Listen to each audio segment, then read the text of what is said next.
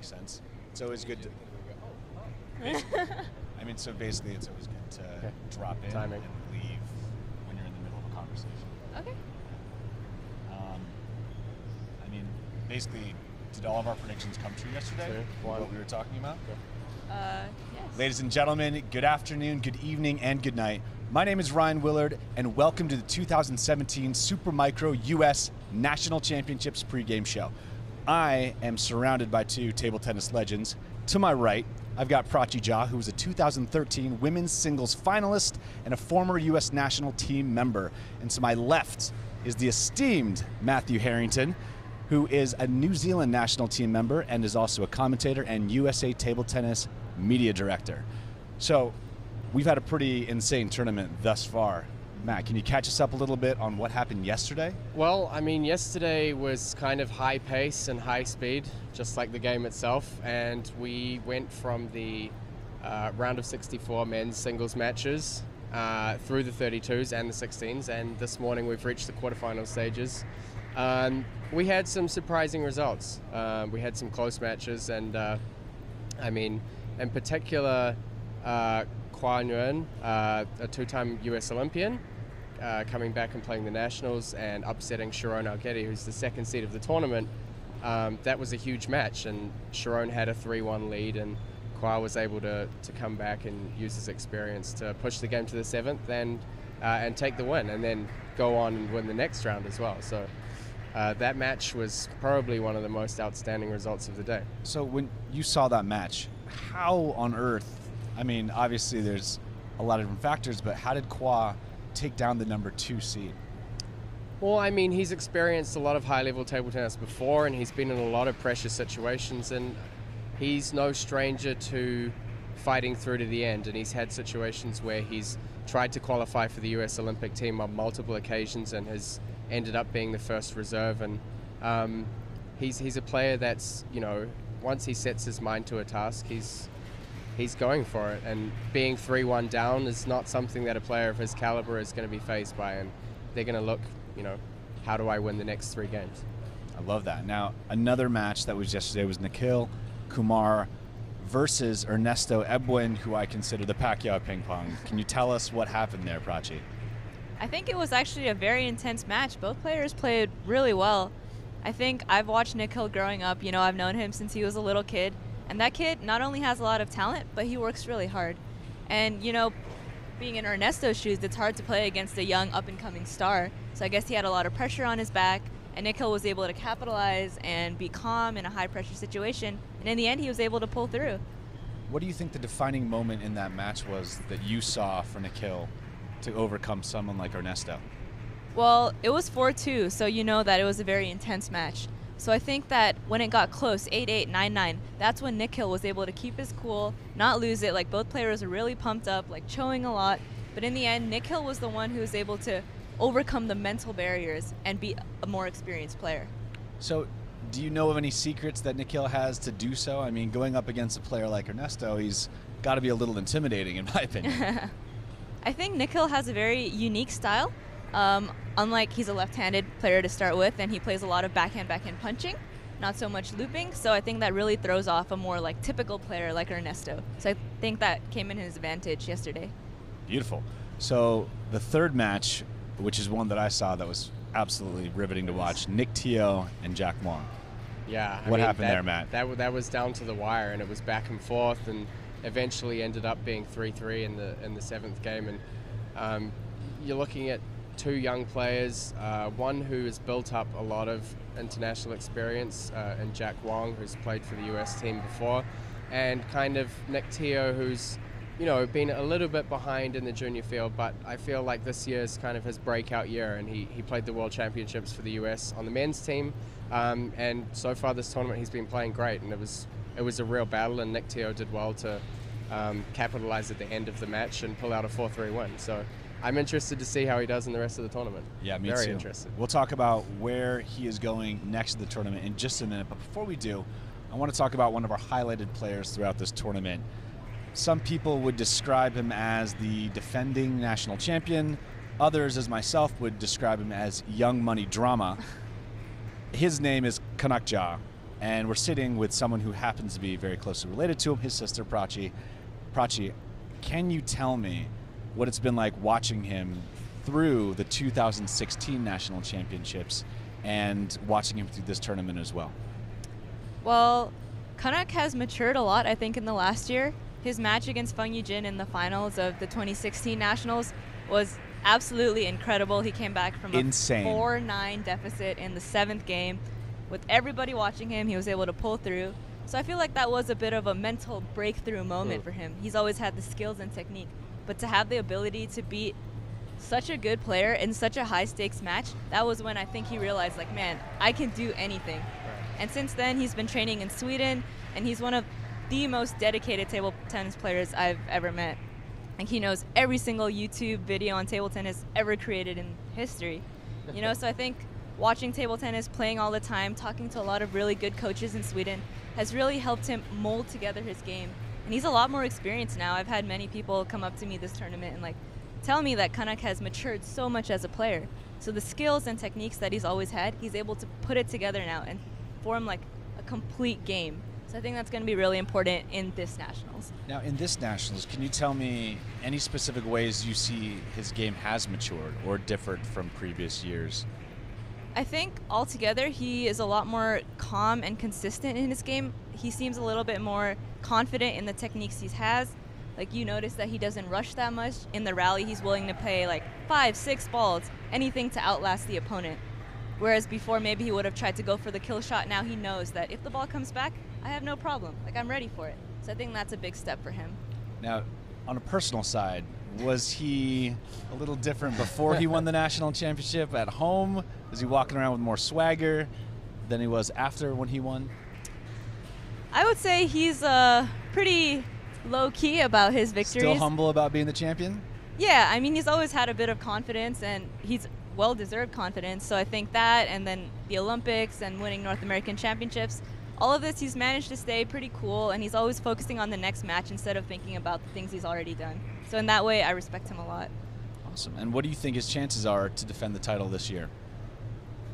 Well, I think they're pretty high. Honestly, watching him, I mean, that's my brother out there, but he's also a fantastic player. He hasn't lost a game yet? He hasn't lost a game, and so far in the men's draw, he's looking pretty good so far. I mean, that's just intimidating when the defending champion comes back and is undefeated throughout the tournament going in to second to last day of the tournament.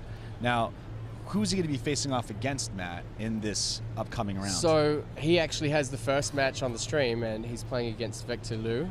Wow. Who I believe beat Gao Yanjun in the last round. It's going to be an interesting match, a very interesting match. And the quarterfinal draw in the men's is packed with young players. And we saw it in the national team trial that we had earlier this year. We've seen it in the national senior men's team that went to the World Championships.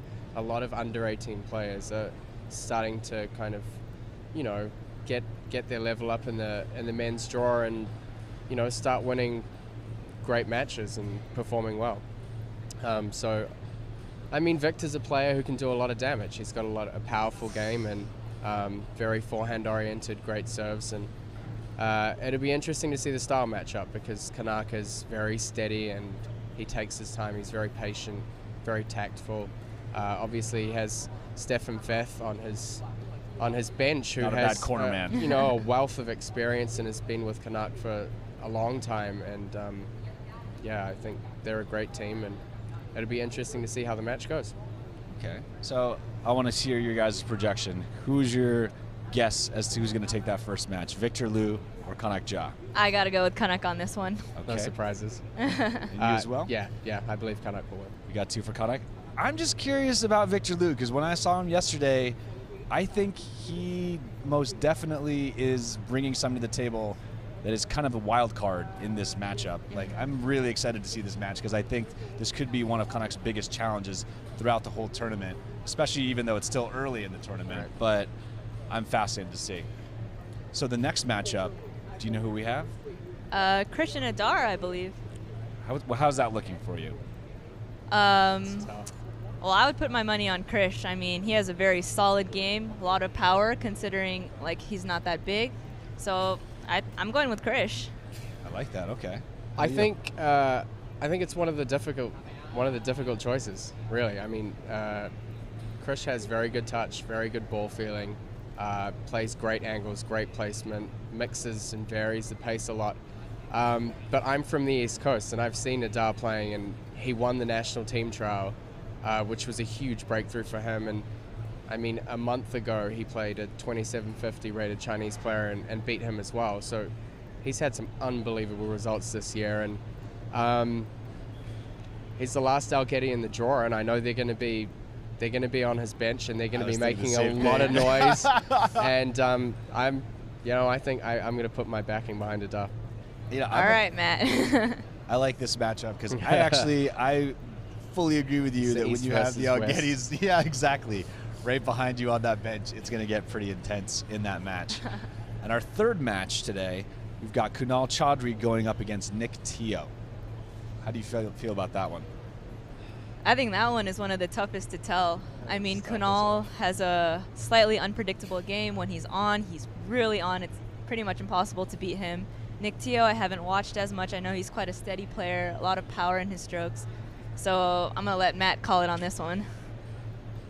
It's also a difficult call. I mean, this year, Kunal's got a lot of experience, and he's had a good year as well. And I mean, beating Kanak at the national team trial in the first time in a very long time was a big result for him. He played great at the World Championships. But Nick Tio's quite a powerhouse. He's got a fantastic forehand technique, and I think if he gets the chance to play his forehand, then he has a really good chance of taking the match, and he's got a lot of momentum. So I'm going to go for Nick Tio.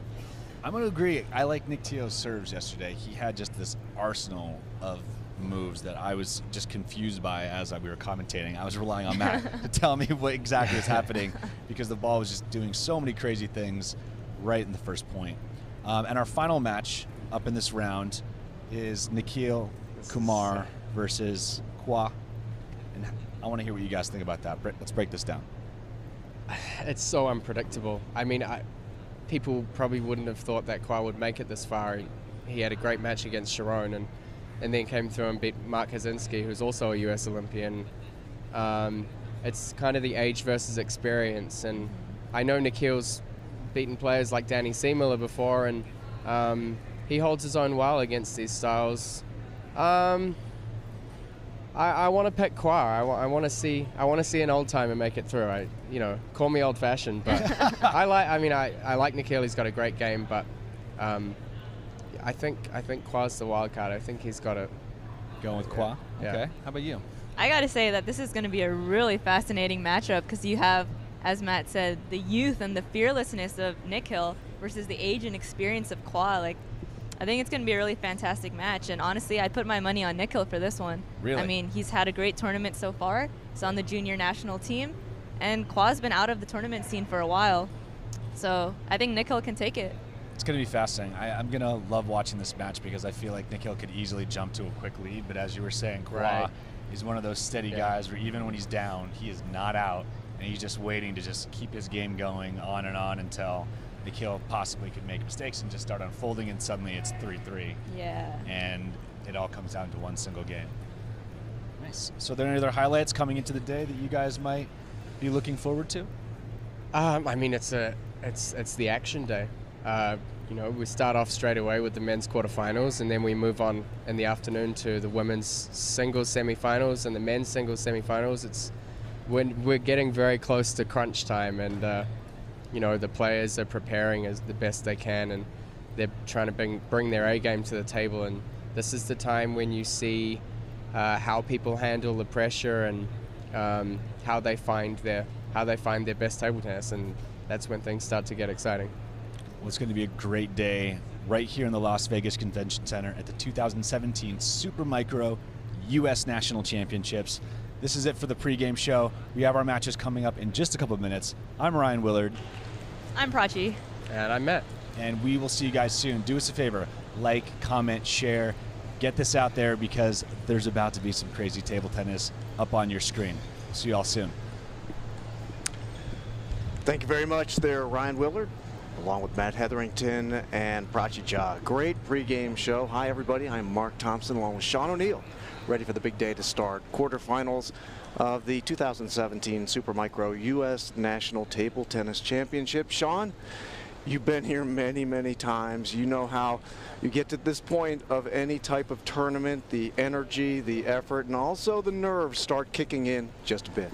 Yeah, now that we're at the quarterfinal stage, we've kind of narrowed the field to the players who, on paper coming in, were the fan favorites. We've got a great matchup here in quarterfinal number 1. The defending champion, Kanak Ja, seen there with his coach, Stefan Feth. They know what they need to do. They're trying to defend the title.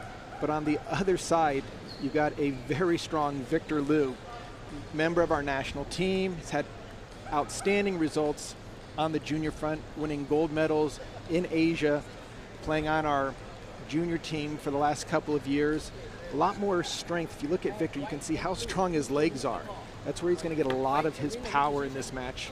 Kanak Ja, as we heard from his sister, Prachi, has really had a great year of maturity playing in Halmstad, Sweden. As they've mentioned earlier in the pregame show, hasn't dropped a game yet in the singles and has already won the junior title here over the number 2 seed, Sharon Alghetti, and he won that in straight games. So Kanak is definitely on a roll, looking very strong and solid, reducing the number of crazy shots. He tends to be a lot more safe and secure with all of his shots. His backhand's improved. I think the bottom line in this match is going to be, can Victor get his forehand loop to penetrate Kanak's overall game? I would say Kanak's a slight favorite right now, but they've played so many times against each other. You almost want to throw the numbers and the ratings out and just see who's ready for this quarterfinal match. 2 young players going at it. 15-year-old Victor Liu, who got here by defeating Roy Kay and also ended up in his last match beating Gao Yanjun. He's out of Valley Christian School in the Silicon Valley. And a couple of California kids going at it. Of course, as Sean noted, Kanak Ja was the youngest member of the 2016 U.S. Olympic team. Not just youngest member table tennis. He was the youngest member down in Rio de Janeiro in the 2016 Olympics. Yeah, first player to be born after the year 2000. So got a lot of great coverage, played well in Rio, but I'm sure right now, in addition to focusing here in Las Vegas, his sights are set on Tokyo for his best potential Olympic results. He'll have to go through the trials like everyone else. There's no guarantee that he makes it, and that's what makes it exciting about this sport, is that you have to qualify and earn your slot every Olympics coming up.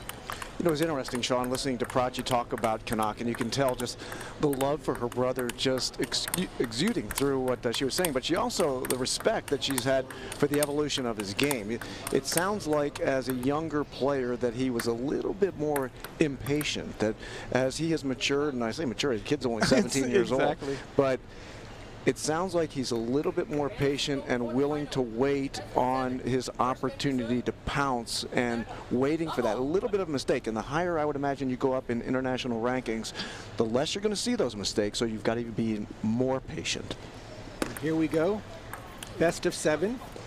Kanak with the serve and starts out with a quick, very nice opening loop. Both these players are going to fight for the attack.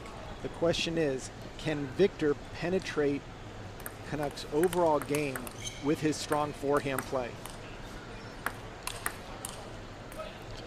A couple of high lobs coming back from Kanak that time, and Victor ends up burying the second one.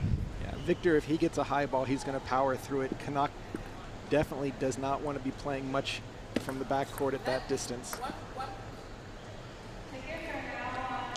1-1 in game 1.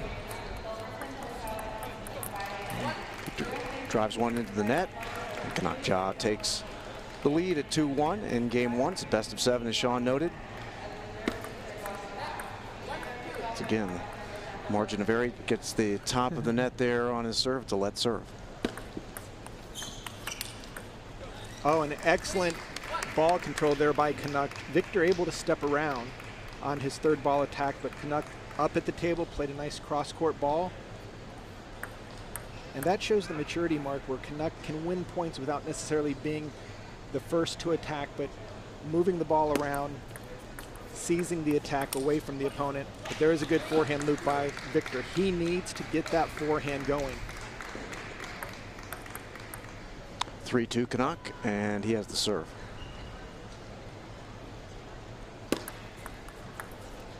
Nice backhand by Victor Liu. Seemed like it took a bit of a jump that time when it hit the table. Yeah, both these players, you'll see when they play their opening serve returns, they will use a little bit of the backhand side spin to the center of the table in order to help jam the opponent. That's such a difficult shot as a shake hands gripped player, is that transition from the backhand to the forehand. So instead of just playing strong to the wings, you'll see a lot of these first attacks going right down the middle, especially to the elbow section. Oh, and that's a big forehand by Victor Liu. Just taking that inside out, going for the wide attack to the backhand side. Good example there, planting perfectly with his legs. He had just in perfect position to drive that ball. Just really teed off on it. And that's what we've seen Victor do all throughout this tournament and through his illustrious junior career.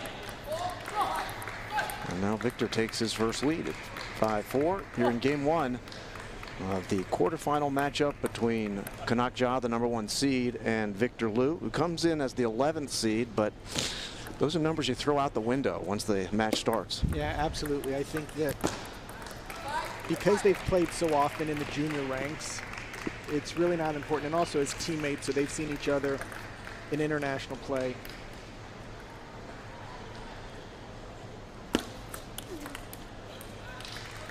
Off the net and out, and Kanak Ja back with the lead at 6-5, and serve remains with Victor Liu. These two did match up in this building last year in the junior USA team trials here in Las Vegas, Nevada. Very nice over-the-table backhand by Kanak. I would say the one area of his game that has improved the most since being in Sweden, a lot more deliberative shot making on the backhand side. Before he just used to block, keep it on the table. Now it's a much more penetrating shot, moves the ball around. He's not just spinning it up, but he's driving through it. Kanak with the high toss serve that time. Seemed like it set him up for the third ball, and he just drove it by Victor Liu. And it was with his backhand, which again, a year ago, he would have played a control ball maybe to the center, maybe occasionally tried a riskier shot down the line. This time he plays it cross court. And now he's looking very strong, controlling the short game, giving Victor really nothing to work with. Important serve here for Victor Liu, down 5-9. Very well placed, kind of a finesse forehand flip down the line by Kanak. Victor's trying to cover the entire table, so even though Kanak didn't hit it fast, it's not a ball that he feels that comfortable with. That's a let serve on game point.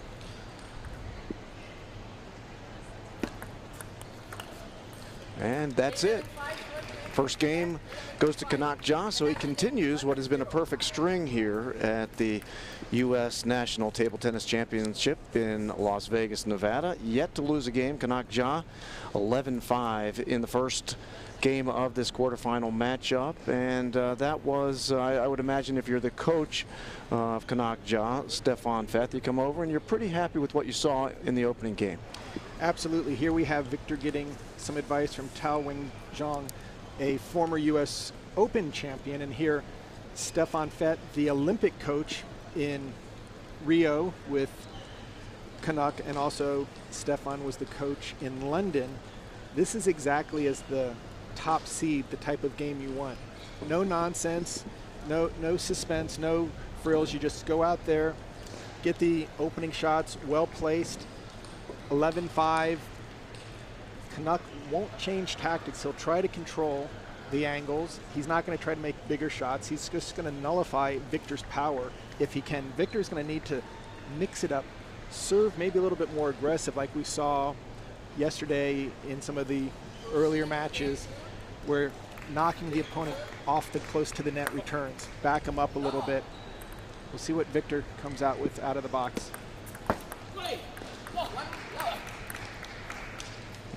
Picks up the first point of game two, down one game. And that's long, so 1-1. And Kanak just doing a great job of staying up at the table, not really giving any type of target for Victor to go at. Kanak's opening loops, so much more spin. And that's a controlled drive. He can make that 10 out of 10 times, and so well placed to the wide backhand. Did a good job of moving Victor Liu side to side that time. Kanak's placement improved tremendously. And again, Victor got a counterattack in there, but Kanak just stayed up at the table, didn't try anything risky, got Victor to mistime that last forehand attack. No, Kanak Ja 3-1 here in game 2 and up a game. That's long. Just really textbook play by Kanak, and you can see not getting too excited. He knows that this is what he wants to do. Nice power loop shot by Victor Liu, and that's his game. If you look at the way he describes himself, that's what he's looking for. He wants power. He likes to loop the ball. If he can get, he's probably going to need at least 5 or 6 of those type of loops to penetrate Kanak's up to the table game. Of course, Kanak's not going to give him easy balls to loop, especially if he gets his first attack in himself. That's a great loop out to the forehand, just really keeping Victor off balance. Victor's looking for the home run, and Kanak is just throwing balls on the outside of the plate the whole time. He was stretched out and had difficulty even reaching that ball. He did get a piece of it, but couldn't get it back to the table. Again, what Kanak is doing so brilliantly is they get into the backhand to backhand exchange, and he kind of just walks the ball 2 to 3 inches to the center on every successive shot until Victor has an angle that doesn't really exist, and he goes right off the side of the table. So Kanak doing a masterful job. Beautiful loop, quick snap backhand that time by Kanak Ja 7-2. I mean, right now he is showing why he is the top U.S. player. Oh, and there's a nice fading backhand by Victor. But it's 7-2. There's a couple of those points where, as the person leading, you don't mind losing a point here or there if they have to go for something a little bit risky. But Kanak with the serve. Good job of changing it up that time by Victor Liu. Again, Kanak, as he plays that first ball to Victor's backhand, he's actually waiting just a split second before he decides to go out the forehand, catching Victor very flat-footed. 8-3 Kanak Ja, the defending champion here at the U.S. Nationals. Oh, so clean and comfortable. No risk. Good example there, Sean. You talked about this a lot yesterday of people on those backhands where it's kind of a punch shot. They're reaching out too far and oftentimes create a mistake. That time he kept the racket really tight with the body and just a short snap returned it directly over top of the net. Yeah, Kanak is doing just a solid job of attacking both forehand and backhand. And again, right down the middle, Victor having to transfer from a forehand attack or in a backhand attack to a block, and that's not his strength. He wants to keep attacking after he starts the first initial loop. And that's it. 2 games in for Kanak Ja, the reigning U.S. national champion. On his 10th point that time, made it 10-3. That was the heater. You throw that into the body on anybody. You know, I'm sure that as you go up the international ladder and playing against more difficult opponents, they're going to have a more opportunity to control that shot. But that's just an almost impossible shot to control. No, Mark, the thing that's really impressing me the most about Kanak, that we've seen him here on table 1, after watching him last year have a bit of a surprise upset against Feng Jun, where he was trailing 9-4 in the finals of the 7th game and made that monstrous comeback. Then goes to Sweden, plays full-time professionally, and the level of play in Sweden is just maybe 3 or 4 levels above what we would see stateside. And when he comes back to the States, it's very easy to lower your guard, to think, okay, I don't have to work so hard. But the amount of concentration that Kanak has right now, he's not giving away one free point. He's making Victor's life miserable. He's finding the open court, and he's not taking any risky shots. He's just playing within himself. And when you run up against a player like that, it's so tough to find a hole because they're not giving you anything. So right now, I mean, he is looking like the heavy, heavy favorite. I'd like to see Victor somehow get out of the control game and maybe go for a little bit more power and take some bigger risks, but that's going to play into Kanak's strength as well. Victor does take a 1-0 lead here in game 3. Kanak Ja up 2-0 with the serve. He's used that high toss serve with considerable effect here in today's quarterfinal. And that ball caught the top of the net, it went out, but you could see he was aiming it right for Victor's elbow. The backhand is much stronger than it's been.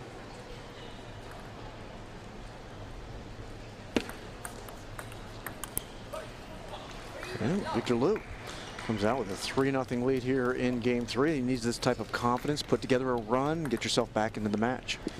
He can just fight and get his first forehand in on a regular. Oh, and there's a lucky break there for Kanak as the ball caught the top of the net and just dribbled over. I always find it interesting that the players will wave to one another like, sorry, didn't mean to do that. And I understand it's a bit of a lucky break when that happens. But again, just that loop doesn't look like there's much on it.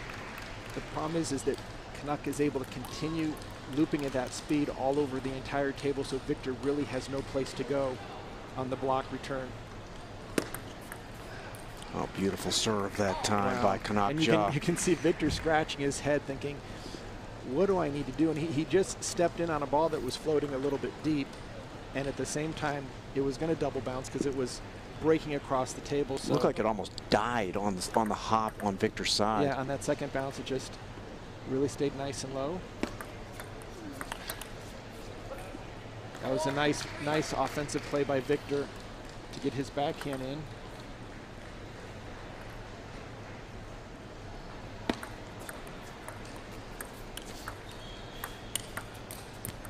Beautiful movement that time from Kanak Ja on the backhand, kind of crossed over his legs and came back with a powerful shot that was difficult to handle. Anytime there's wide angles, you got to be prepared for a wide angle to come back, and Kanak did a good job of regaining. Oh, and there's a solid backhand opening by Victor. He's going to have to take some risky shots and go for a little bit more power just because Kanak is winning the battle back and forth of just the controlled attacks. He's had some success with that kind of corkscrew backhand to the left side of the court.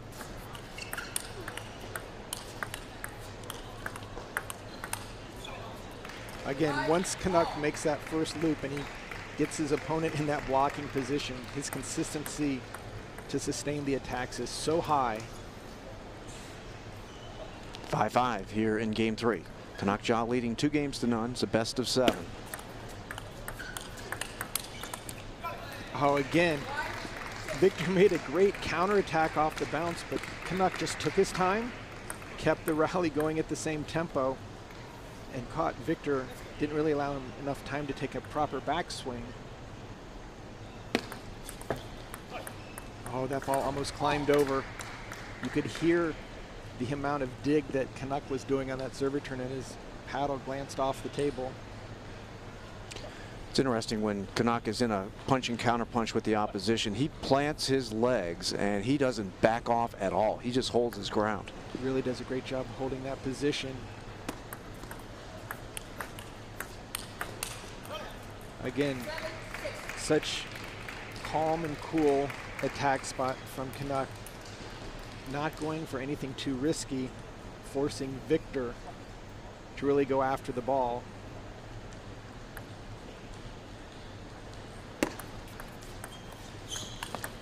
Beautiful. Oh, there's the Victor Liu forehand. He has such a nice inside-out forehand. If he can get his body to the side of the ball, if it comes off the back edge of the table, he'll just take it for a winner. All tied at 7. Serve with Victor Liu. Little head fake, forehand fake there by Kanak, able to slide the ball over to Victor's backhand. He caught that one off the short hop there and just punched it forward. Difficult ball to handle. And Kanak tried to keep that ball short and really dig it. It popped just enough to where Victor could loop over the table. Ball went out of play. Let's see if they allow the umpires to check it. No need. But this really is a must-win game for Victor. He's got to play a smart ball off the serve and not allow Kanak to get that first spin in. Oh, great forehand block down the line. Just completely neutralizing Victor's forehand. You wonder if timeout's an option here. Not going to use it, but you're down 8-9. You're in a difficult way game-wise, but going to let it go.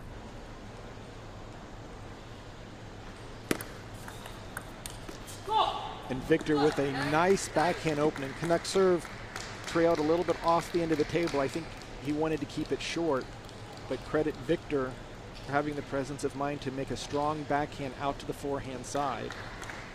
So Victor with the serve, 9 points apiece here in game 3. And Victor Liu sitting on game point. Could be the first player here in the U.S. Nationals, your 2017 Super Micro, to win a game against Kanak Ja.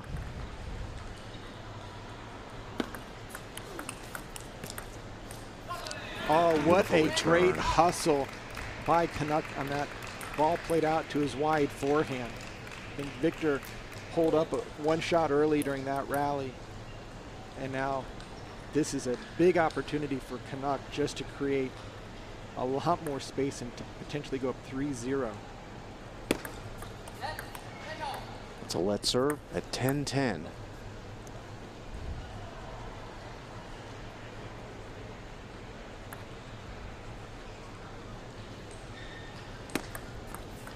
Oh, beautiful serve. He went to that dying little tap serve that time, Sean. Yeah, nice high toss underspin, but so short and so low that when Victor went to loop it, it didn't have much pace on it. It just, as you said, Mark, just really died at the end.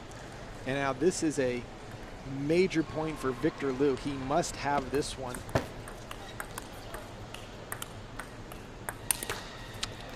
And with a beautiful off the net but in. Kanak Ja staves off the opportunity that time for Victor Liu to win a game against, and has now stretched the lead to 3 games to nothing. Pressure shots and power shots under pressure as well by Kanak Ja. And Kanak is again showing so much maturity. Victor had a game point, Kanak able to withstand that, while at the same time his forehand block down the line just takes Victor's forehand completely out of it. So Victor's going to have to figure out, is he going to step around more balls to the backhand? Kanak's not going to give him an easy ball. But at the same time, Victor has to watch out because Kanak's backhand has been doing a nice job of penetrating Victor's defense as well. So it's got his work cut out for him. Kanak playing solid. Victor's going to have to take some risks at the same time, figure out a better strategy, because Kanak has it completely under control. You know, Sean, it's fun to play perfectly and win 11-2, 11-3. But to have a game like that, where you really are put under pressure, you were down 10-9, you were able to come back, tie the game at 10, end up winning 12-10. That's really where you build that reserve of capacity to come back under more difficult circumstances. And we are going to see a number of momentum shifts throughout this match, where one player will look to have the upper hand. And Kanak was able to withstand that first key challenge by Victor. It wouldn't surprise me if Kanak tries to be a little bit more offensive right now, just to raise the bar, put some more pressure on Victor to go for bigger shots, knowing that he's got a 3-game margin right now. Put down 2-0 here in game 4, the best of 7. The serve switches over to the reigning champ, Kanak Ja. That's a let serve.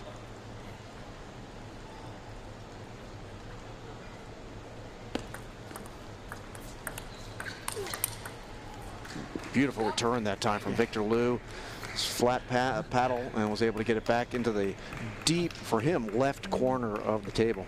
Exactly. Victor played a wonderful backhand block down the line, almost going for a winning shot after Kanak had the upper hand on the attack. And again, now Kanak doing an excellent job of moving the serve around, changing the spin, forcing Victor to move to get under the table.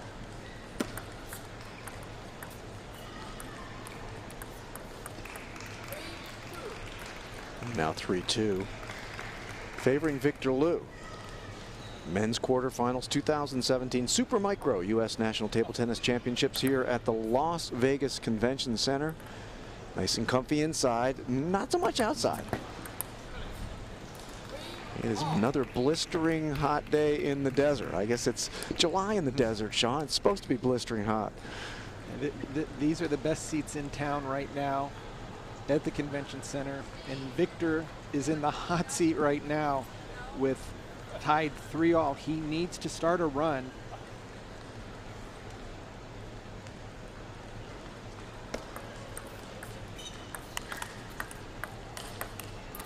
Oh, that's just too strong. Kanak able just to withstand the attacks, turn it around, and it looks like Victor is going to call a timeout. Come over and chat things up with his coach here in Las Vegas, Tao Wen Zhang. And this is obviously a critical moment of the match, down 3-0. Kanak Ja, the reigning champ, leading 4-3. The men's quarterfinal matchup. The winner of this, advancing of course to the semifinals, will take on the winner of our next match today, which is Avari out of California, taking on one of the Aletti boys. He's got Adar Aletti that he'll play in the next match. We've got 4 great matches here in the men's singles through the mid-morning on Pacific time. Yeah, there's so much great action here in Las Vegas. With this timeout, it's a little bit interesting.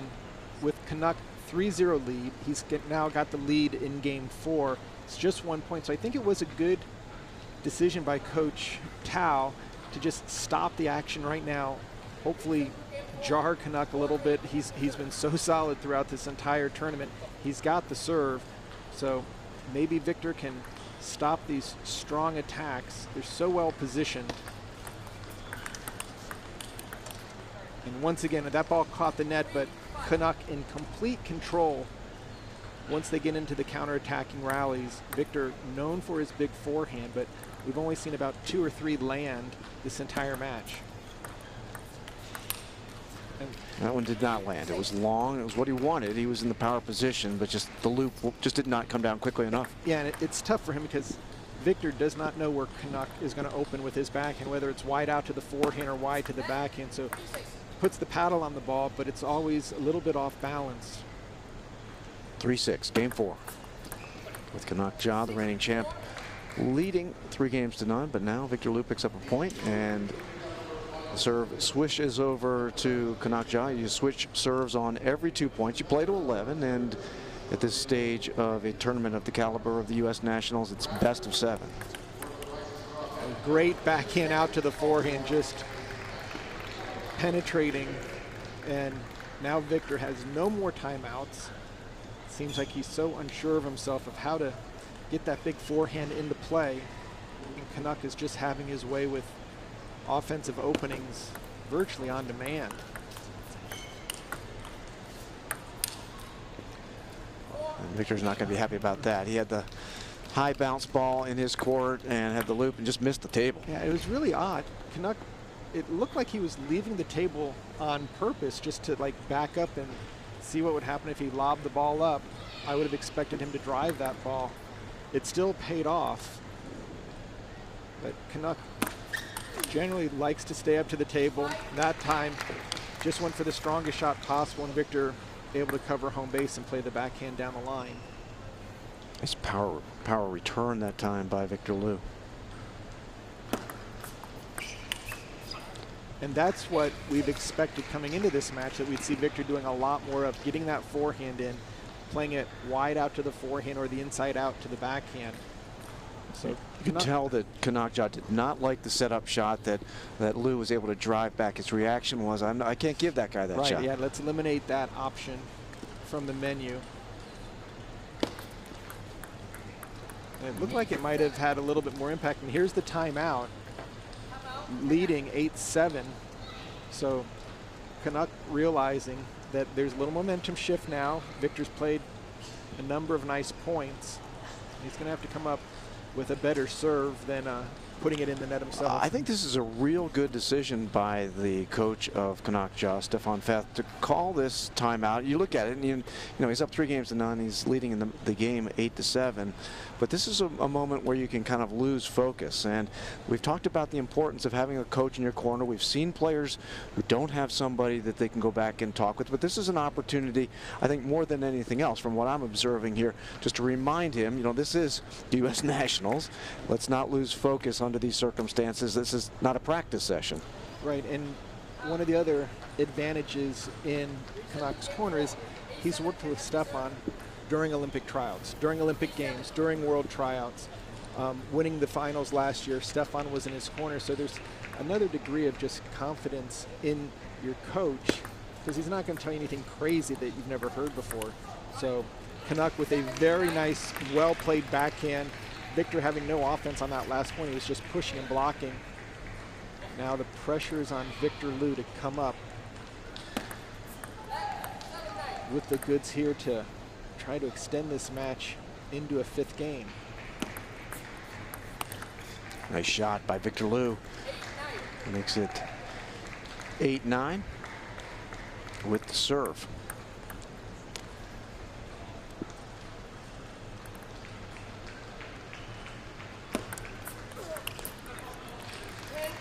Driven into the net, and now we're at match point. So 2 match points for Kanak Ja to get into the men's semifinals as the top seed. He's got the serve. Trying to advance to the semifinals, become the first guy to take one of those slots. And he does. As the loop returned by Victor Liu goes long, Kanak Ja, the reigning U.S. national champion, is headed to the semifinals in straight games. It was 11-5, 11-3, 12-10, a good 3rd game, 11-8. Not a bad 4th game, but really this was one that Kanak Ja, who has not yet lost a game in the U.S. nationals for 2017, he'll go back and I think be relatively pleased with the way things went today. Absolutely. Winning that tight 3rd game, being down game point, and just, again, playing within himself, not having much drama, but playing a lot of very smart backhands. You see the smiles on both Kanak's face and Coach Stefan Fett. They are exactly where they want to be at this stage of the tournament.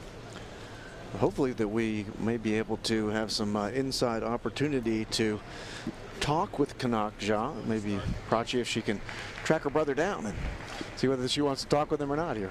If one person can make him do that interview, I'm sure it's Sister Prachi. If he doesn't, he's going to pay a heavy price. Believe me, I cross my sister.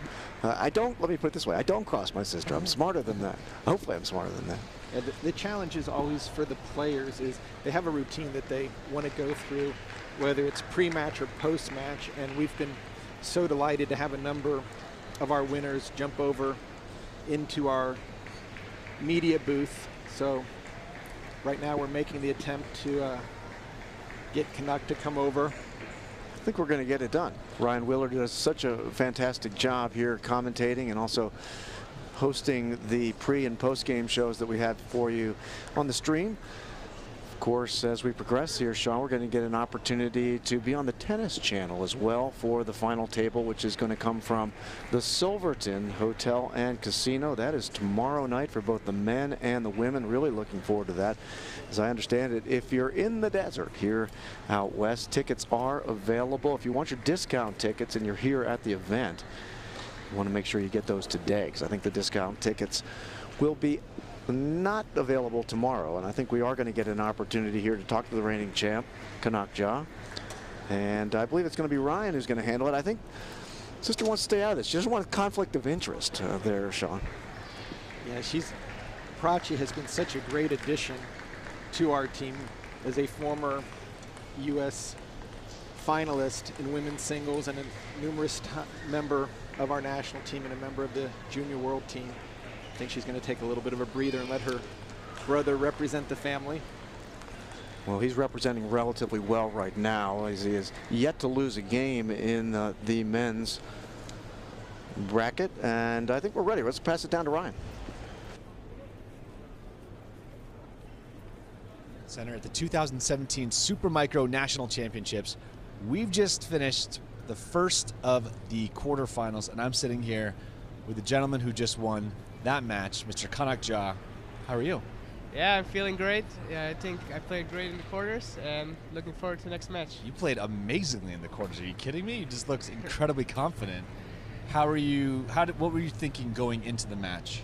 Yeah, I both of us know each other very well, me and Victor. We actually played 2 days ago, so I knew I just had to stick to the original strategy and just fight every point. And so, did you have to change your strategy at all, or did you just stick right with the game plan? Yeah, I think he changed his receive a little bit in the match. He started going in more with the backhand flip, which was very effective.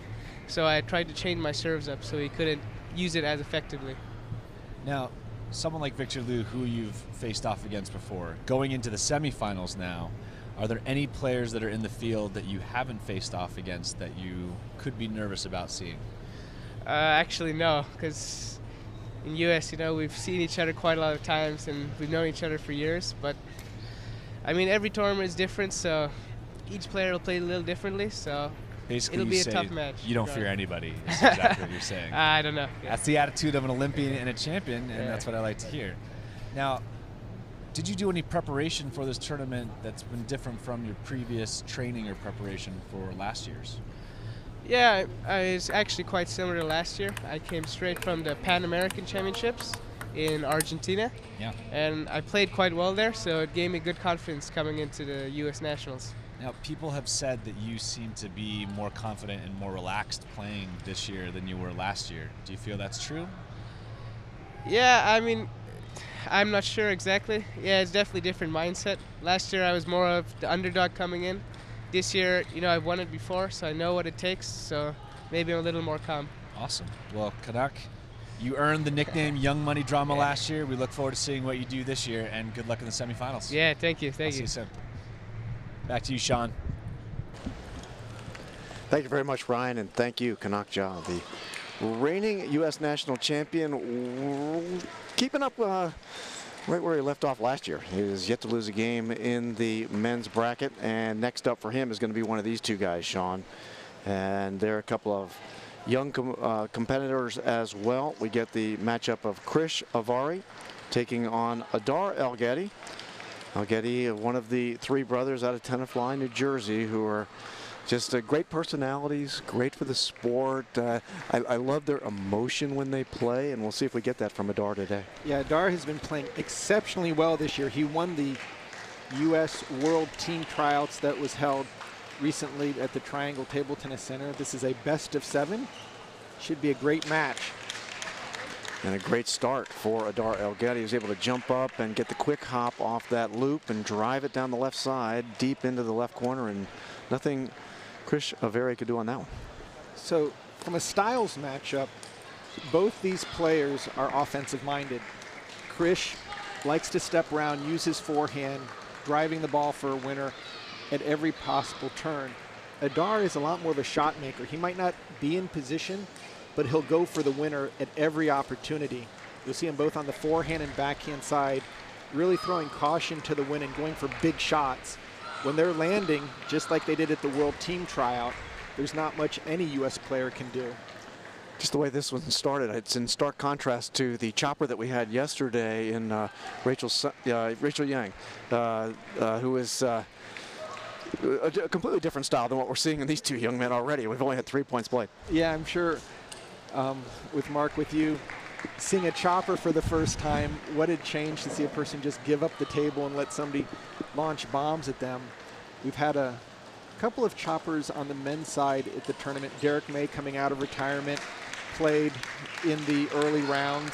And it's such a wonderful style to see because the points generally go longer, and it's really a much more of a back and forth cat and mouse type of game. But with these two players, with Adar and Krish, it's going to be all fireworks. Neither one is going to give the other player a chance to tee off on anything. They'll be taking swings for themselves. It is interesting on that chopper style. It's almost like a ballet when the way they play it, the way the body moves. This is, to me, a very athletic power style of table tennis from both of these young gentlemen. And I love on that last shot what Adar did. Krish made a quality push deep to the backhand, and Adar was able to get his body underneath it and open up with the forehand. That's really one of his signature best shots, is when he can open up strong and take it to both corners. Krish, a lot more driving, a lot more forward power. Adar tends to change the spin a little bit more before going for the big shots. It was a beautiful power backhand that time by Krish Avari to tie things at 4 here. We're at game 1, best of 7. We've got one semifinalist already. That's the reigning champ, Kanak Ja, and he's going to play one of these two young gentlemen. And that's, again, a very smart shot by Adar over the table. Not taking a huge swing, but excellent placement wide out to the forehand side of Krish Avari.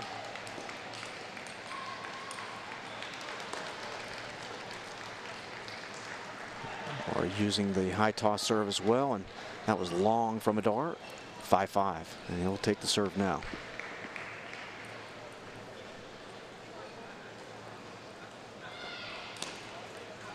That was a beautiful serve by Adar down the line to the deep left corner and difficult to handle, and Krish was not able to get it back.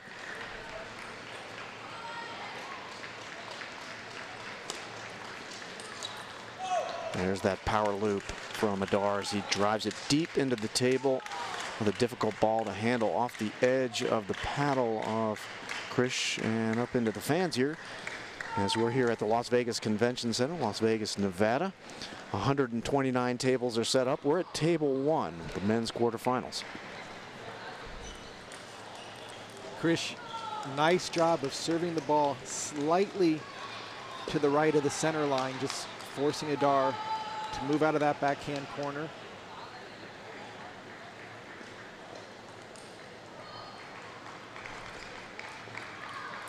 Let service. It was an interesting kind of corkscrew serve it's there. Inside out pendulum, or a reverse pendulum there. Used it again to effect and ties the match at 7. It's game 1 of a best of 7. The serve now shifts back to Adar Aletti.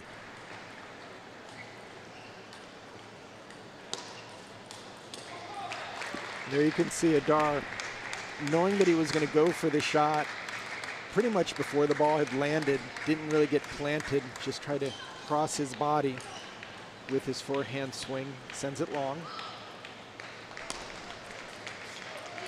Both of these guys remind me of kind of the fireball relief pitchers. I'm going to give you my best shot, and if you hit it out of the park, great, but I am throwing the heater right now.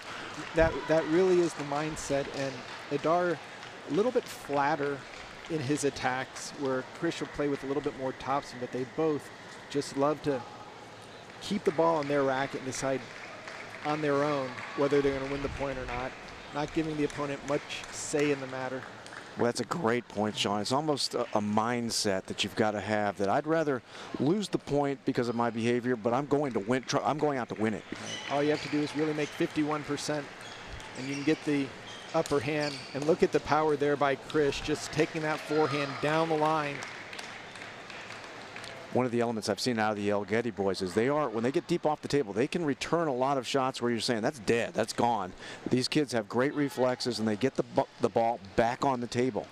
All three of them, with Gall or with Sharon, and now here with Adar, off the table, excellent. I think when brothers are playing each other, you can't.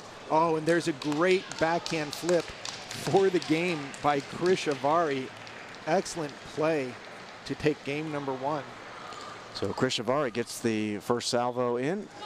11-8 in game 1 of this men's quarterfinals, and both players will go over to talk with their respective coaches. And if you're on the Adar Aletti side right there, whose coach he's working with, Corey Eider? Eider, exactly. So Corey's worked with all 3 of the Aletti boys. Generally, the dad, Eyal, will coach them, but I think for this matchup, family decided that Corey would provide a good perspective. So Corey's over there giving him encouragement, talking tactics, and also reminding him of what they work at home. They play at the Lily Yip Table Tennis Center. So Corey's able to give him a very well-constructed game plan to go out for this second game. Krish is being coached by one of the top coaches from ICC, and again, just getting a lot of tips what to continue to do, how to move the ball around, but that was one really strong backhand play on the final shot of game one, where Krish, again, took it in his own hands, said, I'm going to take your serve and just blast it down the line. Krish, who got here by defeating Michael Tran. Really hard-fought match. Tran, who had defeated Dan Seemiller, the veteran. We had a lot of veterans in the bracket for the men this year. And we still have one remaining with Qua Win, who took out the number 2 seed, Sharon Algetti. So the old-timers still are doing a pretty good job here against these young guns. I'm telling you, Sean, you should just jump out there, man. I'm going to be putting my money on you. It's legal out here. I'm allowed to do that. So right now, with these two players, Krish continuing to do a really nice job of getting his forehand in. Adar picking and choosing, going for his attacks. And again, nice backhand out to the forehand. That's the second or third time we've seen Krish keep Adar off balance and planted in the backhand corner. Much riskier shot when you take that ball down the line. Not as much table to work with. Krish obviously not happy about that return into the net, but he still leads 3-2. We're in game 2 of a best of 7. Krish Avari winning game 1. That's long, so we're back to even here. And Krish was having a tremendous success ratio on his shots. That one went live. It's interesting. We talk about the honor amongst the players here. The two players kind of slapping hands there, and you can tell these two young guys, as Kanak had made a point, if you're in the American side, you've played these players a lot. You've seen each other in a number of contexts, and there has been not only rivalry, but also friendship that's built up between them. A lot of great sportsmanship, as well as a lot of these guys are teammates, so they know they're going to be, oh, nice backhand. And you can hear it from Adar right now. He is on a nice little run, giving Krish a little taste of that same aggressive backhand serve return. Now Adar with the serve and the 2-point lead.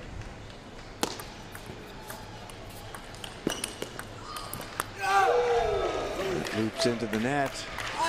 And Adar again, very nice job off of the serve, getting that first heavy top spin in from the backhand corner with his forehand. And leads 6-3. And that's long as well. And mixing it up nicely, that serve where he'd been serving short to the forehand, decided to go deep to the backhand, trying to catch Krish a little flat-footed. And now Adar really establishing here in game 2 his offensive ability. And there's the reverse pendulum serve that Krish is doing. Very well executed. Nice little inside out. And Adar again going aggressive on the return. He's off the top of the net now. So Adar Aletti with an 8-4 lead here in game 2. Down a game, but you can sense that he's kind of tapping that emotion that we talked about earlier and trying to drive himself forward.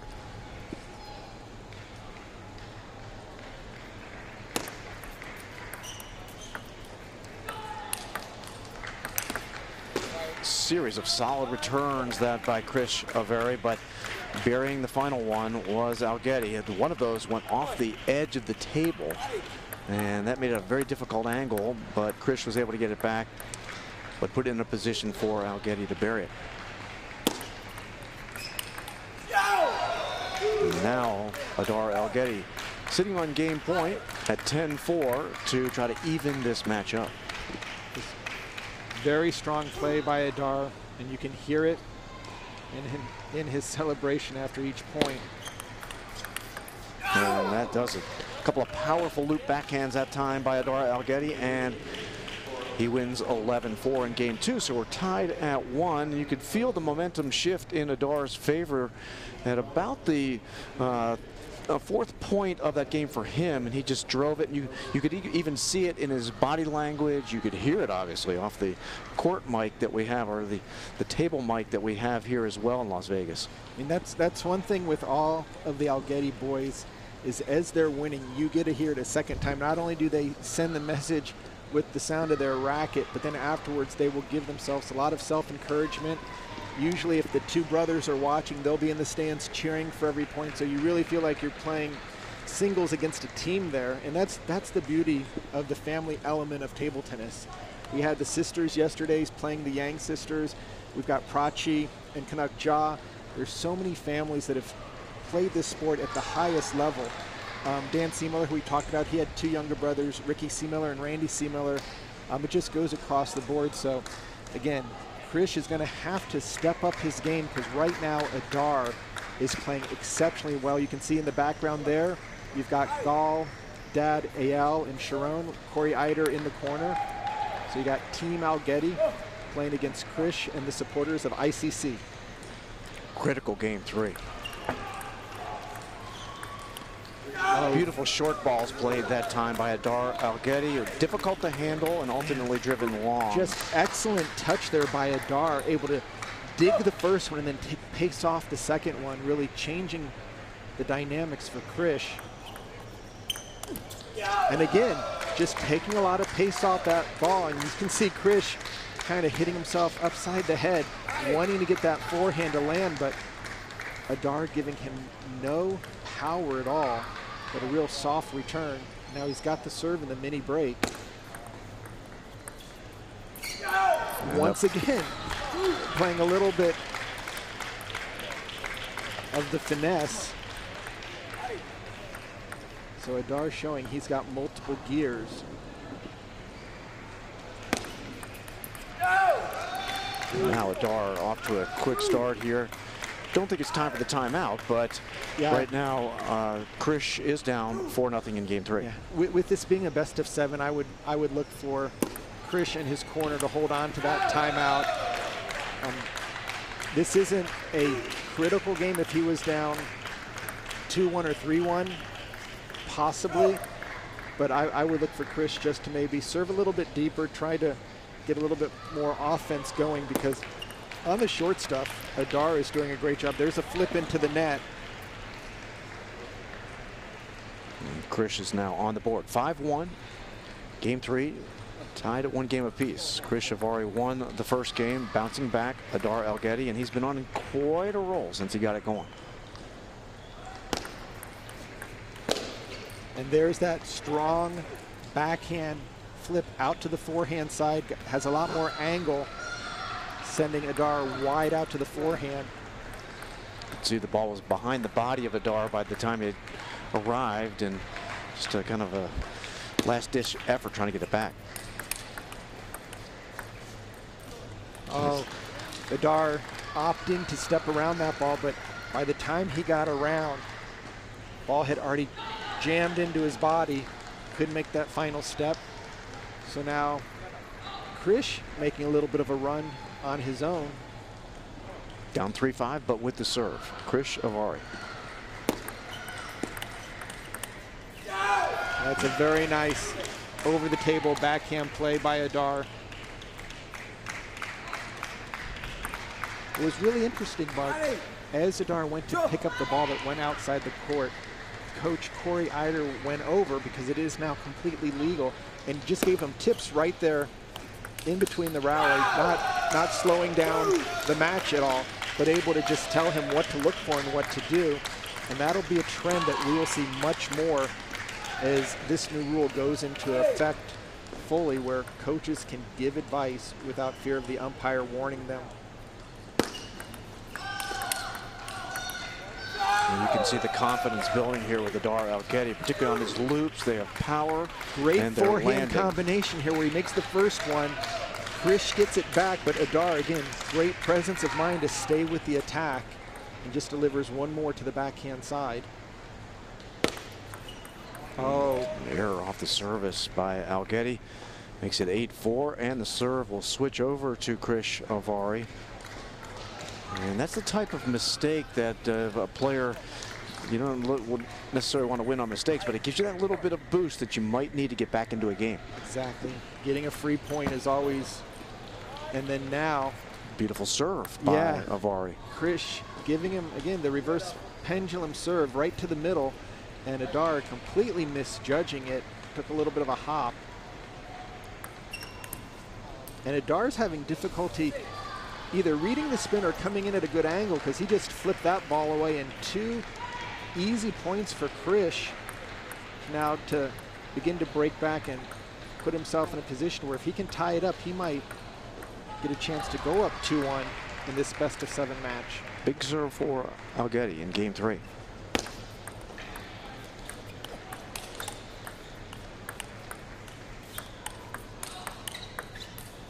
Oh, that's both players at their best, and ultimately the ball off the edge of the racket of Aletti and out. Just loop power back and forth. Both players playing really strong positional table tennis, keeping the ball in play, moving it around. Krish with the final forehand loop into the body. Excellent play from the backcourt.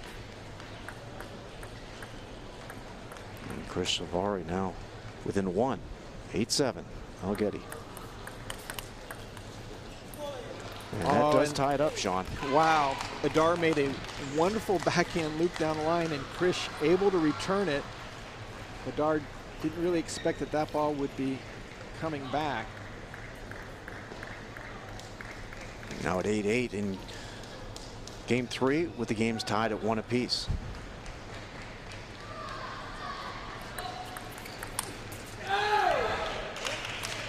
Very aggressive backhand play. We've seen that backhand from the middle and backhand from the forehand side being the determining factor for both these players at the end of each game. You can hear it in Adar's voice. He is pumped up and ready to try to get that 2-1 lead. So that service, 8-9, Avari serving.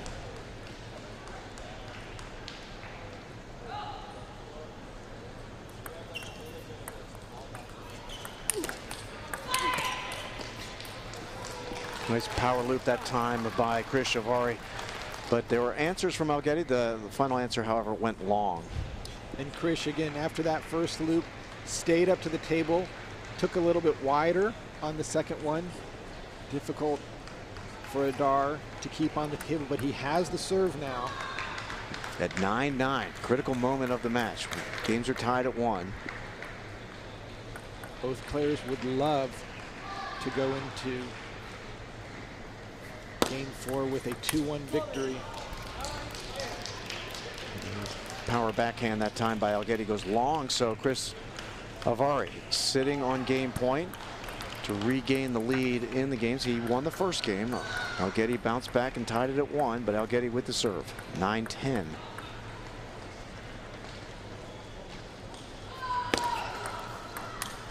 And Avari has taken a 2-1 lead off a couple of mistakes there by Adar Aletti, and it's a good bounce back game, because at one point in that third game it appeared that Adar Aletti was on a considerable run. His confidence was building, and Avari did a good job of slowing that. I look back to the mistake made on service by Adar Aletti. He hit one into the net, and you can see that Krish is feeling a little bit of tightness there in his tricep area. I don't know if this is any type of reoccurring injury or just something of overuse, but definitely his coach is helping him. A little bit of massage just to loosen it up. But yes, definitely we got to credit Krish for being able to come back in the middle of that game 3. Those 2 serves were very important. One, the direct miss, and the other one, a misread of spin. It's going to be interesting to see if Adar is able to come out for game 4 and stay much more relaxed, or if he's going to be in a little bit of a kind of a mini frenzy, thinking that he had that last game under control and he let it slip away. It's interesting. You note the massage being applied by the coach for Avari, and there's a lot of concern, particularly in youth sports now, with overuse. And you look at, I come from the hockey world, kids playing 200 hockey games a year. If you're going to be a table tennis player, you're going to have to play a lot, and I'm wondering, Sean, whether overuse injuries are something that you see. Definitely across the board, you're always going to be sore when you're playing because you train so hard. Hopefully in this match that this is something that Krish can kind of just loosen up and keep his shots going, because he's going to feel that really on his forehand drives. That's the muscle that after you finish the drive brings you back to neutral position. So Adar better make sure that he's not giving any more free points on the serve. That's a combination of thinking what you're going to do on the next shot and mistiming the toss a little bit. But yeah, I would anticipate, we'll see as this match goes on. Krish is looking really good on that forehand drive there. Usually, but he's grabbing his arm, so I mean, it might be something that is on his mind. I know this is an issue in tennis itself, is that there is an opportunity for players who are injured to take a break, go back to the locker room, get massaged, get work done. I'm not sure whether that's allowed in table tennis or not. If there's an injury that has occurred right on the spot, then the discretion of the umpire is to give the player some time to fix it. But if it's just a cramp from fatigue or lack of endurance, then you're expected to continue to play on. You don't get extra breathers at the expense of the opponent. So right now, both players. He's really working on that arm too, and you can tell that he's not happy with the way that the forehand loop is going. Yeah, and that's what it's going to affect. It's going to affect his ability to do a sustained forehand loop. He can play backhands all day long. That muscle isn't part of it, but once he starts forehand looping, the first one he'll make, it's just coming back for that second ball. I've read about players who are ambidextrous and able to play from both sides. I don't know that Krish Avari has that option here. I'm not sure whether you've ever played somebody that's done that. There's only one player that regularly tries that in the U.S. His name is Tal Leibovitz. He's our top para player, and sometimes to cover the table he'll change hands, but look for Krish to try to finish the point as quickly as he can. And Adar is doing just a great job from the backcourt. And that's going to just add a little bit of salt to the wound, because Krish, you can see how hard he's fighting just to finish these points with all the power he can. And Adar able just to keep it back on the table until finally Krish runs out of steam. And that's going to just make that muscle even tighter. You're right, Sean, to put that type of effort and have those repeated opportunities to put the ball away. But that's the Aletti style. From what I've observed, is they have the capacity to get deep and return balls that you're saying there's no way that ball's coming back on the table. And what happened on the follow-up ball, that Adar went for just a real quick backhand attack. If he's smart, he will make Krish work for every point, especially from the forehand side, and pick and choose. But again, Adar likes to play with a lot more shot-making power. He sees an opportunity. He tries to thread the needle so thinly.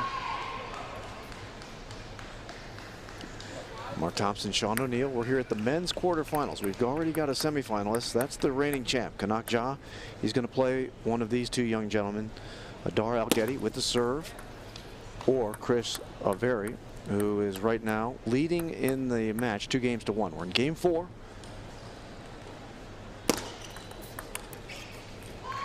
And it's now a 5-5 score in game 4. And if you're joining us late, we've been watching Krish, particularly after the last game ended. He went over to his coach, who was working on his right arm. So that's his playing arm in the bicep-tricep area. Oh, and that's a beautiful third ball attack, forehand drive.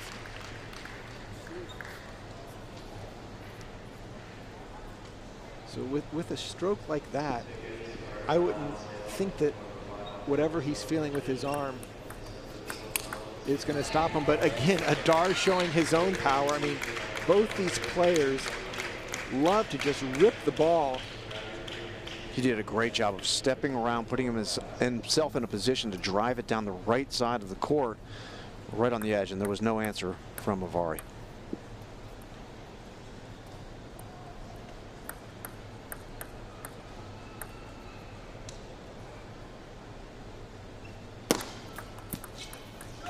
Nice backspin serve there by Adar. Each one of these points so critical for both players here in game 4.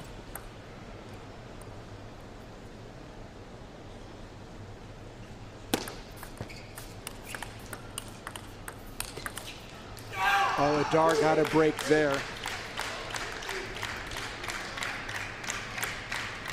Did appear to be a bit of an unforced error that time on the backhand by Avari. The whole backhand court was open. Now he trails by 2 here in game 4. With the serve at 6-8. That's long, so 6-9.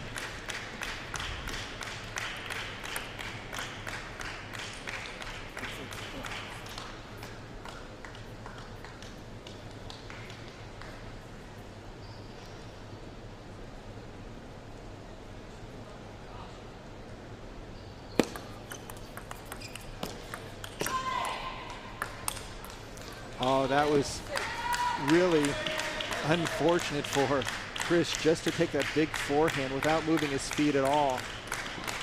Had the opportunity, just stood still, played it completely planted. Now game point for Adar Aletti here in game 4. 10-6 and the serve. And he capitalizes on it and takes game 4 and ties things at 2. And Chris Avari is going to head over to the corner and maybe see if he can get a little bit more work done on his playing arm and get himself ready. As a matter of fact, as I look over at the corner, Sean, it appears that the coach is offering some type of tape or some type of perhaps wrap that he could put on the arm to try to alleviate the pressure that he's feeling there. Stabilize it a little bit. So right now, Adar is doing a much better job just getting back into his game, playing much more offensive. If it was a cramp versus just overuse, obviously Chris just needs to hydrate and drink maybe some more electrolytes and get some sports drink in his system. Here, Corey Eider is giving Adar a lot of advice on, again, what to look out for, where to play the ball to, serve and serve return tips, as well as just keeping him really focused. Now that it's 2 games apiece, we're in a best of 3 match. So critical game 5. I know in pro hockey, if you're in a 7-game series and you're tied 2-2, game 5 is the game everybody looks at. That's exactly the key, is if you can play the 6th game with a 1 game under your belt, can play a lot freer, do a lot more things without fear of going down and having to fight your way back from a hole. We'll start with the serve to Chris Avari. And picks up the first point of game 5.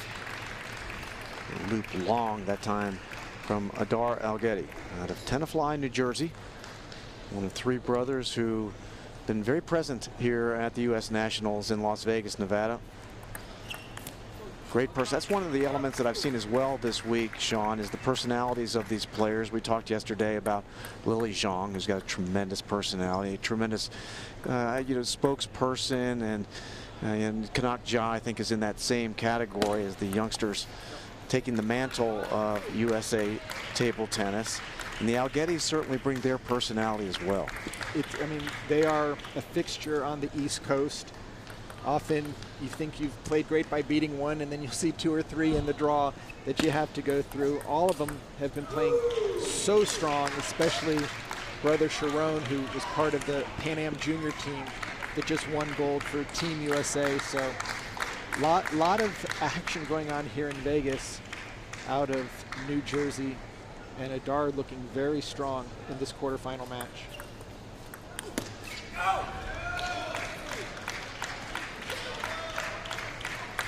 And now up a point here in the critical game 5. Serve, however, over to Chris Avari.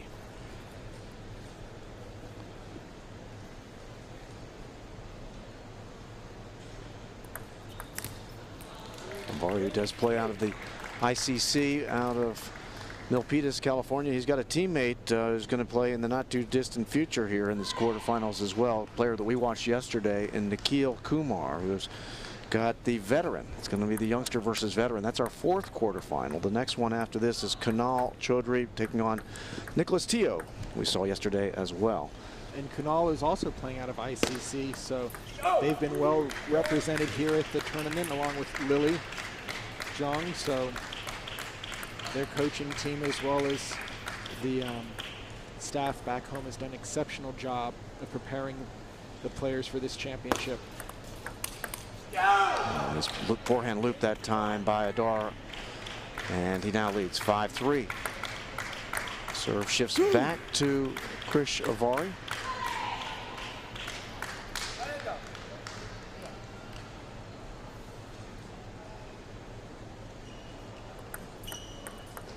An unfortunate mistake off the serve, and that gives a point to Aletti.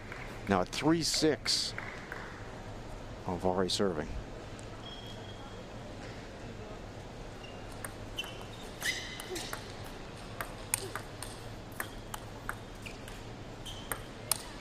Oh, you can just see the frustration there on Krish after having an easy ball to put away. Just try to take it inside out on the last one. Got around the backhand and just really had to lunge and reach for it. See the pain.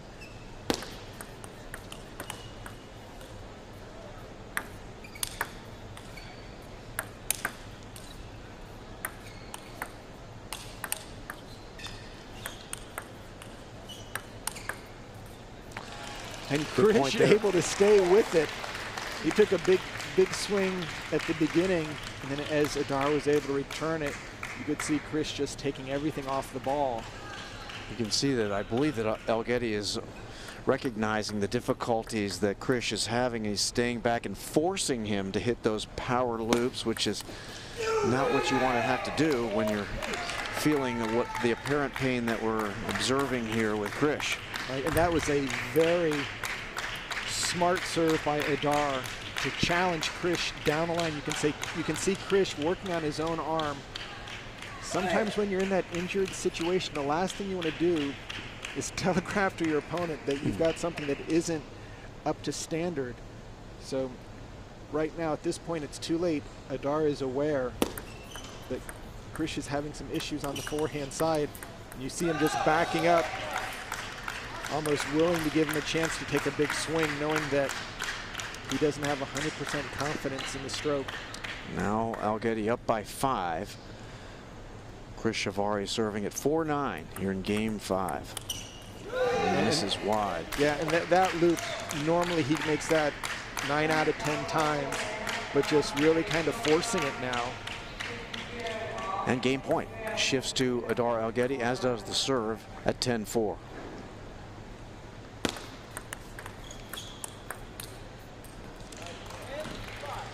And Adar has a couple of points he can play with here. He doesn't have to worry about winning on the very first game point.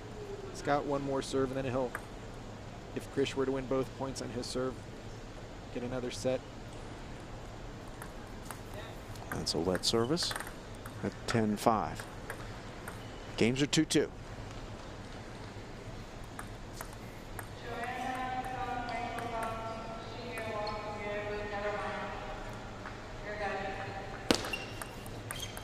And that does it. Adar Aletti wins the critical game 5, now leading 3-2 as he'll take this quarterfinal match to game 6. And going back to his corner is Krish Avari. He's going to work again with his coach, and hopefully, we've seen boxers historically who look like they are on the ropes and the knees are getting rubbery and they look like they're going down, that somehow or another their body is able to mentally and physically rework themselves into a position to respond. We'll see if Krish is able to do that here in game 6. And you have Corey Eider giving Adar tips, really trying to exploit the fact that Krish doesn't have really his big forehand drive that we've seen it throughout this competition. It's a real fine line that Corey has to give him, not to just let him take forehands, but to force him into forehands where he'll be a little bit off balance, and then you'll actually see the tightness of the muscle even more. So can't just play into the weakness, because Krish can still drive the ball, and Krish would love to have easy attacks. It's when he has to fight to get the attack in is when it's going to be the most problematic. But he's continuing to hold his arm, trying to get some work on it. Maybe they'll put, looks like they're going to use that, I believe it's that type of tension tape that oftentimes you'll see athletes wearing in an attempt to stabilize, as you noted, Sean, an area that they're having difficulty with. We'll see it in the golf world. Michelle Wee is a player who you'll see from time to time with the tape on. Now the umpire is going over, and I'm not sure if there are limitations on the type of corrective. What the umpire is saying right now is you're allowed to have one coach. So what Nikhil should do is just hand the tape over to the other person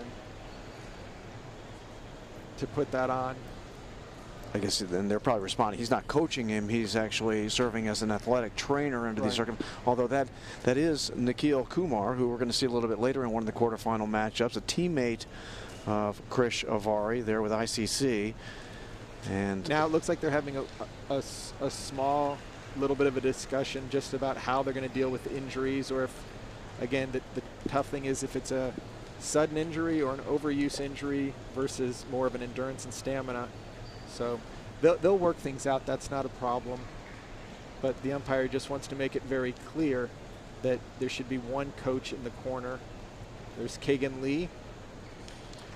You know, Sean, I talked about it earlier, but we are going to be on the tennis channel for the men's finals, the women's finals tomorrow night, and Wimbledon is undergoing. And this is something that has become a bit of an issue in tennis, where players, all of a sudden, the momentum will shift against them, and suddenly they experience some type of sudden dramatic injury. That they end up back in the locker room. They take 20, 30 minutes. All of a sudden, you know, in hockey, we love it when things cool down. The opposition is going, you know, gangbusters against you.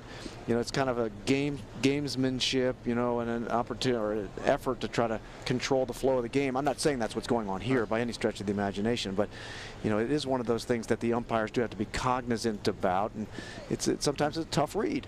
Right. And usually, if I'm correct, if there is any additional time that is given, that it's just to take care of the medical issue. It's not to extend the coaching sessions. But now, and this is very bright by Adar, anytime that there's a break for longer than a minute, throw your jacket on, allows you to stay warm. Great point. Adar gets his tracksuit top on.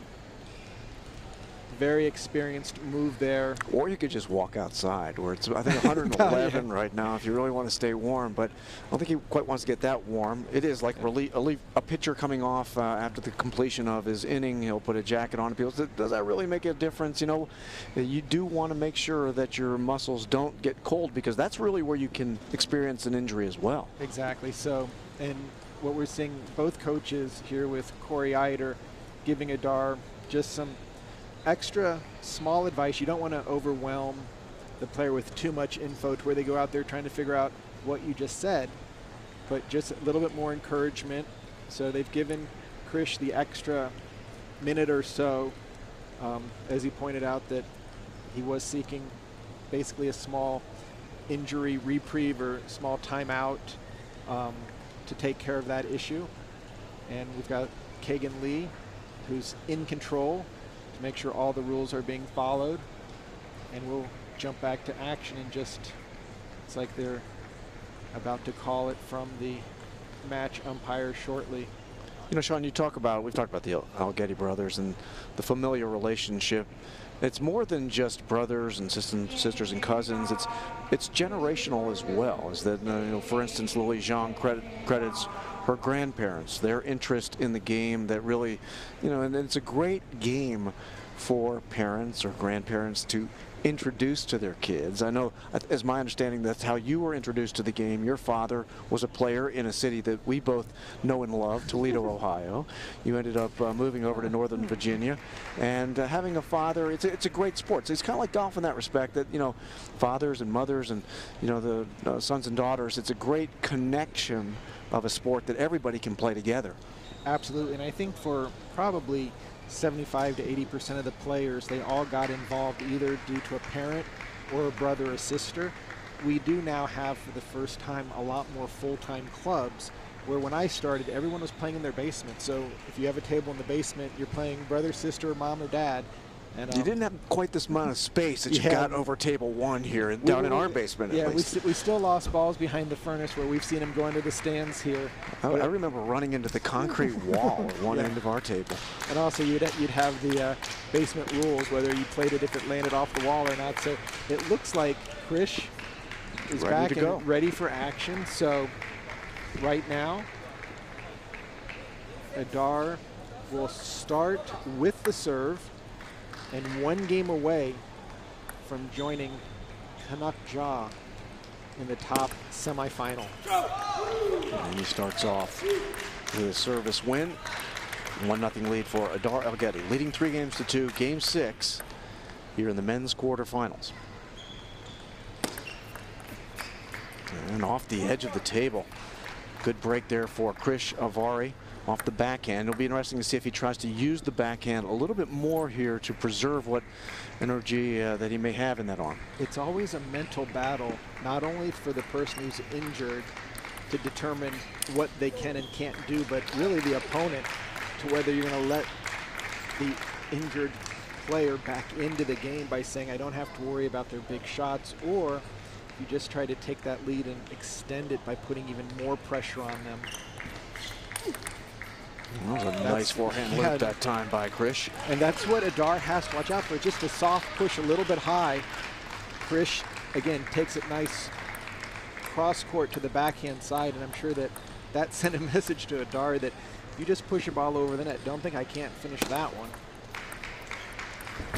Off the edge, at top of the net and falling in for Adar Aletti. Bit of a break there. The ball just hits it and basically just stood completely still.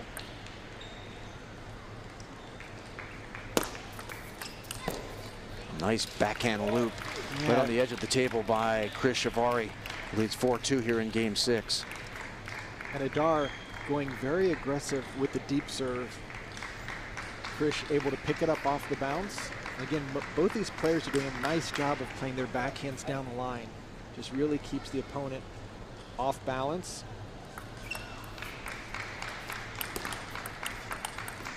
Again, that backhand penetrating out to Adar's wide forehand.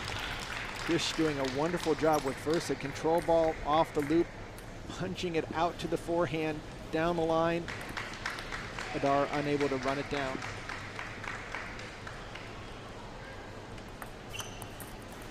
And once again, that serve is giving Adar a lot of difficulty. There's a lot more underspin on that ball. Adar is just going into it square, and that ball is just diving directly into the net. And Krish is looking very good now here in game 6, trying to extend it.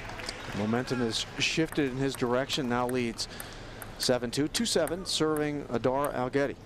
Up 3-2, but down by 5. That's long.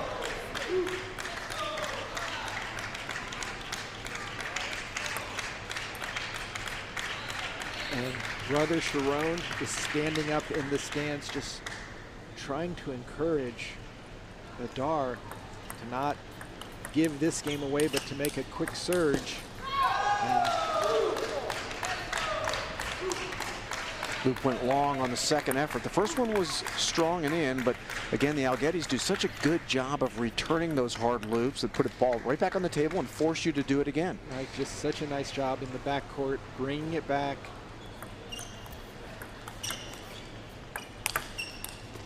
Well, that time, Krish was able to finish on the forehand slam, essentially. Yeah, went for a very nice forehand smash after, again, working to the backhand, getting it out to the forehand. Adar got his paddle on it, but just barely caught the edge of his racket.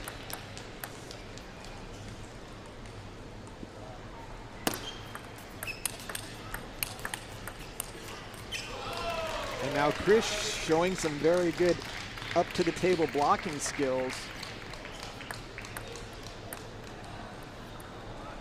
And leading 9-4.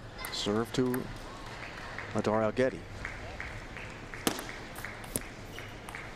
And that was long. So it's 9-5, and the serve shifts back to Krish Avari. Down 3-2, but right now leading by 4 points here in game 6.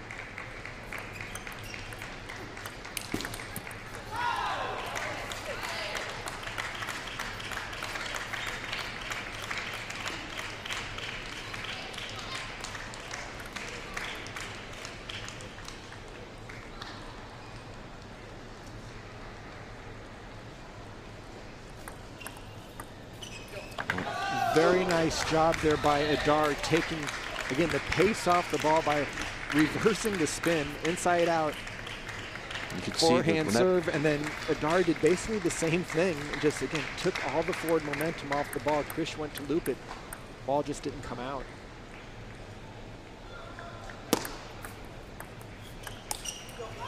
It's long, so Adar making a surge right now. Krish calls a timeout.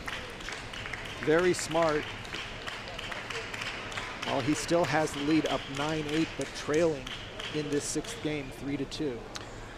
4-point surge here for Adar Aletti. One of the matches that he won on the way here to the quarterfinals was against Zaman Molla, former Iranian national champion, who earlier, prior, Molla had actually played a young gentleman by the name of Ryan Dabbs, and I was very impressed with young Ryan. He's not the biggest player here at the U.S. Nationals, and he hung right in. He actually had a 2-0 lead, and that was when it was best of 5 at that particular moment, at that stage in the round of 32. And Molla did an excellent job of just kind of staying in the match, using that wily veteran skill. And we've seen that. We saw that last night as well, I thought, Sean, from the women. The veteran women, when they got to Game 7, they really knew how to play under pressure. Definitely, experience is worth so much in table tennis. Knowing when to give your opponent an opportunity to self-destruct or to go for too much. We heard in the interview with Wong Chen saying that she feels that the younger players, they want to win so badly. Sometimes they focus on the result versus just playing the 1 point. Now we're back to action here. Big point for Adar to try to tie this up. And he does it off the edge of the table. A big power loop off the forehand. Hit the left edge as he looks at the table. Just a really nice step around, catches the edge, and now Krish, he is in a must-win. He has to win this game to stay alive here in the men's singles. Big counter punch here from Adar Aletti, up 3-2 in Game 6, 9-9. And Krish gets it done with a very nice forehand loop to get to a 10-9 game point. Trying to push it to Game 7. Adar would like nothing more than to deuce this game up and close it out. Oh, beautiful power forehand loop. Again to the left edge, ties things at 10. Krish serve went just a little bit long, and Adar, again, read the depth well, got in, played his forehand to the open court, was rewarded, and we are back to deuce.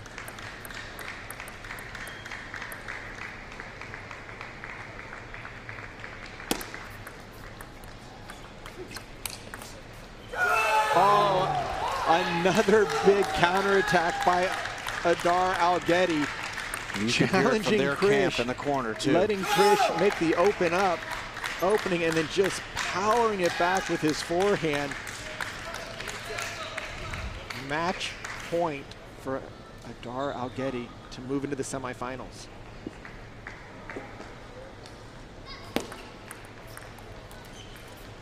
And that is the point for Adar Aletti as he ends up defeating Krish Avari in 6 games. A come from behind effort in Game 6. A beautifully played by Adar Aletti. And unfortunately for Krish Avari, I think he was battling the injuries that may have impacted his capacity in this match, but Adar Aletti earned that victory today.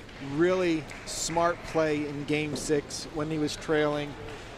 Obviously, Krish was feeling some issues with his arm, but continued to fight. Had an opportunity to extend in the 7th, but again, credit Adar Aletti with bringing the goods with that big forehand counterattack on match point. Great play for both players. And now we've got our first semifinal. Boy, it's a setup. It's going to be a match between the reigning champ Kanak Ja now and Adar Aletti, who is taking a position next to Ja, who's going to have an opportunity to speak with him in just a moment. For Adar to get to the semifinals, big victory today over Krish Avari. And Adar, like I said, he has been playing very strong. He finished first in our world team trout that was held at Triangle Table Tennis earlier in the year. So he knows what it's like to be going for the gold and to try to take out all these top players. So it should be some very high-level play in the first men's semis, but we'll still have 2 more quarterfinals to figure out who will be joining them in the Final Four. All right, why don't we pass it over to Prachi, and she'll take it. And she's got Adar Aletti, who is now our second semifinalist here at the 2017 Super Micro U.S. National Table Tennis Championships in Las Vegas, Nevada. Prachi. Hi, I'm Prachi, and I'm here with Adar Aletti. Adar, you just won an incredible match. How are you feeling? Okay, so you lost the opening set. You were able to come back. Then you're down 4-9 in the 6th game. Tell us how you were feeling at that moment. Usually when I'm down, I feel like I have nothing to lose, and I just play free. I made a couple of nice shots in those moments. Yesterday I was down 2 and I won a game. Like, it's not the first time, so I was just confident that I can come back, and that's all that matters. That's really cool. I know that recently you had an amazing victory at the national team trials. You came in first, you blew away the competition, including Kanak, who was like the #1 seed. So how do you feel that tournament's victory has affected your mindset coming into nationals? It gave me a lot of confidence to start like the competition, and I see a lot of people are go up against me and are kind of scared of like the name and the title.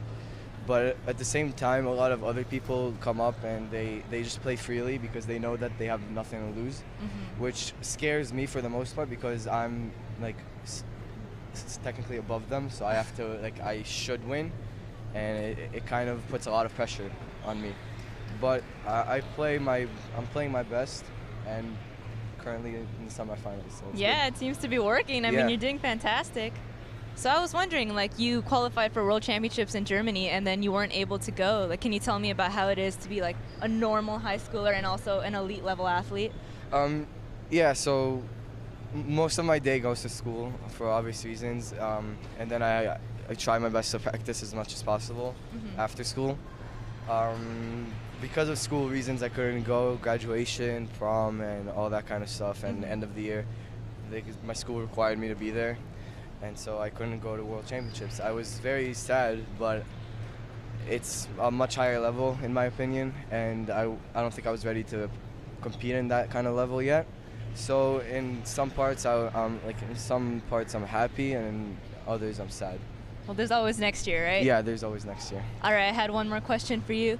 So I've noticed that all 3 of you, including your 2 brothers, are very talented table tennis players, and I'm sure you all have like similar goals as far as table tennis is concerned.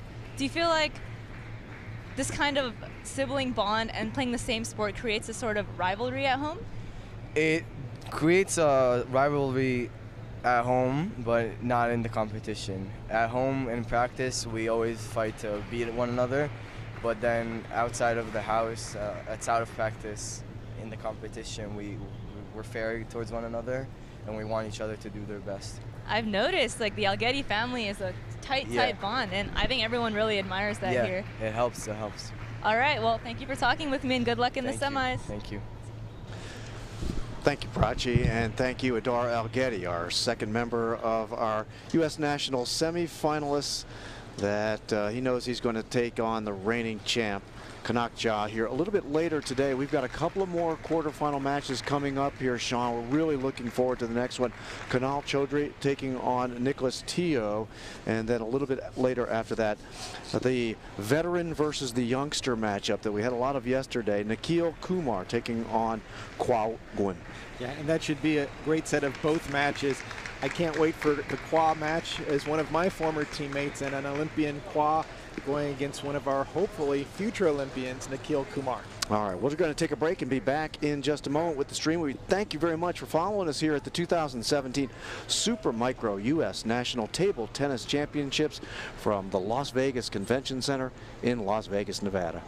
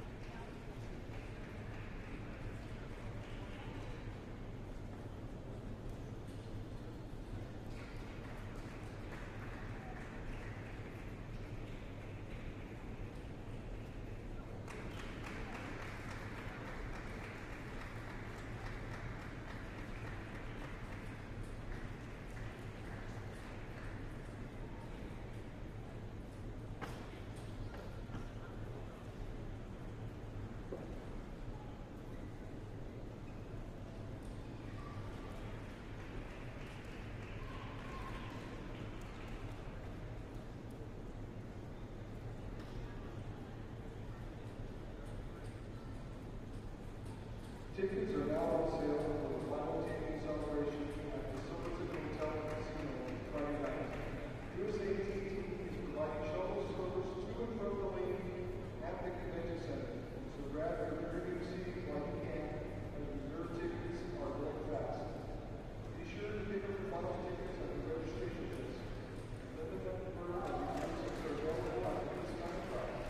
Grab your seats before the prices go up, and don't miss your chance to watch this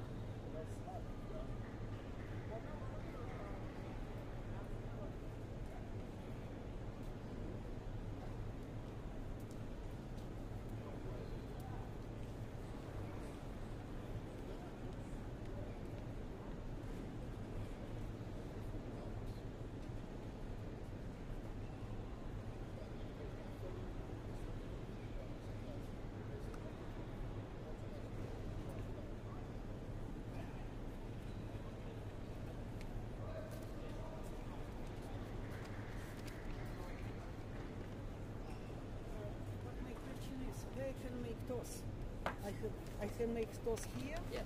Yeah. Okay.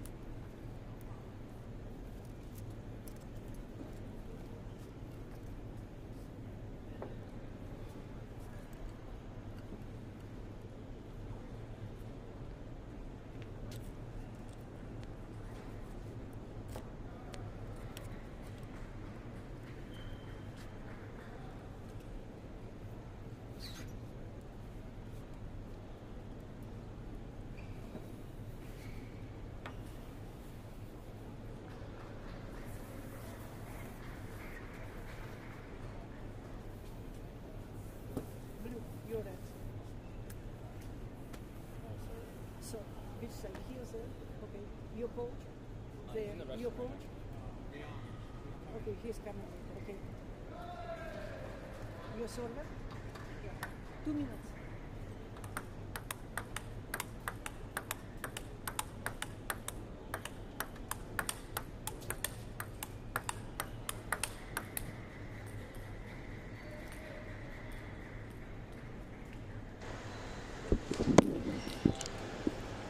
Welcome back to the 2017 Super Micro U.S. National Table Tennis Championships. Here from the Las Vegas Convention Center, Mark Thompson and Sean O'Neill, Las Vegas, Nevada, getting ready for the third of 4 quarterfinal matchups. We've got 2 guys who have advanced already, Sean. We've got Kanak Ja, the reigning champion. He's going to take on Adar Aletti, who just knocked off Avari in a battle moments prior, and we've got another battle set up here. 2 very good players. Kunal Chadri taking on Nick Tio in our third quarterfinal matchup. Yeah, we saw Nicholas play earlier in the live stream.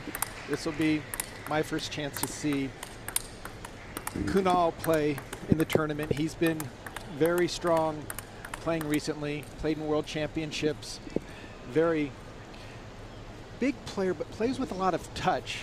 When he gets, and that ball, as they're warming up, you can see it just rolled under the back bleacher. And I don't know if he was successful. Right now, he's now doing his best impression. Do they have warm-up balls, Sean, or is it actually a game ball that they put out in warm-up? Yeah, it will be the match ball that they will use. So they'll have to now go to the reserve ball that they both picked. Where are those pigeons when we need them? Get under there. In this style matchup and looks like that ball was cracked, so they're going to go to backup ball number 2. In this style matchup, we'll see with Kunal, very strong off the table, very fluid in both his forehand and backhand attacks, doesn't get riled, very low-key player, just really relaxed. You don't see him get too excited, he never gets down on himself. With Nick Tio on the other side of the net, we're going to see a lot more explosive forehand attacks. He's going to be fighting for the attack as much as possible. And as we saw him come back in his great match earlier, it should be quite interesting. Both these players, members of our national team, and both would love nothing more than to earn a spot in the Final 4 and join Adar Aletti and Kanak Ja. And it looks like we're about to begin. And Kunal with the serve. Starts off a heavy loop backhand that time from Nick Tio and picks up the point. Excuse me, Kunal picks up the point. The ball went out of play. Oh, and that's a very nice loop by Kunal. Playing out of ICC. Taking that ball down the line. Again, you'll notice the very soft hands of Kunal, especially on the serve and serve return. But he does have a ton of power when he gets behind the ball. He is a bigger player, and he just blasted that backhand loop. Now takes a 4-0 lead here in game one. Forehand loop return that time from Nick. Went off the wide side.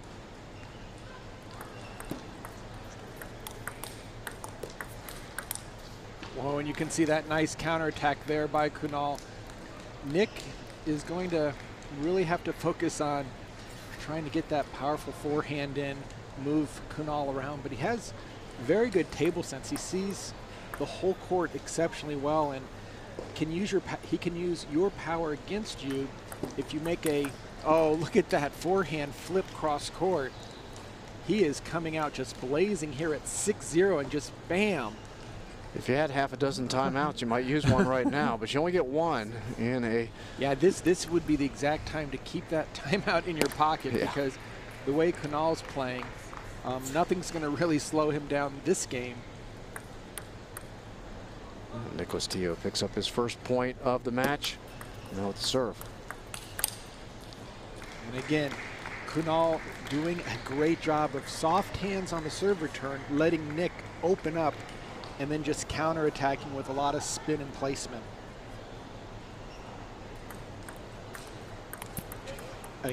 Again, Mark, we've seen this throughout the competition.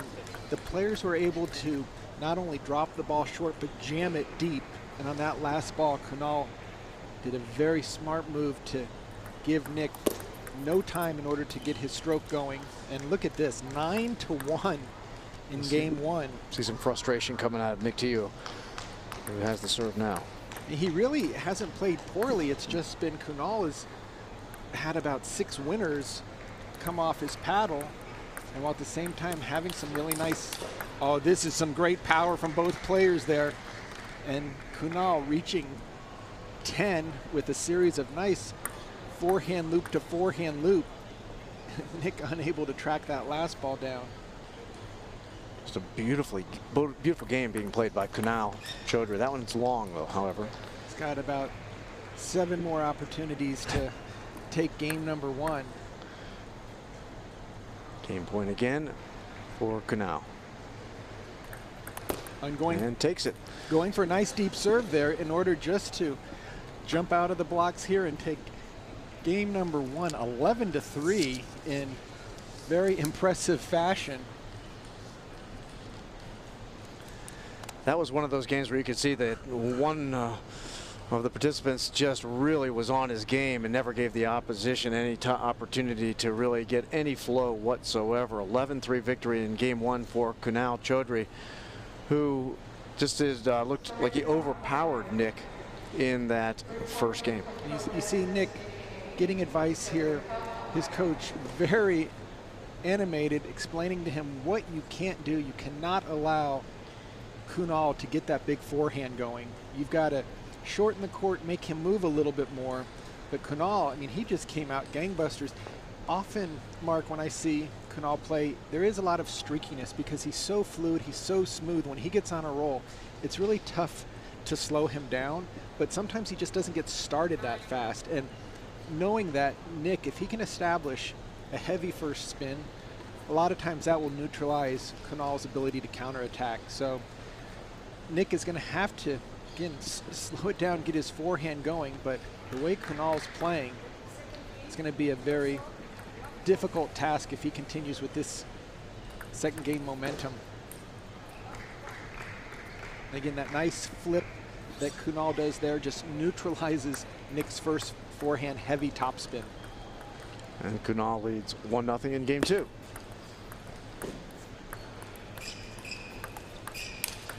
Oh, look at that power. Just, even though he's off the table, still able to turn and get that forehand in from the backhand side. Oh, again, that, I mean, just out of nowhere, that backhand just unleashed. Mixing it up very effectively right now. Starting game 2, very similar to game 1. Going up 4-0. Tried to answer with a backhand loop that went long, so he's looking for an answer now himself. And those are very difficult shots that Nick was able to do, but Kunal was right there, going backhand to backhand off the bounce. The ball caught the net. Had Kunal made that last one, Nick would have had, look at that again. I mean, straight off the serve, a backhand power loop that time by Kunal Chadri, and now a 5-1 lead. I mean, Kunal really firing on all cylinders. Very smart loop there. He took it a little bit wider. Nick had a play on it if it went to the forehand, but Kunal added some side spin, gave himself another 3 inches of angle there. And Kunal is just completely dominating the action here. And now takes a 7-1 lead here in game 2 after winning 11-3 in game 1. So he's 18-4 thus far. And there you go. That's a very strong loop by Tio. Nick was able to get below the ball, lift up a little bit.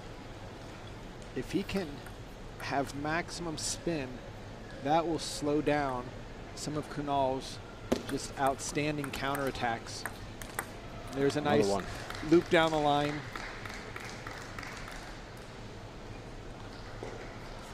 Developing a little confidence, Nicholas Tio. Now just down by 4 here in game 2. Serve does go to Kunal. And there, third ball attack by Chadri as well. Both players showing that if a serve return isn't well placed, or if it pops up a little bit, that the point's going to be over.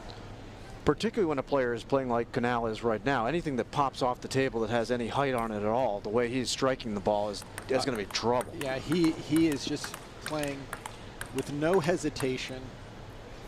And when he gets into these types of grooves, there's not a player in the U.S. who can really do anything. So you have to figure out a way of knocking him out of his rhythm, because he just plays off your power, and then he's so strong himself. So, I mean, right now, this is not the type of match that Nick Tio ordered up. Puts a lot of pressure on Nick, too, because you can't make any mistakes. And every mistake you make is buried behind you. And if he plays a little bit safe, that just plays into Kunal's power. So this is a game point again. This is turning into a little bit of a runaway, but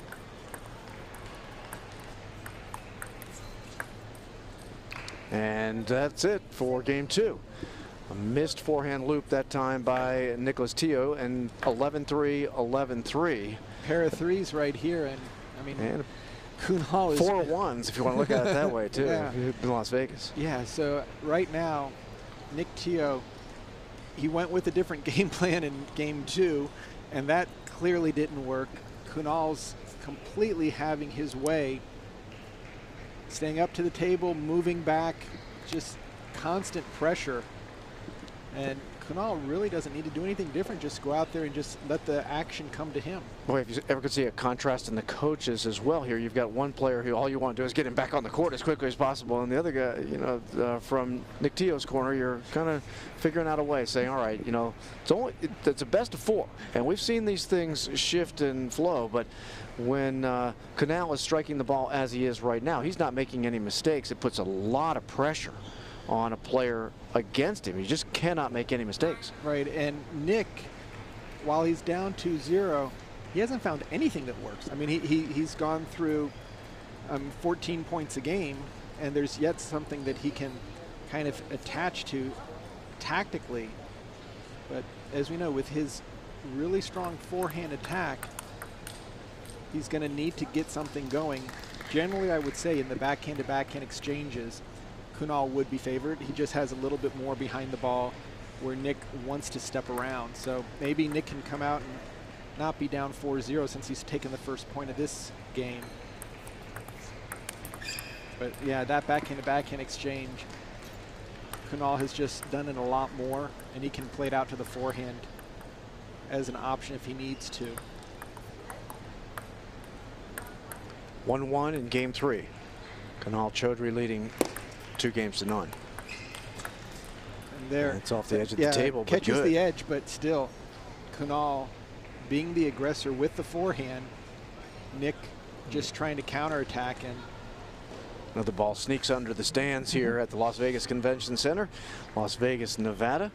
Gives us an opportunity to remind you these are the quarterfinals for the men 2017 Super Micro. I want to thank Super Micro, who is the fastest growing IT company in the world. They handle computer servers and have been a great partner with USA Table Tennis. And thanks to their great support, both the men and women will be playing for $8,000 first place prize money. Nice payday here for the weekend. Beautiful exchange off the backhand loop that time by Nick Tio. Both players really connecting on the ball as well here. Both players moving. That last ball by Kunal just went off the end of the table, but now we're seeing both players get into full swing.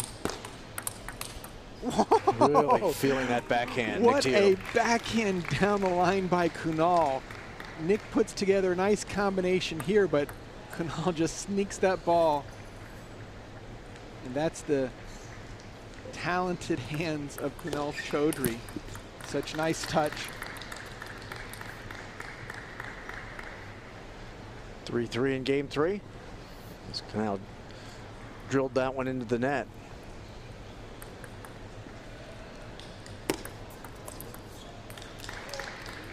Another rare mistake from Kunal. He hasn't missed many of those in the first 2 games.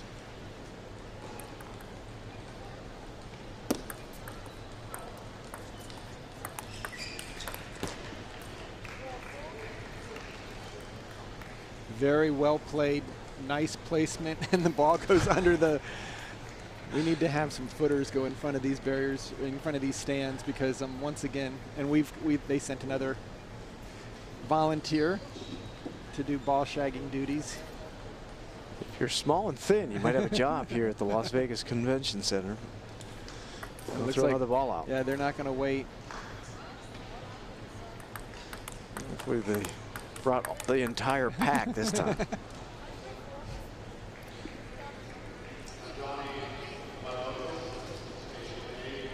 Game 3, 4-4. Kunal Chadri with the serve, and a good one.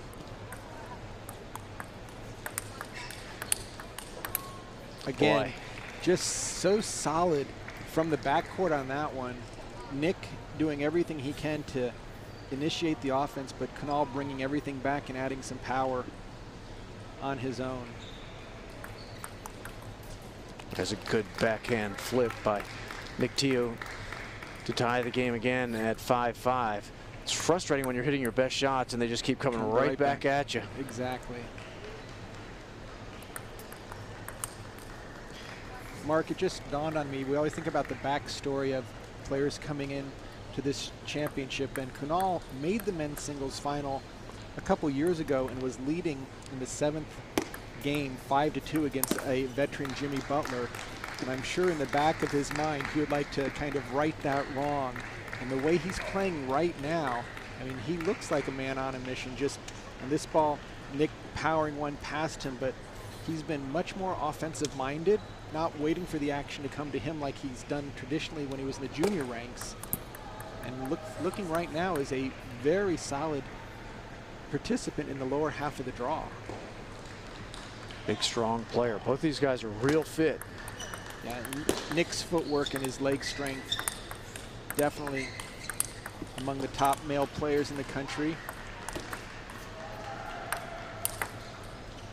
And beautiful forehand loop after some backhand blocks that came back with speed from Nick Tio. Yeah, and Kunal playing off the table, trying to get his forehand in, but Nick holding his ground, moving the ball around until finally being able just to knock Kunal out of position. Then here comes one really nice forehand, followed by a lob, and that's too much for Kunal. 7-7, game 3. Tio down by 2. And that one comes off the edge of the paddle. And again, tactically very smart by Kunal to force the opening. He could have played it short, but stepped over, used his backhand to get the rally going with that nice backhand flip. Puts a lot of pressure on Nick. And Nick responds by attacking, and Kunal right there. And let's see if that ball, oh, she almost caught it. A little bit slow, but I think that one went over the upper tier, which will be easily grabbed. Perhaps Nick Tio is trying to do this purposefully to figure out some way to cool Kunal Chadri down, because he hasn't figured it out yet. I'm not sure anybody can. It's not really, it's a match where you look at, and it's not the fault of Nick. It's just, this is a match where you do clearly see a player playing at his best, as Chadri has put a lot of pressure on Tio, and every mistake has resulted in a point for Chadri. Chadri is just playing at a much higher level. Tactically, Nick hasn't been able to find anything that's caused any type of problems, and even on these easy points here, Kunal's winning the battle of position, making Nick play from an uncomfortable position. Game point. And he wins it. So Kunal Chadri has now pushed his lead to 3-zip with 11-3, 11-3, 11-7 in this third game. A little bit more of a bright spot for Nick Tio, but he's got to find some way to answer. And really, there's certain times when a guy's at the best of his game that, regardless of what you do, if you're even at your best, it's just not going to work to your favor. Yeah, tactically, I'm not sure what Nick could do. Slowing down Kunal hasn't worked. He's played the softballs on the serve and serve return nicely. He's counterattacked well. He's moving well. It's really going to hope, really just you keep fighting and fighting and hope that maybe there's a cold spell, that maybe you can get some traction and maybe somehow get a small lead towards the end of the game, and then maybe going into the fifth game. Not trying to get ahead of ourselves here, Sean, but Kunal did beat Kanak Ja in the U.S. team trials. So that would be a final that I'm sure would not disappoint anybody. There's still a long way to go to get there. Obviously, Kanak Ja is playing Adar Aletti in the semifinals, and Kunal and Nick Tio playing for one of the spots in the semifinals. But to get that rematch again probably wouldn't disappoint anybody. No, it would be definitely quite exciting, because Kunal, the way he's playing right now, the certainty that he has on his attacks, he appears to me, from the players I've seen, the best candidate to give Kanak Ja the biggest run for his money in defending the title. Of course, Adar is going to have something to say about that in the semifinal match that we'll see later tonight. And we've still got another quarterfinal after this one as well, as Nille Kumar taking on Qua Win. That'll be a great match. So right now, we're watching Kunal play his best against Nick Tio. Nick gets on the board with the first point of game 4, but still trailing 3-0. Oh, and that's a little mental error right there by Kunal. And sometimes it's those little points here or there that can change the tide, but the way Kunal's playing. He misses wide on the forehand loop. 3-2. Tio serving. We saw that with Adar Aletti, that he had a couple of missed serves, and it seemed to give Krish Avari an opening, although Aletti did battle back and close that opening rather successfully. And again, Kunal's doing a really nice job moving his feet, fighting to keep that forehand attack on his side of the table.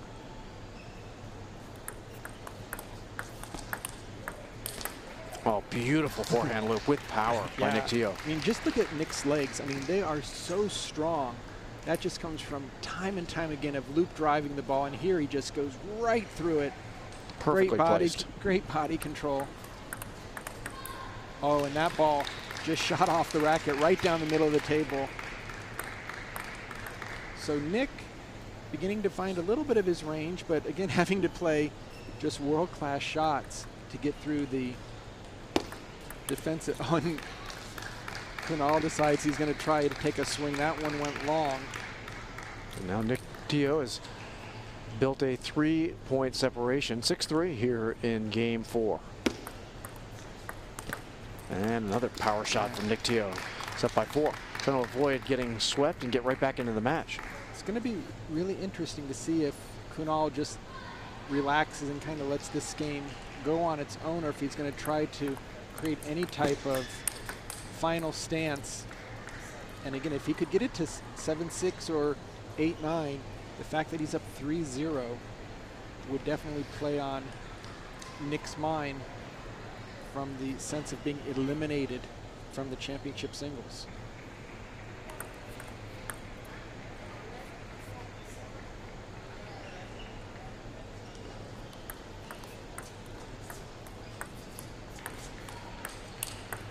Oh, a great backhand loop down the line from the backcourt after the players both kind of just kept the ball in play because it had a little bit of off pace, but just that ball is so difficult to land, what Kunal did. Not an easy shot. Tremendous spin on that as well as it hit the table and took a big jump. And there's a nice backhand opening there by Nick in order to, boy, they're really having a tough time keeping the ball in the court. Shows the power these guys are playing I with. was just going to say, when you have the ball spinning this hard with this much pace, a lot of foul tips are going on. Ooh, swing and a miss by Nick Tio on that one. And that was a strike down. So Nick has to be extremely careful right now if Kunal were to take both points on his serve, which is not completely unexpected. But Nick got the mini break there. Now leads 9-6 with the serve to Kunal.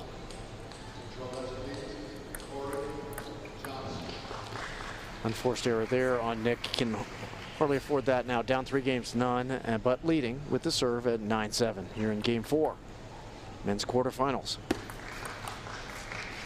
And now game point for Nicholas Tio.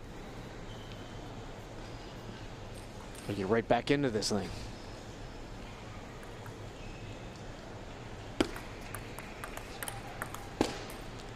Again, in that backhand-to-backhand exchange, Kunal is so comfortable whether it comes back with a lot of pace or a lot of spin.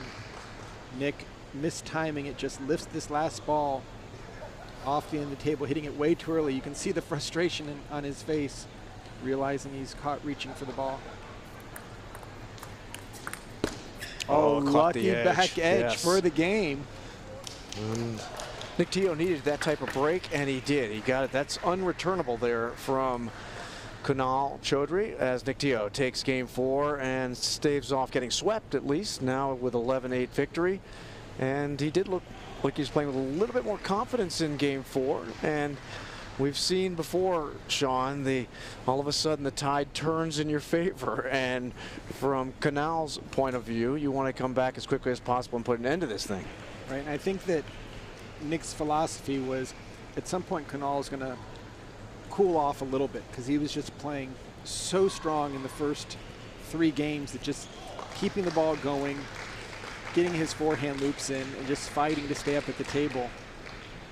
First couple points of this game, if Kunal can get back to his former self and spin that ball up, use a little bit of pace off of it, he can get Nick out of that 3rd ball attack game, or the fact that just Nick has such a big and powerful forehand, and to use the power against him if possible. Mark Thompson and Sean O'Neill. We're here at the 2017 Supermicro U.S. National Table Tennis Championships. 129 table tennis tables around this venue. Huge event, over 750 players, 95 different events. We're covering right now on table 1, the men's quarterfinals. Oh, a very strong re-loop by Nick Tio on a ball that looked like it was below the table surface. He just spun it up right through, and even Kunal kind of gave him a little bit of a wow. That was an amazing pickup.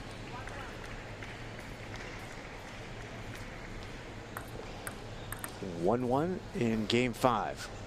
Kunal leading 3 games to 1.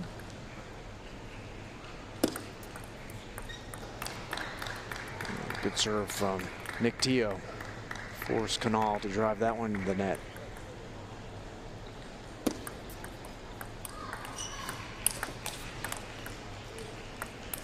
Oh, Kunal dug that one out from below the table as well. Just really great footwork from the backcourt by Kunal. Nick getting some forehands into play, but Kunal just keeping it up, lifting it up right at the last moment. Nick catching it off the edge of his racket. That's a much better play for Nick in order to get Kunal a little more jammed in the center of the table. Now Tio leads 3-2. Kunal serving. And again, in the backhand-to-backhand exchanges, Kunal Chadri has no difficulty with the tempo. He can add spin, he can add speed, and if he sees Nick begin to turn the corner and try to force a forehand, Kunal will just take it down the line to the open court. Kunal, as you have described on a number of occasions, Sean, does not overextend on those backhand exchanges as well. He's in perfect body position to just drive it with a short, strong stroke that puts the ball right back on the opponent extremely quickly. Really does a nice job of letting the ball come to him before playing it.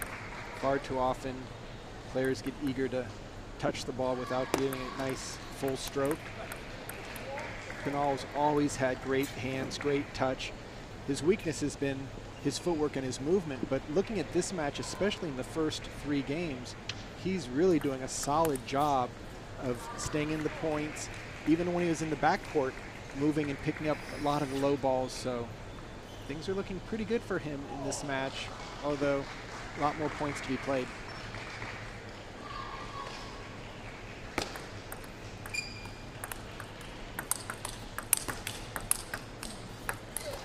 Great play by both players, just shot after shot, and Kunal getting the better. Nice opening loop. Nick taking it right off the bounce, sending his biggest shots. But Kunal, presence of mind from the backcourt and making sense. Nick taking a timeout, trailing by 2 here in the 5th game. Well, this is one of those exchanges that we've talked about on a number of occasions. When you get good players and 2 good guys going, 2 good people going at it, you have these exchanges where you hit your best shot and it comes right back at you, and you have to be, you've said this on a number of occasions, Sean, it's not, sometimes it's about being ready for the second shot. Right, I mean, both these players are showing that they can forehand loop no matter where the ball is going. That last shot just clipped the edge of Nick's racket, but credit Kunal for keeping pace on the ball even from the backcourt. As his ball's laying nice and deep, you don't have time to take a full recovery, and it just caught Nick just right on the edge of the paddle. And right now, Nick will have the serve, but Kunal playing very well here in Game 5. You mentioned how animated the coach for Nick Tio has been in this match, and he certainly was on that exchange right there, trying to get Nick back into this one. He's right now down by 2 points, 4-6, serving here in Game 5. He's down 3 games to 1 games. And that's one of the very small challenges when you play Kunal, is he never gets excited when he's winning, so he kind of lulls you into complacency, a little bit like playing the old tennis star Bjorn Borg, where you never could read on his face how the match was going. And that's a real strength for Kunal, because if he's beating you, he's not giving you a reason because he's jumping up and down like some of the other players that we've seen. So it kind of takes you out of it mentally wanting to fight somebody. But right now up 7-8-4. And now 9-4.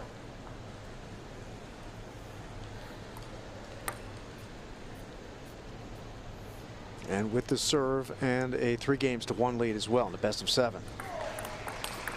Beautiful forehand loop. A deep serve, the inside out serve.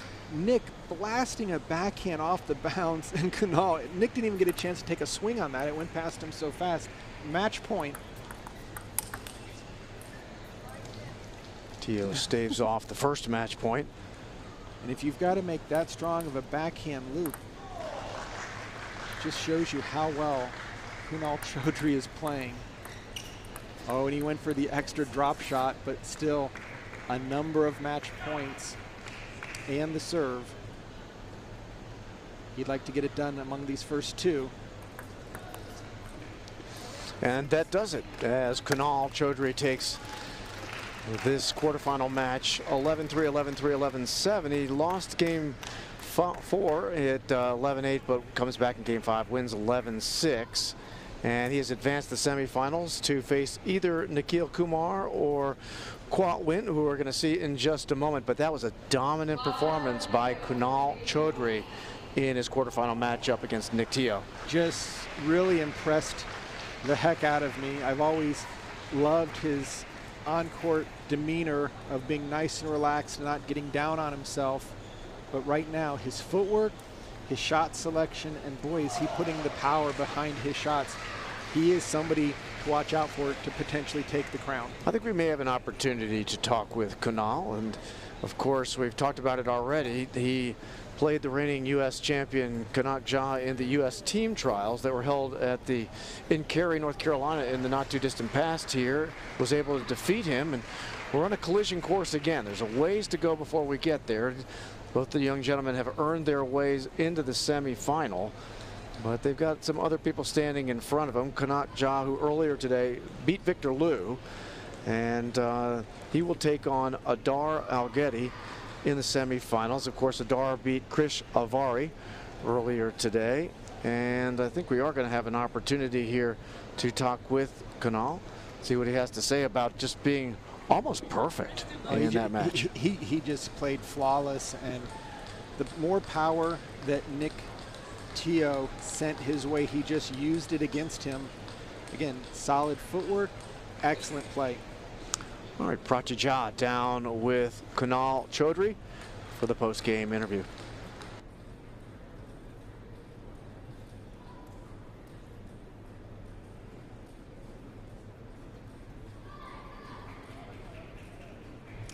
Hi, I'm Prachi, and I'm here with Kunal, who just won his quarterfinal match. Kunal, how are you feeling?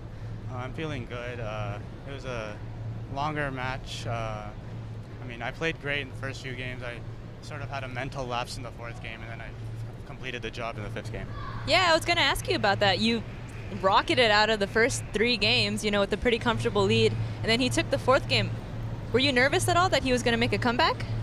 Well, normally I would be, but I knew the way I played the first 3 games, that if I played that way in the fifth game, or if I should have played that way in the fourth game, but if I played that way in the fifth game, I would have won the match. And I played that way, and I felt great. So what do you mean by that way? I noticed that you were pretty dominant in the long rallies. Did you have any other strategies coming into playing against Nick Tio, who's a pretty strong wing looper on both sides? Well, normally I try and avoid his forehand because his forehand is really good. So I was playing mostly backhand and backhand. Occasionally he would turn around to his forehand, but most of the time I knew where he was going to play the ball, except when he plays to the middle because it's really high quality. So normally if he loops to the corner, I'm able to hit it back. So yeah, your rallies were incredible. So I know that a couple years ago you made it to the finals of nationals actually and lost a really close one against Jimmy Butler. So now coming in, you're looking really strong, you feel confident. How do you feel about the outcome of this year's nationals? Well, hopefully I can finish the job. Last in the nationals I was up 5-1 in the 7th game and I lost. So hopefully, even if it comes to that point, hopefully I still have the same mental attitude as I have here right now, that I'll be able to complete it. That's awesome. So now you're going to play the winner of either Nikhil, who's your teammate at ICC, or Qua, who's very old and experienced Olympian. So do you have any preference on how that match turns out? Not really. I mean, Nikhil knows my game, and Qua used to play with Qua a long time ago. I'm sure he still knows the way I play. How even if he, let's say, like slows down the game, I'll still try and play the same way I do. So either way, it's going to be a tough match. All right, last question for you. So I know that you're going to college next year. Do you think you're going to be able to continue with table tennis once you're there? Well, I'll try to prefer studies, but I'll try my best on table tennis, what I do there. All right, great performance today, Kunal, and thanks for talking with me. Good luck on your semifinal match. Thank you. All right, Kunal Chadri talking with Kanak Ja here post-match after a 5-game victory over Nicholas Tio. He's on to the semifinals. He's going to face either Nille Kumar or Qua Win. We're going to get that match in just a moment. We're going to take a break here from the 2017 Supermicro U.S. National Table Tennis Championships from the Las Vegas Convention Center in Las Vegas, Nevada. Thanks for joining us.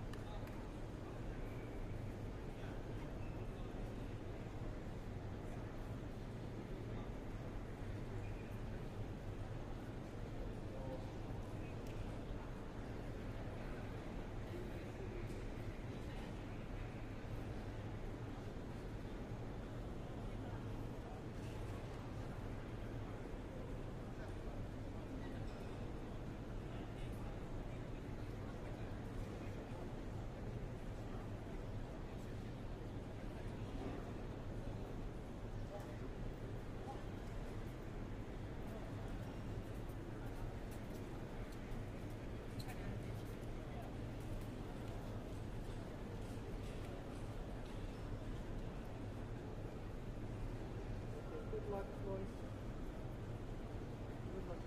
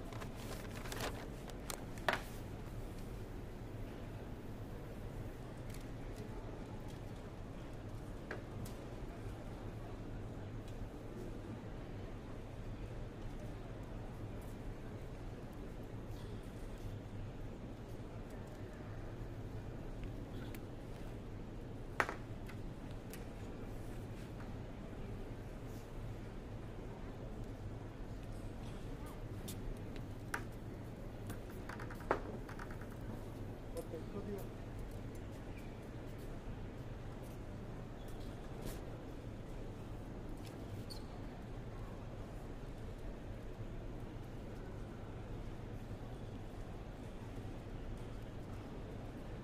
Red or white?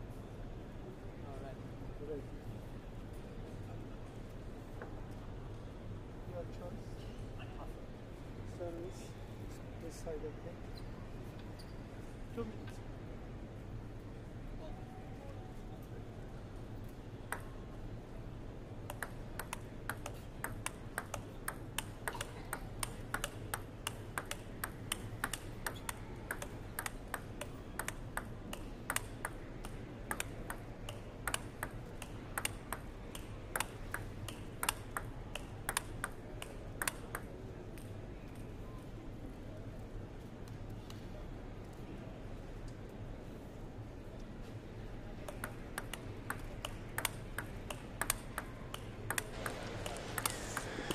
Welcome back. 2017 Super Micro U.S. National Table Tennis Championships, Las Vegas, Nevada. We're inside the convention center. It's hot outside. It's getting hotter inside. It feels nice temperature-wise, but the table tennis has been heating up for a while. We're still trying to find who our fourth participant is in the semifinals of the men's singles. We've got 3 of our semifinalists through from the quarters. Kanak Ja, the reigning champ, he's going to take on Adar Aletti in one of our semifinals, and just had Kunal Chadri end up defeating Nick Tio to advance the semis. And Sean O'Neill, we've got a good match set up here. This is the perfect veteran versus youngster matchup that we had a couple of these yesterday. The veteran Qua Win taking on Nille Kumar, the youngster, the lefty, and a good matchup here. Definitely be an interesting styles matchup here, with the younger Kumar on the far side as a lefty. I expect that he'll be attacking a lot of the balls out to Qua Win's wide forehand. Qua has very strong play, especially from the backhand corner. Traditional serving from the forehand corner, and he likes to play an opening and has a lot of power.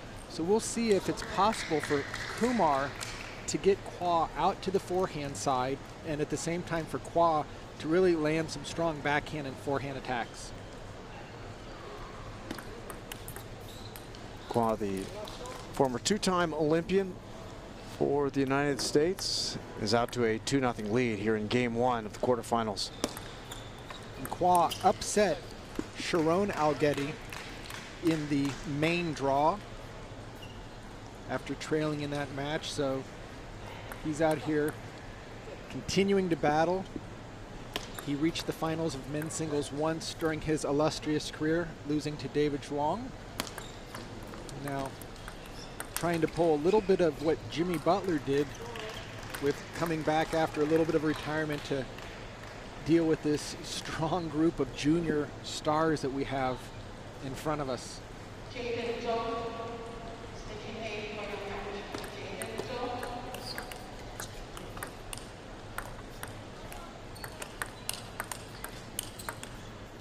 And there you see Kumar doing a very nice job after going on the defense and just keeping the ball in play, working his way back into the point and getting his forehand out to Qua's middle and forehand side. There again, you'll see Kumar constantly wanting to go out to the forehand side. Qua out of the backhand corner, very stable, able to do a lot more with the ball from the backhand side of the table. Nikhil has a nice power loop. He just missed that time. Rushing that last ball, just catching the top of the net. Spoke to Nikhil earlier and I asked him how he thought coming into this match, and he said he never played Qua, and he's also dealing with a little bit of an arm issue. You can see some of the TheraBand tape on his left arm, also just below the shirt line. He said he tweaked his arm a little bit in the earlier matches, but he didn't think it would affect the outcome. But he is aware of that, so.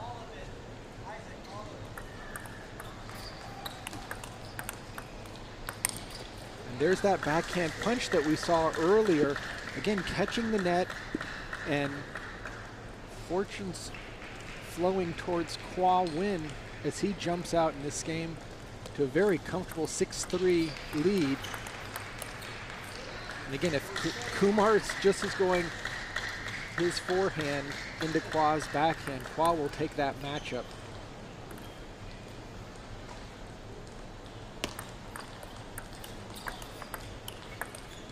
That ball catches the top edge. Qua's got to remember to move his feet.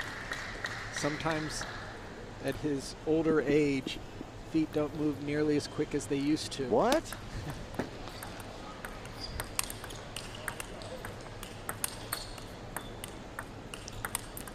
And some very strong topspin by Win off the table. Like Chadri, who we just saw, Qua has also been known for having great touch, great ability to transition from the backhand to forehand when he's attacking.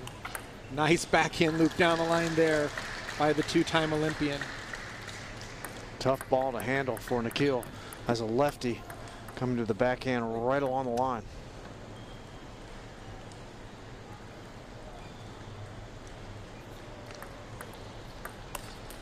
And Qua has to make that shot. That's a 2-foot putt, just launching it off the end of the table. And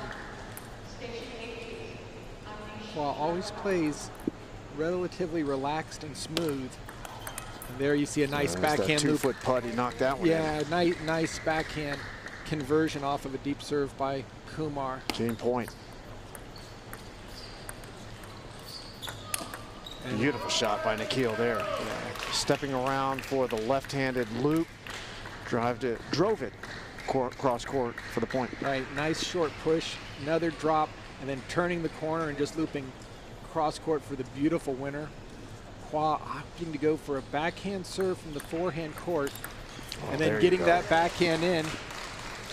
And Qua Win takes the 1-0 lead, 11-6 in game one. Beautiful backhand power punch there and drove it cross court.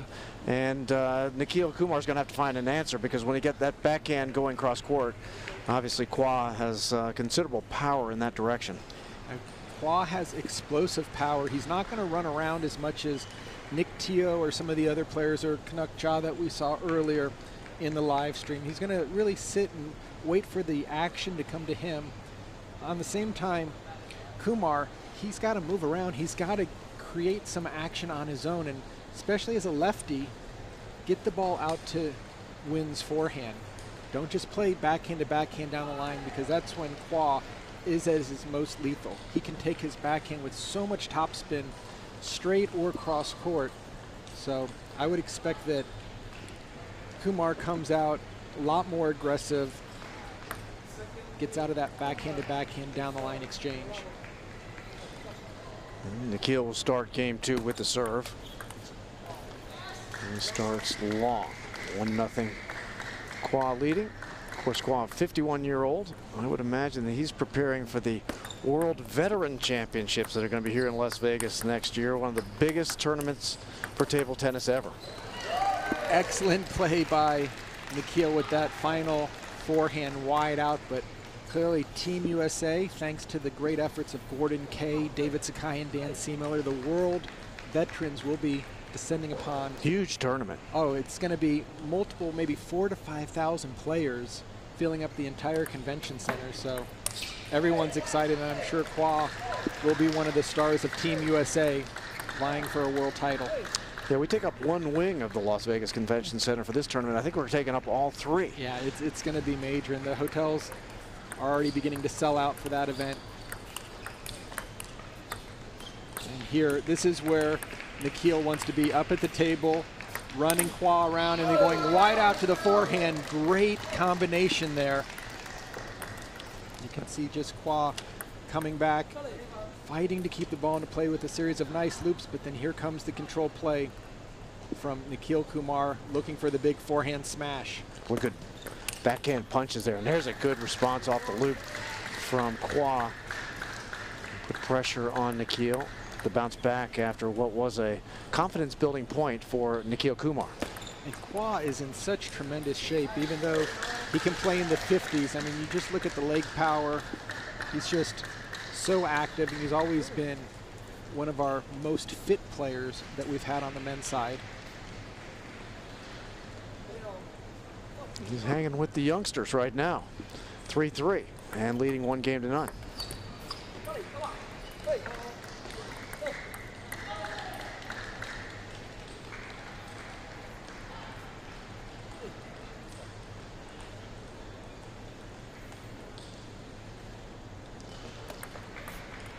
It's a light serve. Kumar leading by a point here in game 2. That's an unforced error for Nikhil and evens things up with Qua Win.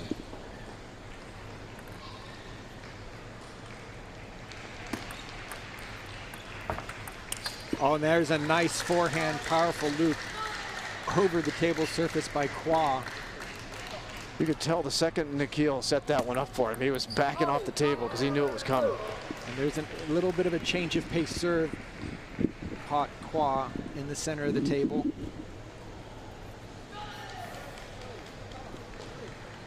Tied at 5 here in game 2 of the final quarterfinal match for the men. Prepare for the final table tomorrow at Silverton Hotel and Casino.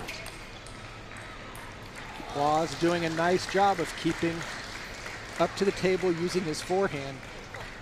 Now going again.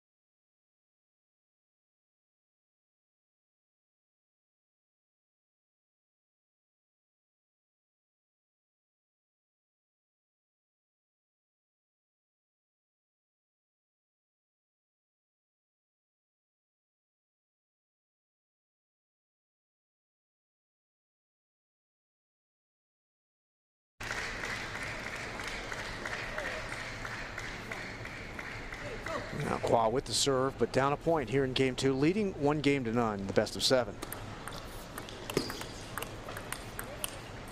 Nice try by Qua to try to take that ball cross court with the backhand from the center of the table.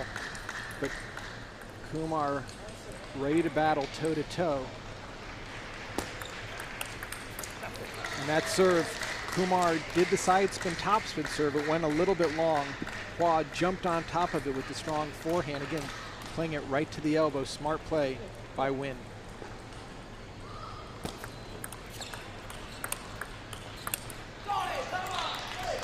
And now game point for Nille Kumar. 10-8 here in game 2. And you can begin to hear the self-encouragement by Kumar. Getting a little French in there with allez and let's go.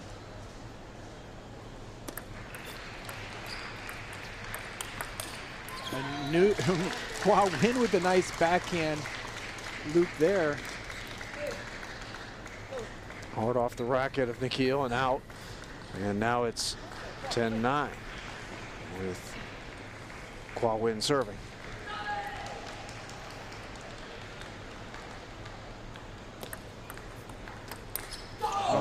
Game 2 goes to Nille Kumar. A bounce back game, wins 11-9.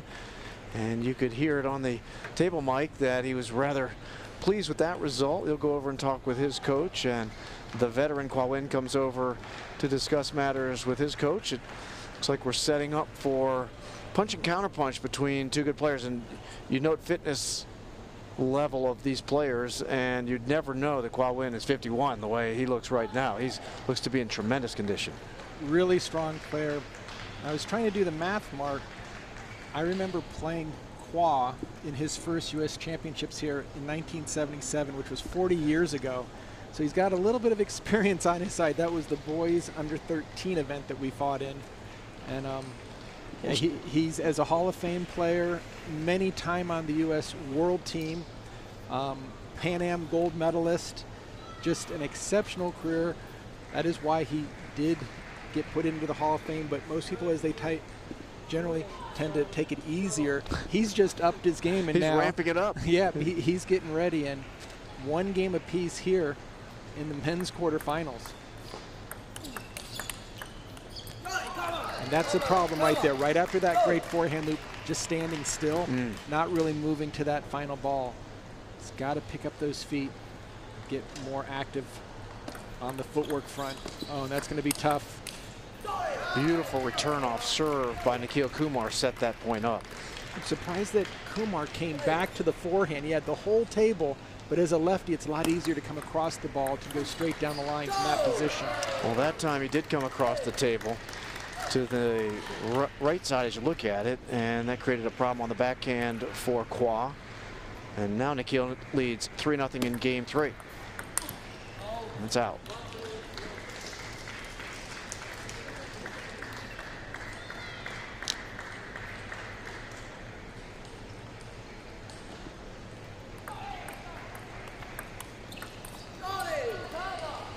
Off the edge of the racket and up and out into the crowd here at the Las Vegas Convention Center. You don't get to keep the ball. It's not like hockey. If you get hit with the puck, you get to keep it. They figure that's one way to keep you happy. And it's 5-1, Nille Kumar here in game 3. Games are tied 1 apiece. The veteran versus the youngster, and they'll towel off as Qua comes over and towels off on the face. You talk about playing in these age group events. We've had it going on all week here in Las Vegas, Sean. 95 different table tennis events here for the U.S. Nationals, including all the junior and adult events that you would anticipate, and players play by national ranking, which is a number-based system, which you're much more familiar with than I am. I know that these players coming in today, if you look at, for instance, Nille Kumar comes in as a 25-53, the #1 seed.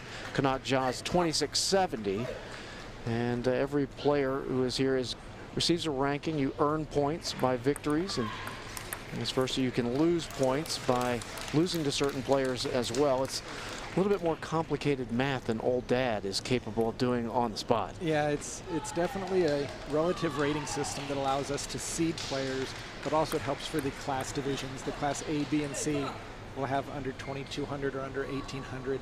Makes it a lot more competitive for the players who aren't going to necessarily be winning in the men's singles or the women's singles. But right now, Nille Kumar, that last point playing a little bit soft. He's going to have to go for more up at the table play. He wants to put pressure on Qua. He had that forehand loop set up there, but hit it long, and now has allowed Qua back into this game at 6-5. Nille Kumar leading. Match is tied at 1 game apiece. It's a best of 7. And that's a beautiful forehand loop. Ball hit the side of the table of Qua, took a high hop over top of his racket, and gives Nille a 7-5 lead here in game 3.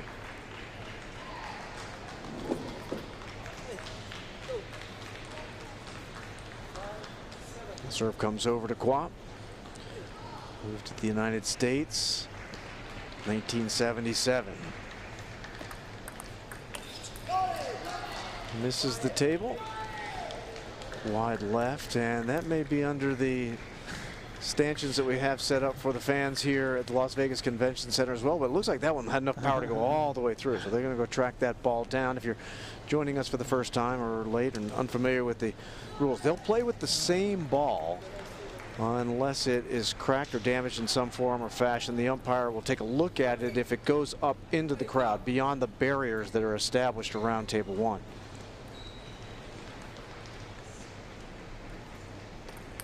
Oh, that is not something that Qua scratching his very head. often, that's for sure. I mean, that's a little bit of an air ball from the foul line.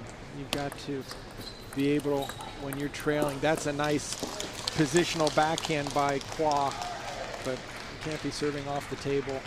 Shows how he's mentally strong, though, able to come back and play that point, a big point, after making a big error on the serve. Another good strong sequence of forehand loops off the paddle of Qua Win, who's now within 2 here in game 3, trailing 7-9 with the serve.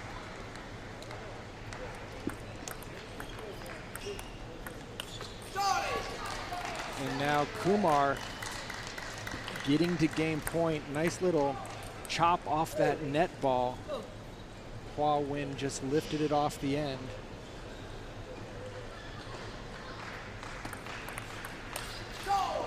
That as well is off the table, and Nick Tio has taken a 2-1 lead with a victory in game 3 by a score of 11-7. And the youngster bounces back after losing game 1 with 11-9 victory in game 2, 11-7 here in game 3, and the two players will go to their respective corners and regroup, and we'll see if the momentum flows in favor of Nille Kumar, who coming into this tournament was the 10th ranked player in the men's division, but has battled his way through.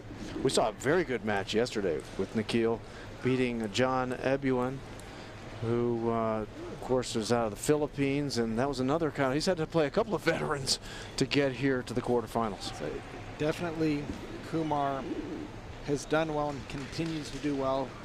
As a former ITTF World Hopes candidate, where he was selected to represent countries internationally through the ITTF Federation, so really has had a great junior and mini cadet career, and he's just taken it up, moving into the men's singles, reaching the quarterfinals, which has been a great accomplishment for him so far this tournament. Kumar with the serve, had a chance to put it away, but didn't, and then ends up losing that point. Qua's going to make him pay for that one. Look, as he came up to the net, that looked like an easy back in my put away. garage that guys would jam right down your throat, but not that time. Kind of had his feet in the wrong position to get any type of shoulders into it. There's the backhand and loop off the bounce. Sequence. Just a great timed ball. Nille bouncing back after an error and just really coming in. I think the score on the board is wrong, and they're going to have to flip that around. They're showing Nille at 2-0 here on the board. They want to make sure they get the right score. Should be 2-1, I believe. Qua Win leading, actually. They show right now 2-0 Nille Kumar leading. So Nille trying to get him to square that up. Technology. It's just a matter of, it's not the other way around. It should be Qua Win leading 2-1, not trailing 2-1. We've had every combination on the board you can get to. Now we're at 1-0. Now there we go. Let me get the right score. Qua Win leading 2-1 here in game 4. Down games 2-1. Nice serve, and Kumar just dropped it right into the net, and now it's 3-1.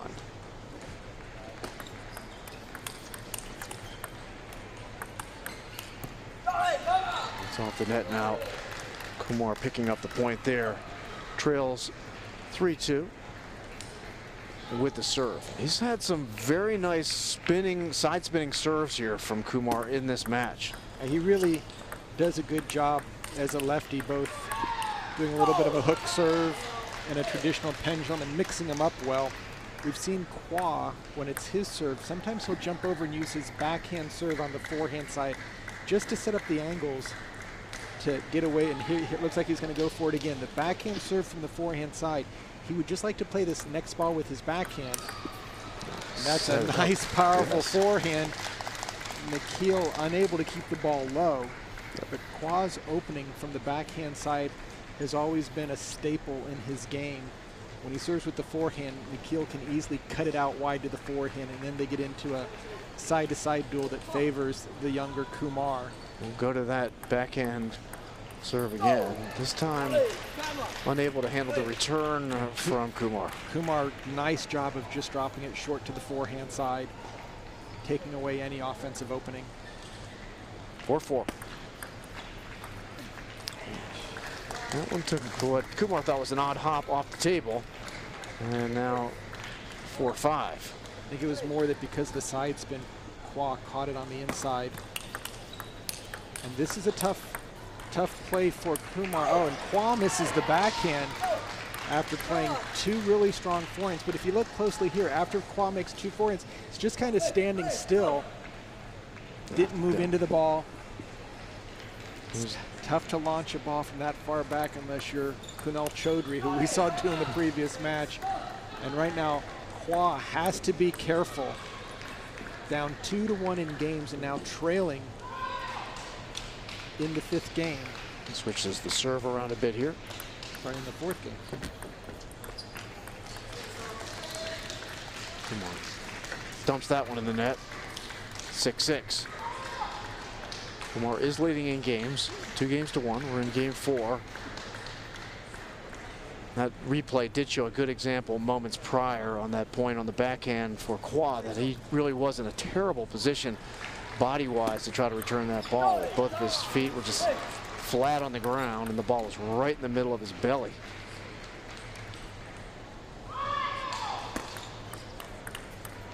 Oh, beautiful return what from Kumar. A great backhand cross-court block. Qua with a nice forehand, but just right on the white line.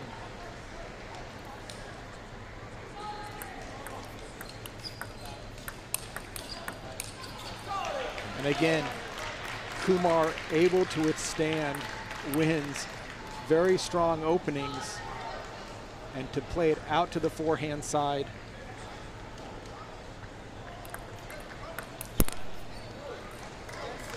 It's off the net post and out. And now Nikhil Kumar on game point, not match point, but game point, trying to take a 3-1 lead.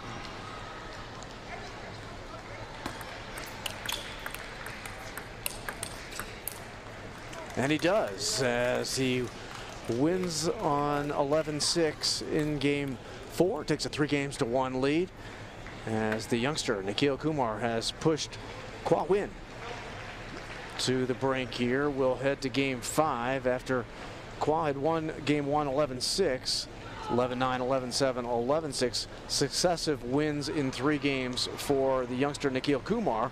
He's trying to put away the veteran Olympian.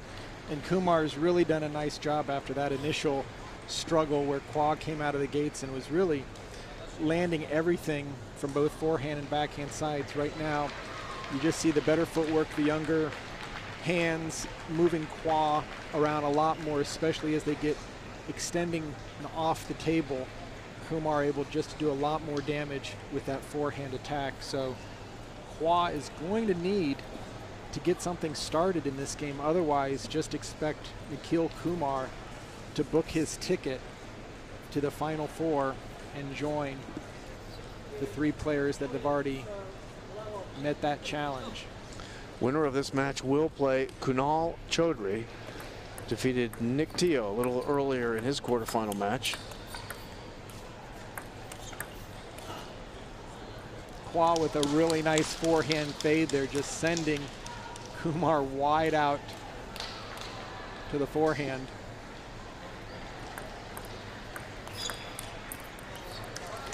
Qua bouncing back 2 consecutive points here and leads 2-0 in game 5, down 3-1.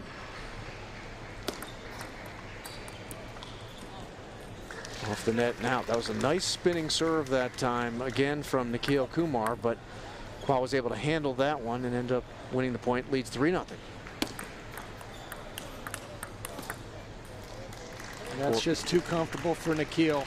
Once he makes that first forehand loop, if Qua doesn't move that ball around, he can pull it back left to right cross court with a lot of power, and he did that time.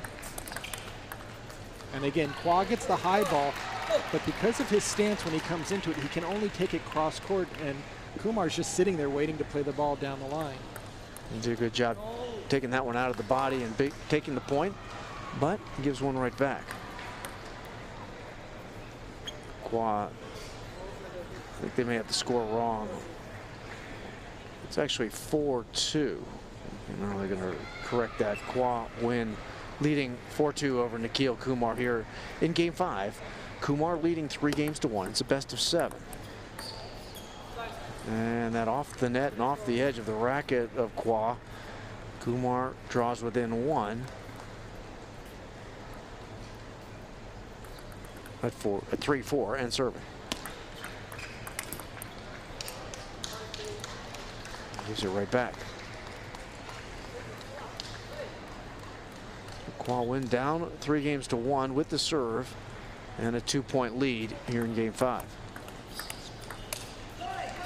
Qua really needs to make that ball. That's his bread and butter, to be able to play the forehand from the backhand corner. And he doesn't have a lot of margin if Kumar ties this up with a 3-1 lead. There's a nice serve from Qua. Regains the 2-point advantage at 6-4. With Kumar serving. And a beautiful power shot down the line that time towards the forehand side of Qua. But Qua was deep on the, what would be the backhand side of the table. And Kumar just beautifully laid that right down the line. And now we are tied up again. And the serve just back to Qua as he's trying to find an answer to the youngster out of Milpitas, California. That time, Kumar tried to take that ball around the net. It just kept falling and wasn't able to get the angle. So and the ball can go around the net. We see that from time to time. Good power punch backhand that time by Nille Kumar. And it should be 7-7.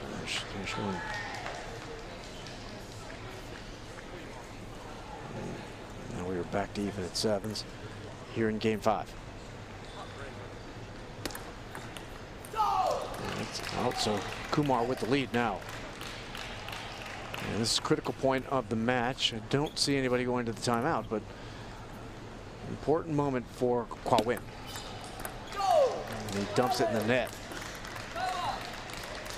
You can hear Nille very happy about that, or at least demonstrative about it.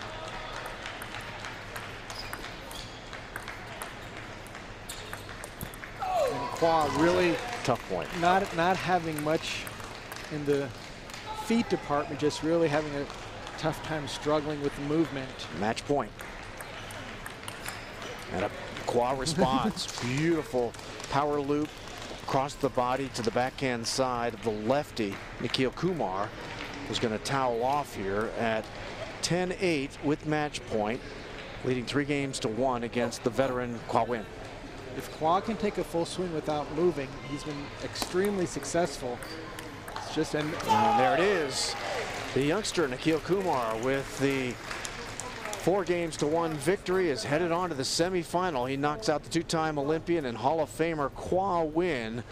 Lost the first game, but 4 consecutive, 11-9, 11-7, 11-6, and in the 5th and final game, 11-8 for a 4-1 win. And the youngster, Nille Kumar, who's got another one of these players with a strong personality. I hope that we have an opportunity to talk with him after the match here. I think that Kanak Ja actually promised Nille, if he were able to defeat the Hall of Famer Qua Win, that you would speak with him. So we should keep it right here for just a moment as another victory. We've got our 4 participants now in the semifinals, Sean, and 4 great players, 4 young players. Somebody's gonna come out. It's gonna be a youngster, Kanak Ja, the 17-year-old, the of course #1 seed and reigning champion, going to take on Adar Aletti, and Kunal Chadri, who defeated Nick Tio earlier, is now going to face Nille Kumar. We've got just a great matchup with 3 players from the Bay Area going against Adar Aletti, representing the Lily Yip Table Tennis Center in New Jersey. Shows just how far the kids have come in USA table tennis. And we're going to get a chance, hopefully, here to have our sideline reporter, Kanak Ja, ask Nikhil a couple questions about the match. Boy, what a big win for Nikhil to get to the semifinals here. For him to earn the final table, he's going to have to go through Kunal Chadri, who was almost perfect in his match earlier in the day, but he gets the opportunity at least to take a look at him. Now I know Kanak is down with Nikhil, and we'll wait for our cue, and when we get it, we'll pass it on down to Kanak, who is with Nikhil. Kanak, and I'm here with Nille Kumar, who just won his quarterfinals men's singles match against Qua Win. Nille, Qua is 3 times your age at least, and he's also a 2-time Olympian, so no joke. How did you feel coming into the match, and how do you feel about your performance? I felt a little pressured coming into the match. I was a little worried. I wasn't sure how he would play. But I've heard that the style kind of he plays, so I tried to adjust the style once I got into the match. Wow, and this is your best result so far at a U.S. Nationals, huh? Yes. So looking into the semis and maybe the finals, do you feel like you have a good shot looking at the draw? I think I do have a good shot. I mean, everyone I play is going to be around my level too, so I have to put in 100% effort in every match. All right, and I know that you just came back from your first ever World Championships. So do you want to tell us a little bit about how that experience was for you? Yeah, sure. So that experience, it was a great experience. I still got to see all the great players, Chinese national team, how they all train, how intense the matches are, how they stay focused, and I just saw that there's a lot to go for me if I want to get to that level. So yeah, I also felt during my first World Championships, it's a very humbling experience. Yeah. Like you think you're very good here in America, but and you realize outside it's not, you're not that up, all the way up there yet. All right, well, you did fantastic today, and I'm looking forward to seeing you play in the semifinals. So thank you for talking to me. Thank you. All right, Kanak Ja, thank you very much. With Nille Kumar, our latest participant for the men's semifinals. In the open division, he'll take on Kunal Chadri, who won in almost perfect fashion earlier today against Nick Tio. We know our other semifinal has the #1 seed, Kanak Ja, playing Adar Aletti. But next up, Sean, we've got, after a bit of a break here on the stream, we've got some great women's table tennis coming up. The semifinals for the women. Of course, Lily Zhang, the #1 seed and defending champion, going to take on Jinu Wong. And then later in the day, a match that I think everybody's really looking forward to, Wong Chen taking on the very popular Jennifer Wu. It'll be a great matchup between a number of Olympians that we have here. Can't wait to see who takes the women's crown. All right, we'll take a bit of a break. Be back in just a moment on the stream. We want to thank you for joining us at the 2017 Super Micro U.S. National Table Tennis Championships from Las Vegas, Nevada.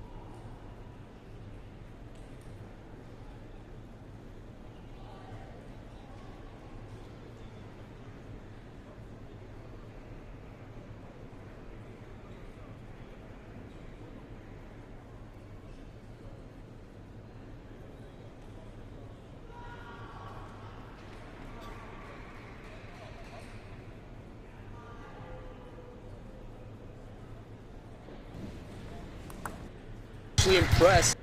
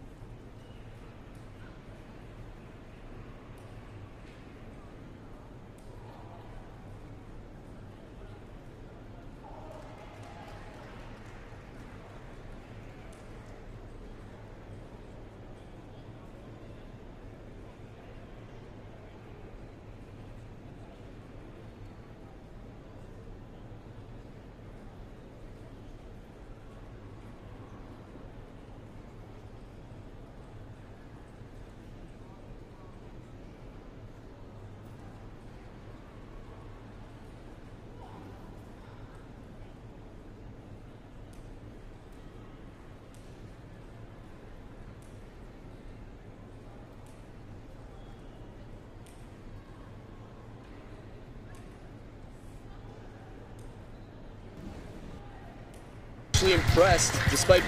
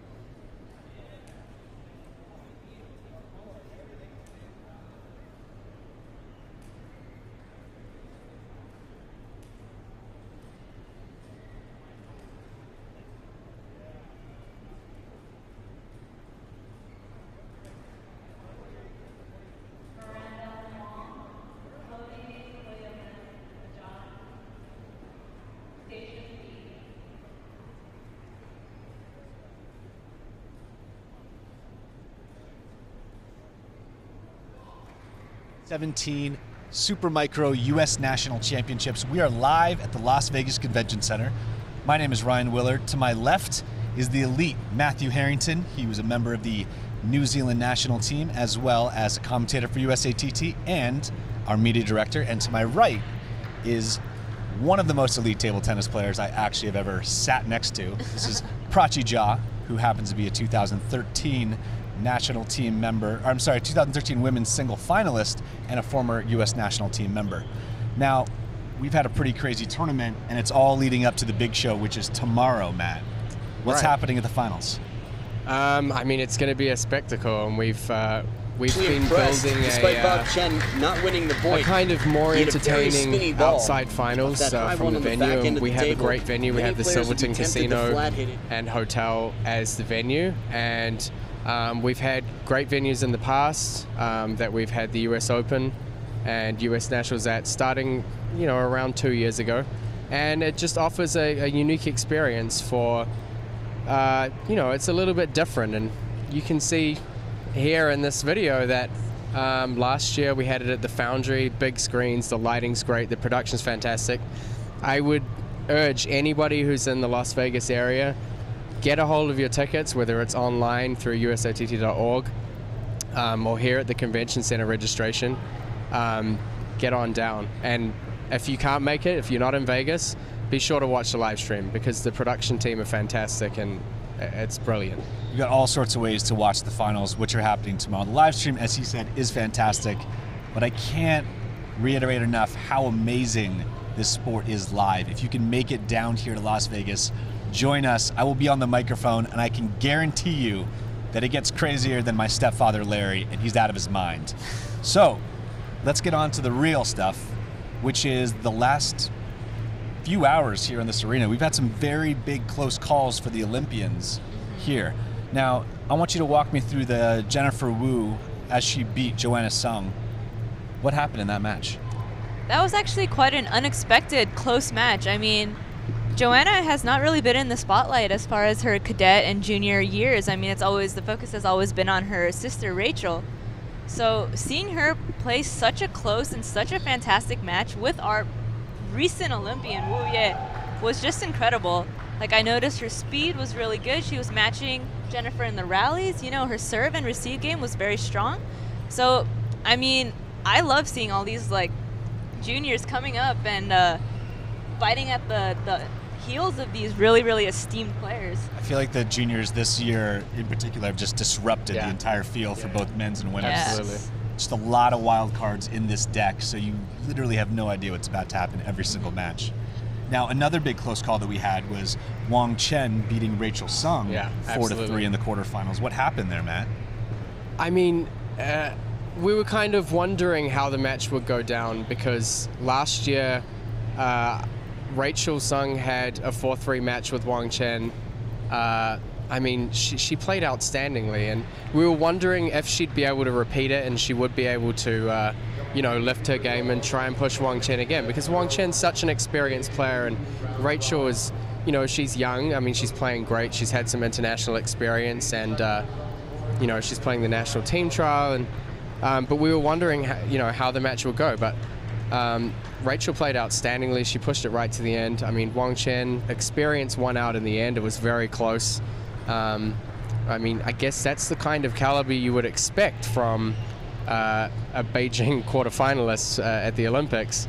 So I mean, Wong Chen advanced, but I was very impressed by Rachel Sung. I thought it was a fantastic match. Now, I want to talk about the future, which is the next two matches we have right now. Jennifer Wu needs a little bit of the spotlight. She's one of our Olympians, one of my favorite players to watch.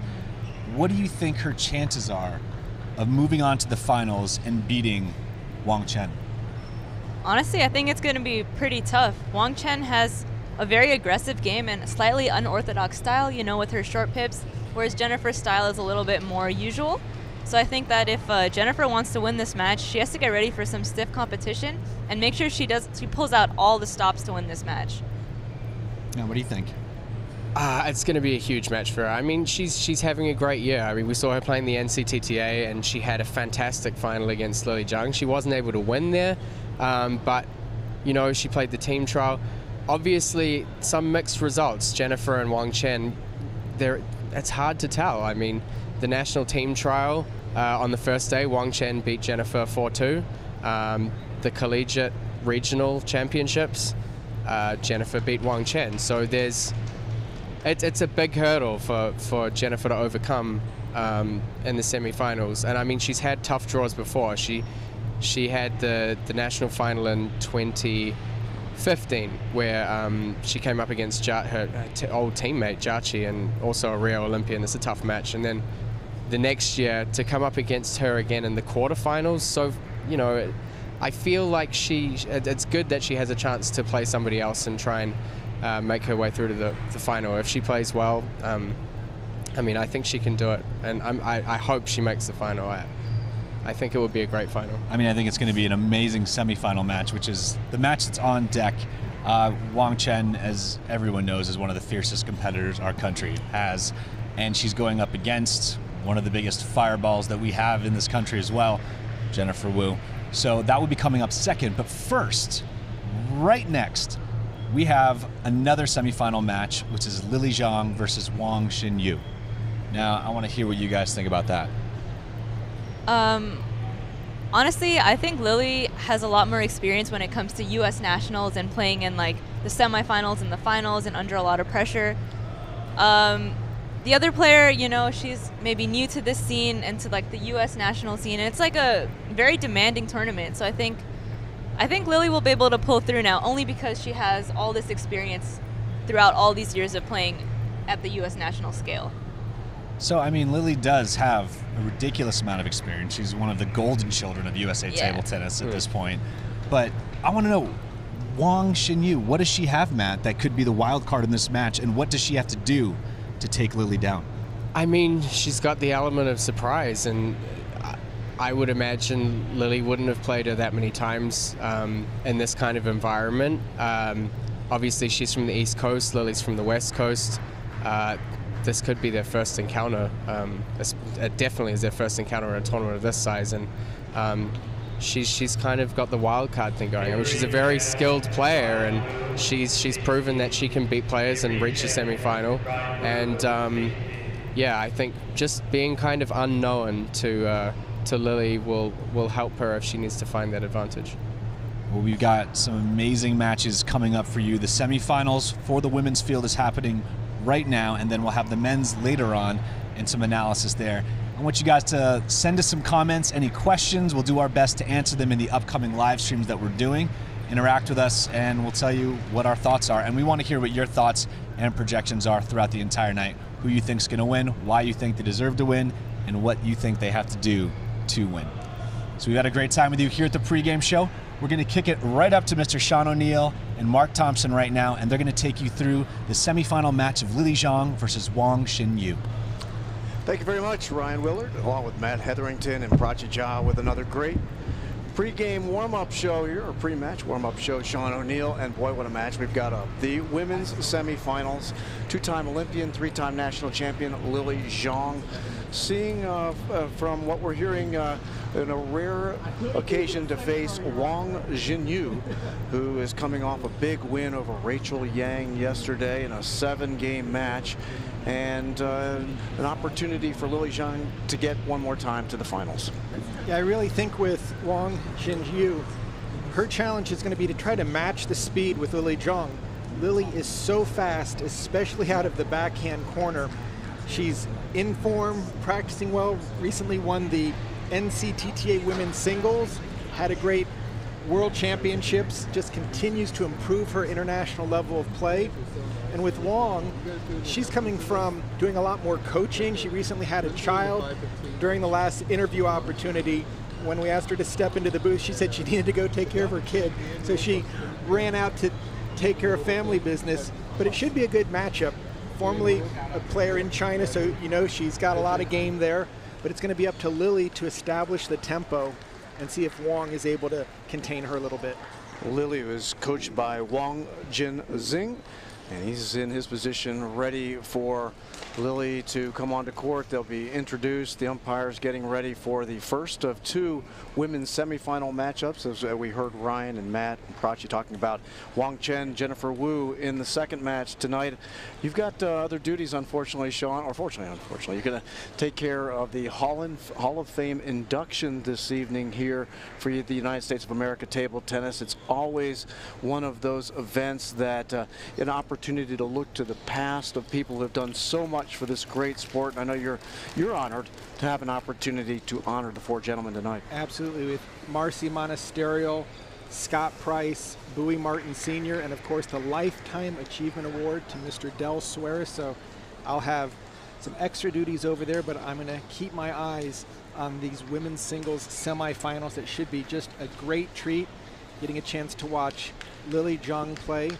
She's just really the face of women's table tennis in America. I don't think that American table tennis could get a better face, really, in more ways than one. Just a positive, upbeat attitude, great athlete. You know, you think about table tennis and you can, you know, we've all heard the jokes and comments about ping pong, but you look at these athletes and particularly you look at a young lady like Lille Jang and you can see fitness is a very important component of having success at this sport.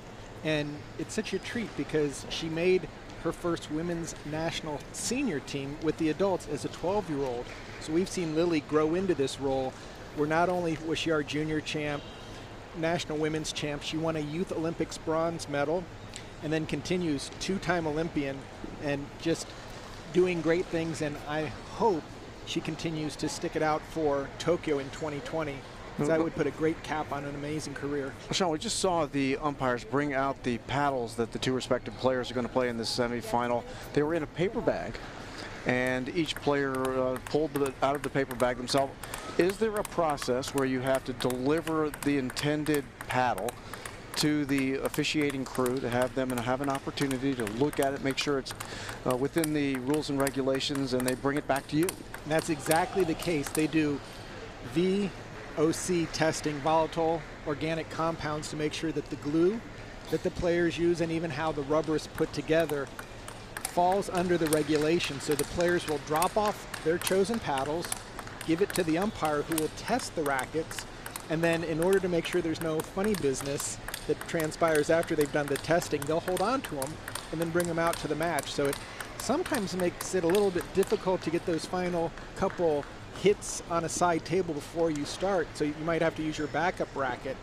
But players are pretty particular. They want to play with their primary racket. Of course, if it was damaged, they could go to a backup racket, and I'm sure both of these fine champions have a backup racket that's identical.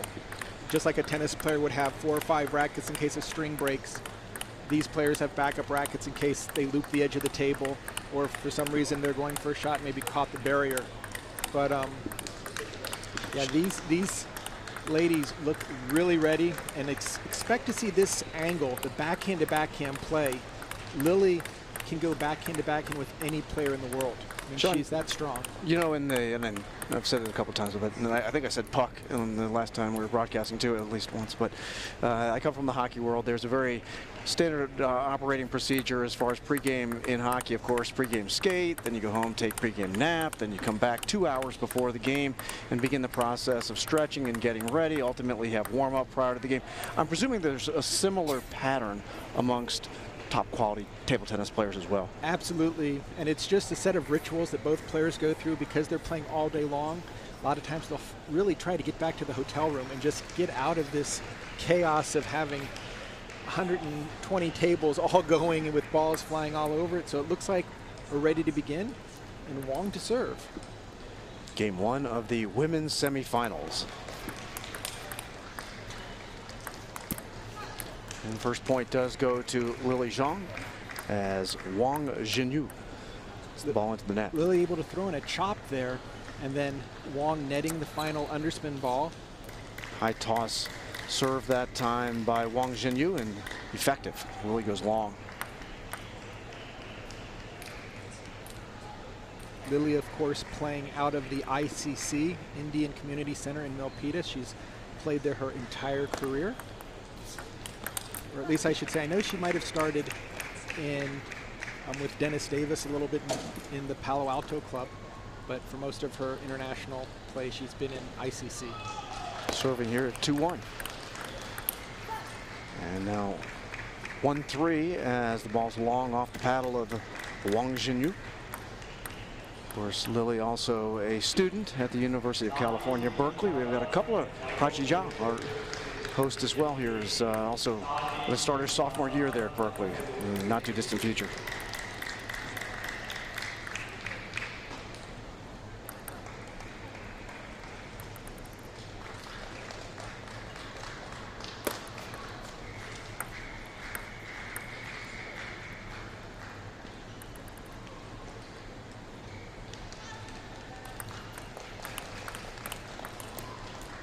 Off the net long, and that ties this first game of a best-of-7 between Lily Zhang and Wong Chen at 3. You know, Sean, from time to time and repeatedly I see persons serving the ball, they will stamp, if it's a right-handed player, their right foot on the floor as they serve it. I'm not sure if that's just a nervous energy or if that's an actual skill strategy when you're striking the serve. Yeah, so because the sound of the contact will give you some insight to how much spins on the ball.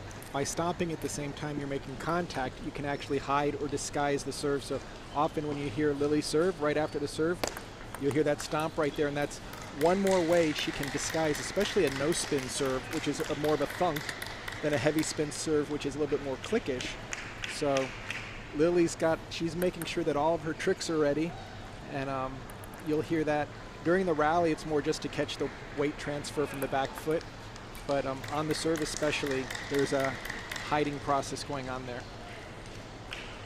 Wong Chen leading by a score of 5-4 with the serve here in game 1 of the women's semifinal. U.S. National, brought to you by Supermicro. Really ties things at 5. Ball comes up to the camera crew here. Thank everybody supporting the tremendous job that they've done providing video on this stream, and ultimately we're going to be on the Tennis Channel, but the guys here at the Las Vegas Convention Center and the ladies as well have done a fantastic job. And I mean, you can see off the barriers as well, we've got great equipment with the highest quality Yola table tennis tables that they're playing on, as well as the official tournament ball is Nataku, that's provided by Paddle Palace, and Butterfly Table Tennis is one of our national team sponsors for Team USA. So a lot of companies really behind the efforts to give these players a chance to play for that $8,000 first place prize money.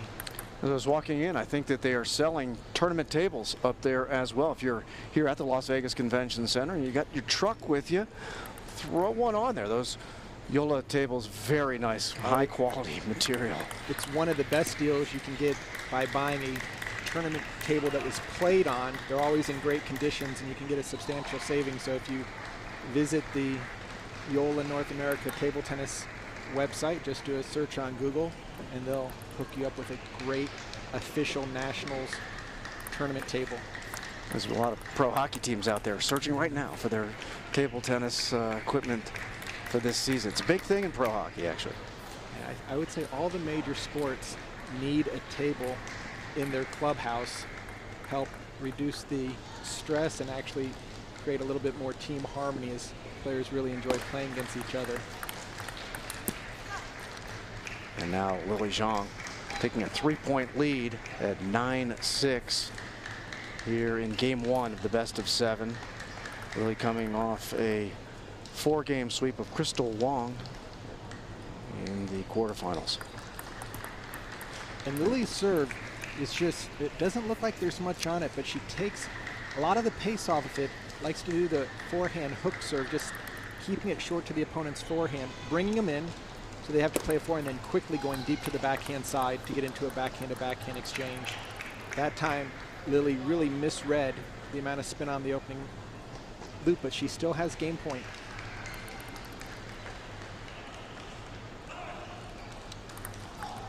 Net serve.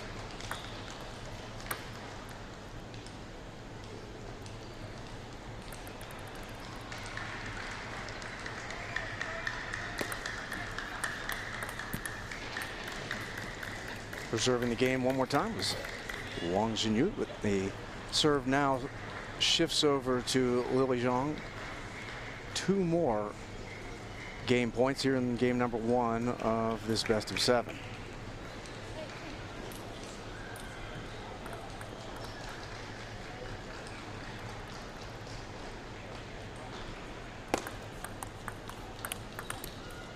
It's off the net and out. So now 10-9. Wong Chen doing a good job of staving off the loss here and trying to get to even.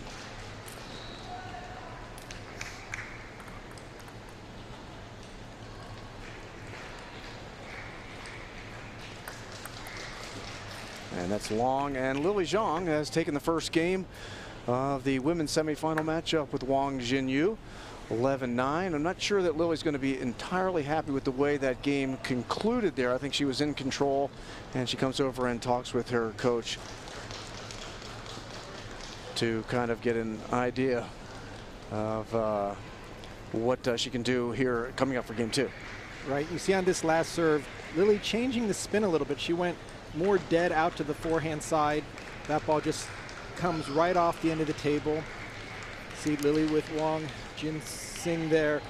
He's a former U.S. Open singles winner, and he's been coaching Lille in most of her matches here at the national championships, and they train on a regular basis out of ICC, so he knows exactly what she's comfortable doing. Lille's probably the easiest player to coach. Every time one of our new national coaches works with her, she says what a big treat it is to work with that coach. So very coachable, just a really hard worker, great attitude, and she was able to escape that first game 11-9. And the 2 players will switch sides of the table. And from our perspective here at the broadcast booth, Lille now at the far side, serving to Wong Chen.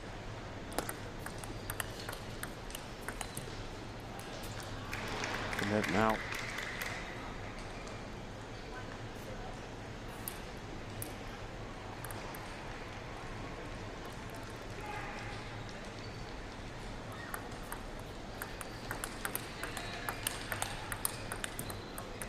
and that's really typical Lille table tennis, where she makes a controlled opening and then gets into kind of this back and forth exchange, playing a lot of quick forehands and quick backhands up at the table.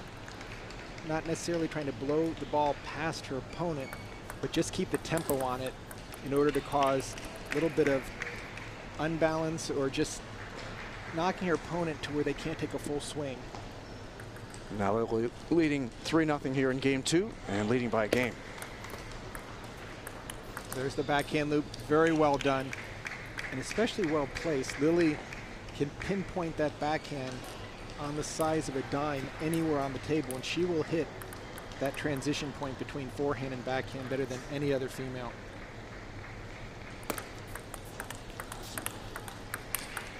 Wow, beautiful answer to the combination from Wong Chen, and Lille Jang down the backhand side with a beautiful blast. Actually, that's on the forehand side, on the left side of the table that time, behind Wong Chen.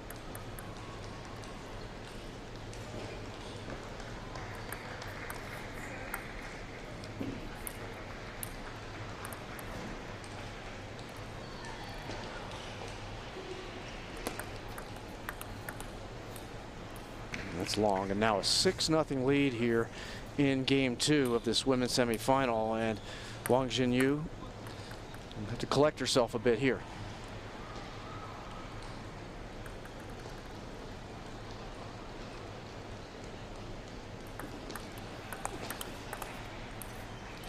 Now 7. This is what I feared a little bit, just with Lille being in such good form and in practice, and Wong focusing primarily on coaching, even though she is the 4th seed at this tournament right now, between working with a newborn child and helping players get ready for this tournament. You can see Wong can't afford to miss, and she did there. Interesting, Lille using several chops in a row on that sequence. And just taking her time. She really doesn't fear the opening attack of Wong, so willing to go into And now we're at 9. What might be interesting here is if Lily gets to 10, there's a little bit of a unspoken rule that you don't beat a player at 0. It's primarily from the Team China, it's viewed as bad luck. But Lily doesn't have to worry about that one because now at 9-1. So you'll see the top Chinese players, if they get to 10-1, they will serve the ball in the net or hit the next ball into the net often. And they get to 10-0 every now and again for the Chinese national team. That's a nice play by Wong out to the wide forehand of Lily. Just Lily's a little bit faster on all fronts. A lot stronger on the backhand-to-backhand exchange. Sean, in your career, did you have an opportunity to go to China and actually train and get an idea of the system that has been so productive in this sport for really so long? Yes, definitely. Almost all players at the national team have had a chance to play in China. And what you learn very quickly is that everyone's great. They start at such a young age that you play for 10 or 15 years, you're going to have sound fundamentals, great coaching system, and of course the very best players are the top in our sport. Here again, another game point for Lily Zhang, and she takes game 2. 2-0 now. 11-3 in the second game here of the best of 7. So 11-9, 11-3. That was a much, you could tell when Lily came off after the first game, despite winning by 2, 11-9, just her body language, the way she approached her coach, and the way the conversation started. You had the feel she was not very happy with the way that game 1 went. I think that those two are going to be much more pleased with the way things proceed in game 2. Absolutely, and I think for Wong to win, she was going to have to come out and really hit the gas from the initial point. Lily was able to withstand that challenge in game 1. And I really look for Lily to just keep revving it up right now and keep the pressure on. She has no desire to expend extra energy. She's not going to drop a game just because it would be fun. She's going to want to put this to bed as quickly as possible and rest up for the finals tomorrow night. Of course, she will face the winner of our second semifinal here a little bit later today. That is Wong Chen taking on Jennifer Wu. Which ought to be a very interesting match. Not that this one isn't. I'm just saying that those two, you've got Wong Chen, of course, the quarterfinalist in the 2008 Olympics, and the rising star of Jennifer Wu clashing in the semifinals. And the fact that both of them are teammates in NCTTA, the collegiate table tennis, they are playing for the national champion Texas Wesleyan. So you've got a lot of dynamics with both originally playing out of New York, Jennifer now living in Texas at the university, and they both are making sure to focus on each other before worrying about the possibility of facing either Wong or Lily Zhang here. And Lily leading 1-0 here in game 3, 2-0. Receiving serve. And beautifully doing so, and then hitting the edge of the table, and as we've seen on so many occasions, acknowledging the fact that the ball did hit the edge of the table on the way out, and it's kind of an honorable thing to do. Right, lifting up your hand, saying sorry for the edge. Very common sportsman-like practice by all the top players. Lily showing a little bit more power on that forehand. She went long on the final one, but she had no difficulty really taking a big swing with that last forehand. Well, I get a good look in the replay there. The strong base that Lily Zhang works from.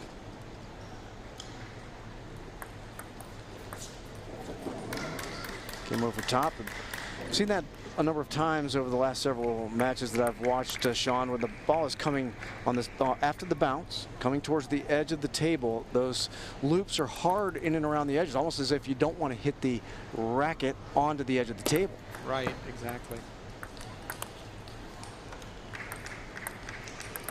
2-2 here in game 3. Excuse me, 3-2. Lily Zhang leading. And Wong serving. It's off the net now. Now we're 3-3.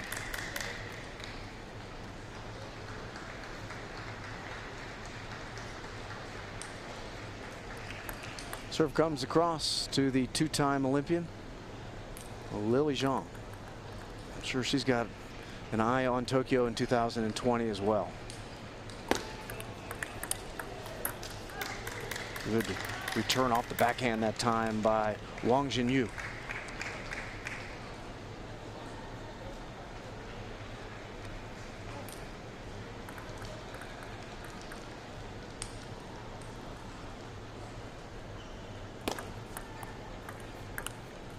And Lily is just so strong. Just the short hook serve to the forehand. She gets a deep push, opens up with a very heavy backhand to all locations on the table, and Wong unable to keep that ball down and going long.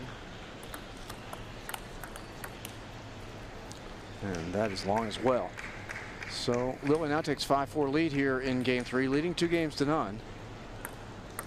Serve still with Wong Chen.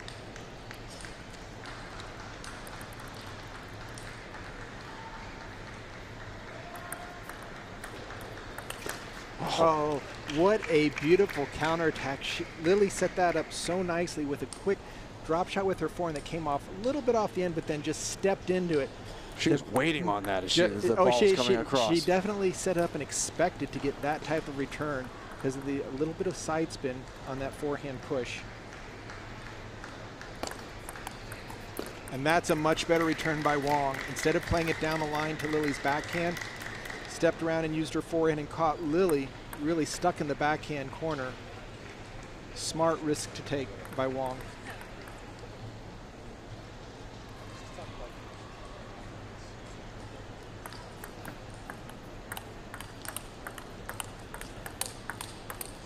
Oh, beautiful rally. Exchange of backhands between Wong Chen and Lily Zhang, and then it turned to the forehands, and Lily ends up winning that battle. And now leads by 2 here in game 3, 7-5. Serve is with Wong Chen.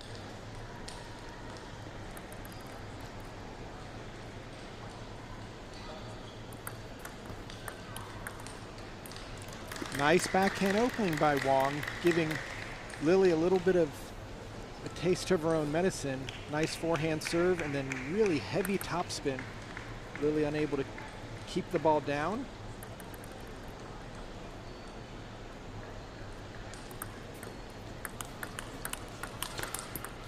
Beautiful exchange again. There we go. Backhand exchange. In the second, Lily gets the opportunity on the forehand. She goes to the forehand court. Right. Wide forehand. It's usually open. She'll put a little bit of extra side spin to create a little bit more space to hit it even wider.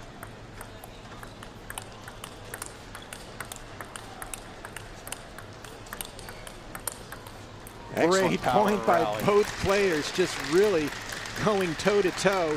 Lily opening up with the backhand and then a series of forehand loops off the bounce until they get back into the backhand exchange, and then that final ball, Lily unable to keep it going down the line.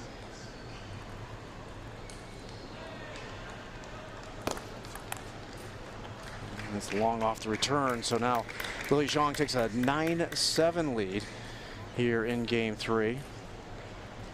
And serve shifts over to Wong. And Wong just going for a very aggressive forehand flip, trying to get a quick point.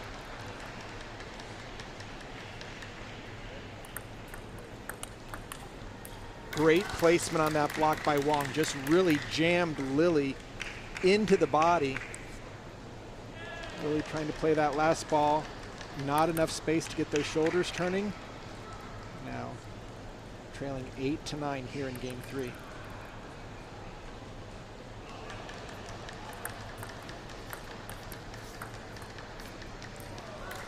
Lily tried to chop that off, came off the net, and just got a little bit too much air underneath. It goes long, 9-9. It's very difficult to predict how much spin is still on the ball after it hits a net like that. Lily thought she could just make an easy chop, and that ball just popped way off the end.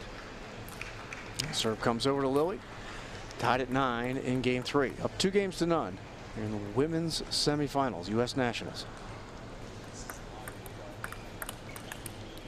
Oh, and off the net now. Yeah, so right now Lily, she's got to be careful after really controlling this third game. Is down game point, but with the serve.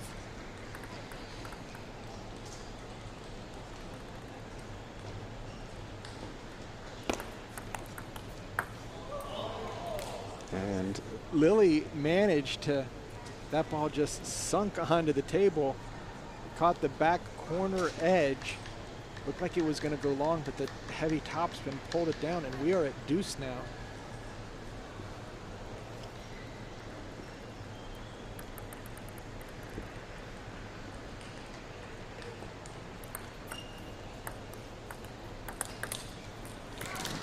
It's long after a very nice loop by Wong Chen. Yeah, Lille's, after dropping it short, here comes Lille's backhand opening. A little bit high, but Wong taking that loop right off the bounce. Lille again, down game point.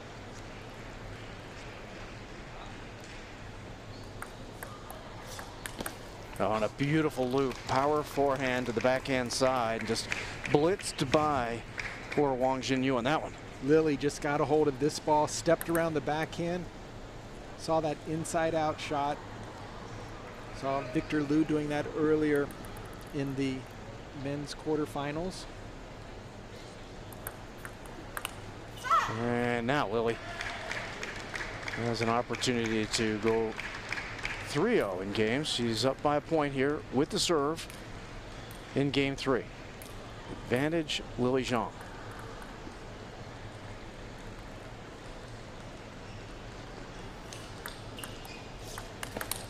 She didn't waste it. Power forehand loop, but to the forehand side, not much that Wong could do with that. Great job by Lille Zhang to serve and get her forehand into play. Extremely aggressive, wanting to explode and turn the corner. There's kind of a short serve, stepping around, seeing the forehand open. Wong unable to get her feet over there, and Lille is rewarded with a now 3-0 lead. Gives her so much more breathing space. Beautiful power. You could see her shoulder stayed level the entire time she was striking that ball, purely out of the core. Really not much extension with the arm at all. It's just all just turning and using the power, the middle of the body to drive that ball. And the other thing, Mark, that's so strong about Lille, and this is for junior players or lower ranked players that want to improve, she is always ready for that ball to come back. And that's the hallmark of her game, is that she has the ability to play 2, 3, 4, 5, or 6 attacks in a row. She never goes for too much, but plays within herself, keeping it at maybe closer to a 70 or 75% total power, but always having that on-base hit and knowing that if the ball is loose, like on that last point, she can rev it up a little bit more. It's interesting you say that, because it's almost a parallel that we were talking about this morning with Kanak Ja, the #1 seed in the men's side, is that he has now developed this game where he has got a little bit more patience and putting himself in position after each shot that he takes, not anticipating necessarily that he's hitting winners, but being ready for what's coming back towards him. And that really is the biggest thing at the international level. All these players have power, but can you sustain it and move the ball around?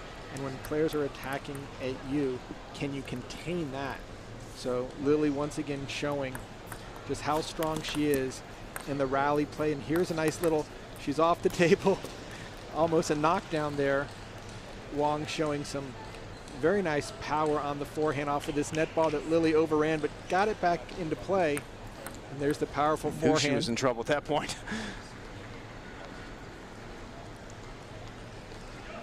Up 3 games to none, Lille Zhang, but down 2-0 to the serving Wong Chen. 3-0. And Wong doing a much better job, serving more to the center of the table, keeping the side spin and the side top spin on the serve. Lille trying to keep it short, just pops up. Wong puts it away.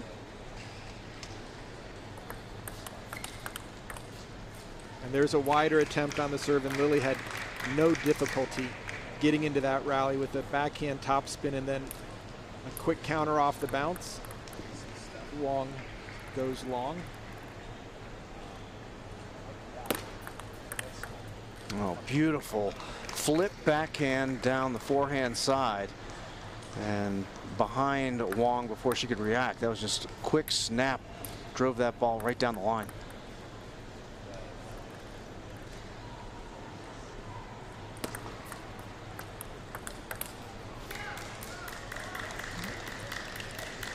Now Wong Chen leading by a score of 4-2 here in game 4. It's a best of 7, so Wong Chen who I thought played a very nice third game, despite losing 11-9 to Lily in that third game. I thought that she actually showed the capacity that she deserves to be the 4th seed and at this level of table tennis in America.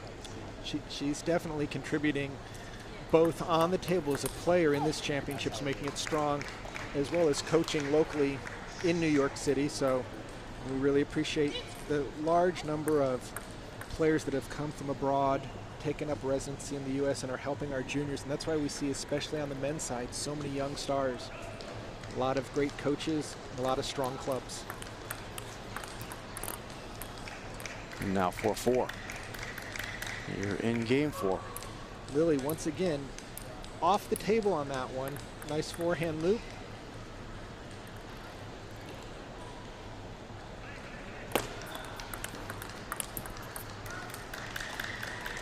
That's not very common to see Lily net a backhand so quickly in the rally. But she's extremely patient. She'll take her time, slow down, and try to right this ship.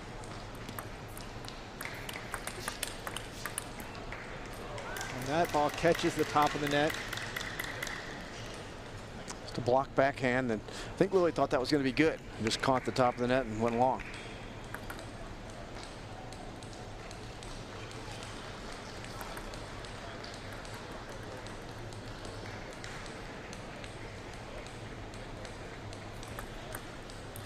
Oh, that broke about 4 inches to the right. Nice high toss side spin serve. Not so much top spin, which would make the ball jump forward, but pure side spin to kick it out wide to the backhand. And that's Lily's strength right there. In the backhand to backhand exchange, not only can she keep the ball low, but she can add a lot of spin and move the ball deep and into the wide backhand if she wants to handcuff the opponent. You see how comfortable she is when the positions get, she gets a good solid base and just sits there and says, can you match me shot for shot? You really have to take that risk to get Lily out of that backhand corner like Wong did on that last ball. That was a good play. Deep into the forehand corner.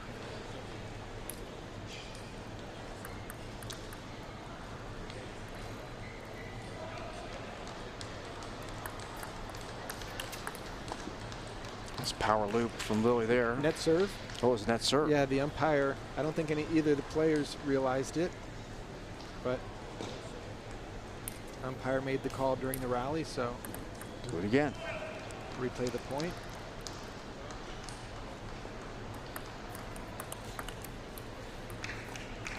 And that is long. So now, Wong Chen leading by 2 with the serve at 8-6 in game 4, down 3 games to none.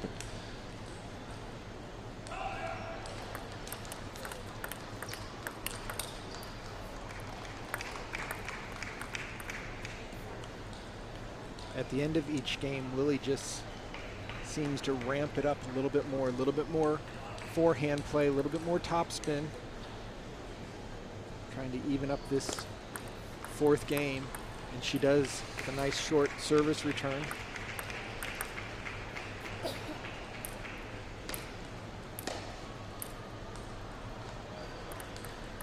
Now at 8-8.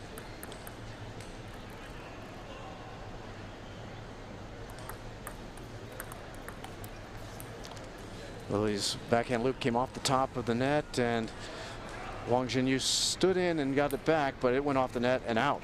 Exactly. Both players using the net, and there's a timeout on Wong's side, where it looks like Lily went with the timeout.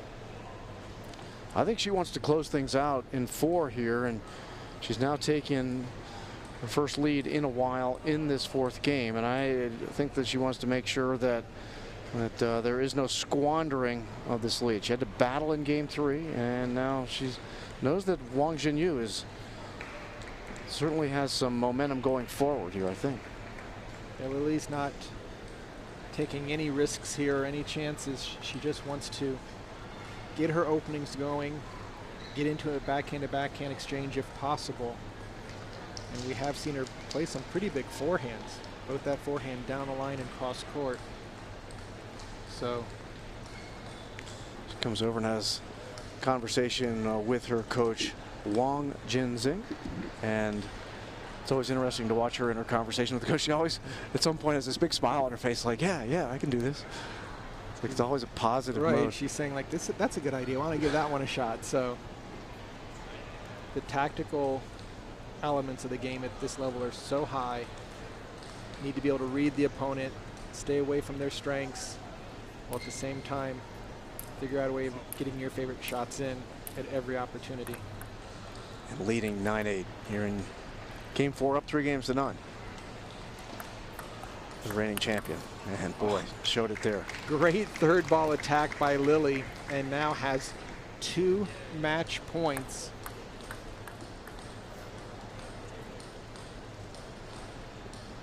Beautiful positioning and power on that last shot.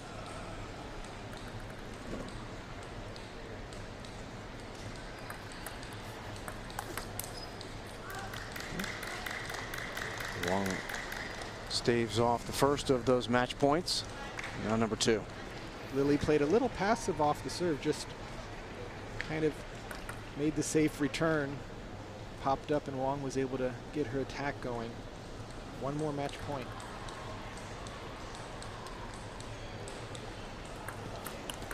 And that's the way you win a match right there. Big power, forehand loop to the forehand side off the edge of the paddle of Wong Chen. And we have our first finalist of the women's side of the draw in the 2017 U.S. National Table Tennis Championships, brought to you by Supermicro. And not surprisingly, Sean O'Neill, it is Lily Zhang. She's been the strongest player for a number of years, top seed here for the 2017 National Championships. She's booked her slot into the women's singles final exactly where she wanted to be. Nice combination. Here you see a strong forehand loop, just driving through the ball. Excellent play for the Cal Berkeley student. She is one of those players that you can see the focus mentally and the physical conditioning. We've talked about her as a 2-time Olympian. You do get the feeling that she is somebody who is certainly looking forward, but you don't want to get too far out in front of yourself. I know that she's won this tournament 3 times. She's a 3-time national champion. Every year she's done it on the even numbers. I think she wants to do it on the odd numbers. This year she's 12, 14, 16, and she's the reigning champ. And I think we're going to get an opportunity to talk with her.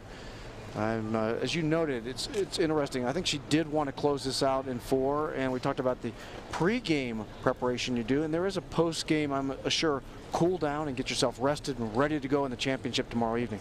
And nothing's more exciting than right after you win to then get a chance to go on camera and share the victory, and she's going to get to do that and let us know some of her thoughts on what the difference was in that very strong match. We talk about her as a great ambassador of the sport. I said it earlier, for the 2 #1 seeds in this tournament, Kanak Ja and Lily Zhang, I don't think a sport could go out and identify 2 people who could represent your sport as well as these 2 individuals do. Positive, upbeat attitudes, tremendous athletes, and we're going to go down to Ryan Willard in just a moment. And Ryan, why don't you take it away?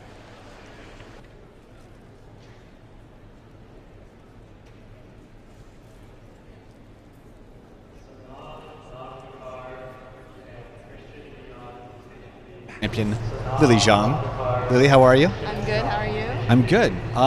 How was that match for you? It was a pretty intense match, even though the score was 4-0. I think pretty much every game was very close and tight till the very end. So, I'm happy I was able to pull off, the win in every game and get out strong. And have you faced her before? Never. So no. that was a whole new experience for you. Yeah, definitely. Did you have to make any adjustments to your game plan that you went in with versus what happened during the match? Yeah, I mean, with a new opponent, you always have to go in the first game and just kind of feel it out. And then from there, kind of develop a whole strategy and, pinpoint her weaknesses and strengths. So that's just what I try to do in this match. Just see what she was good at in the first game, what she was weak at, and then try to go from there. So I'm curious, and I think everyone's curious. You've already won 3 other national championships. What is different about this year versus the other years for you personally and professionally as in your training? I mean, every year is different, everyone comes here for that one title, the championship. And, you know, I'm just going to look at it the same as, you know, pretty much any other tournament. Go out there, fight my hardest, and, you know, just hope for the best. Now, there's something I noticed in your games that, for me, as an opponent to you, would terrify me. And that's your ability in the last 3 points. And I don't think it's something that can even be trained. I don't think it can be taught. But for some reason, no matter what you're down on those last points, there always seems to be a chance that you come right back in this match. How do you do that? Is it a mental exercise, or is it just your fighting spirit? I'm not really sure. I guess it's just, I just try not to give up till the very, very end. You know, really anything is possible. I've seen people come back from 10-2 in the 7th or something, you know, extremely crazy. So I think if they can do it, you know, why not? I can do it as well. That is literally the attitude of a champion right there. So in our next match coming up, we got Wong Chen going up against Jennifer Wu. Yeah. You know both of their games well. Mm-hmm. What would be the analysis of, if you were to choose which opponent you could face tomorrow, who would you rather play in this finals? I don't want to say that. You don't want to? That's I don't want to say that. Okay. I think they're both really, really good players. So, I mean, every time I play either of them, it's always a close and, you know, well-fought match.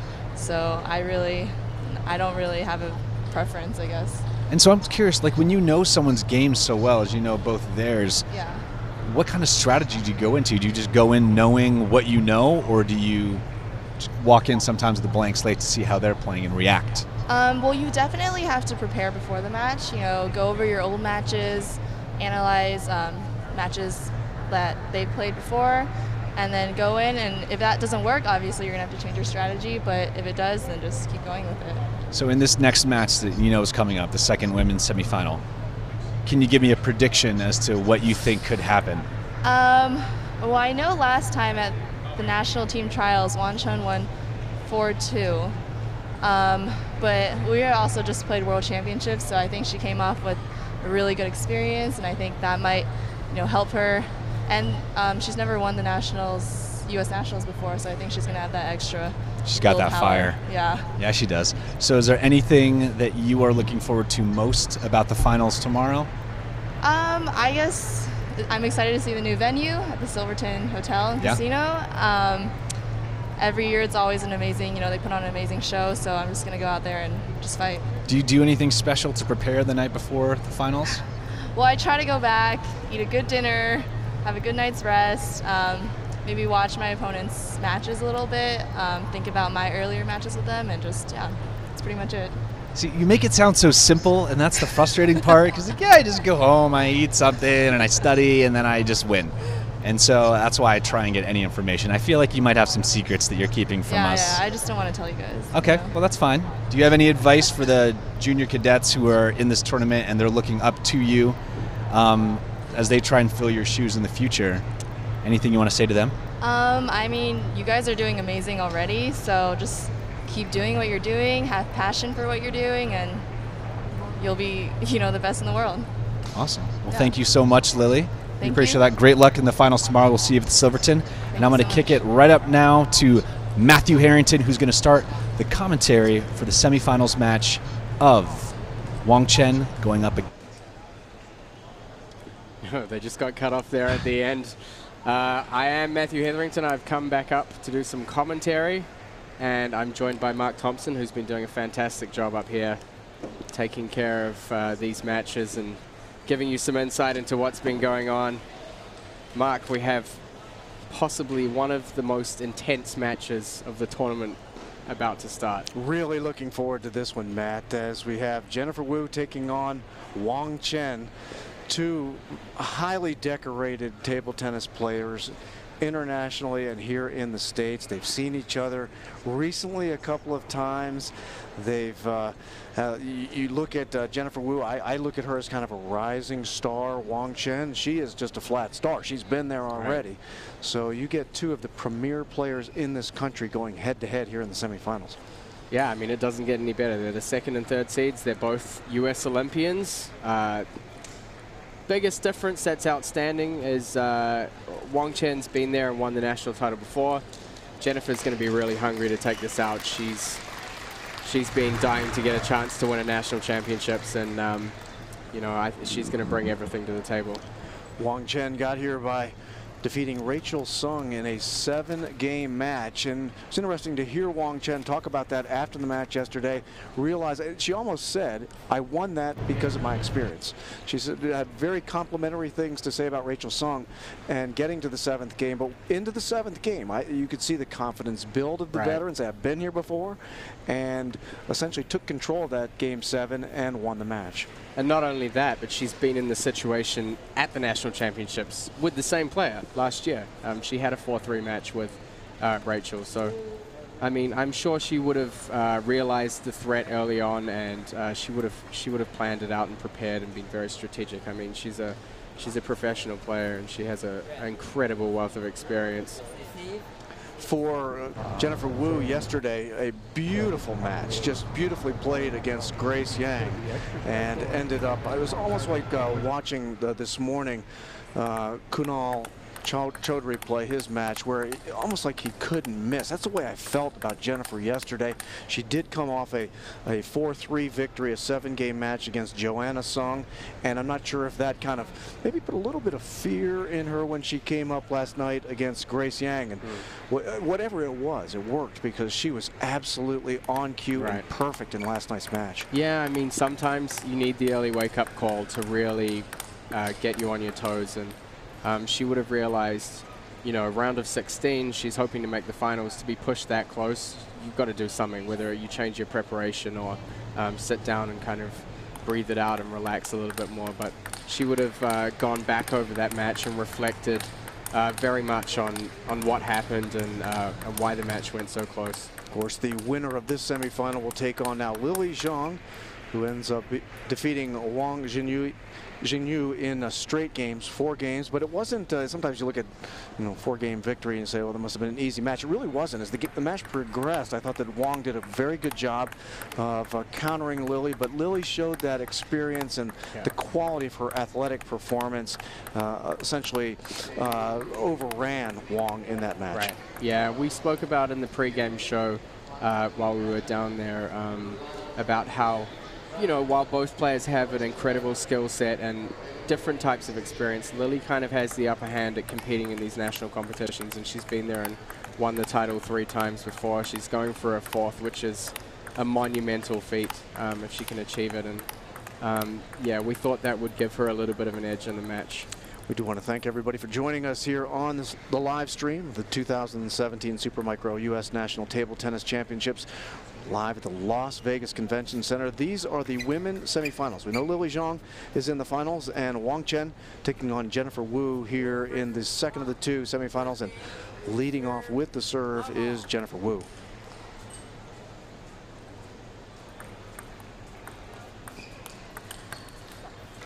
And then she hits a winner off the forehand loop to the forehand side of Wong Chen.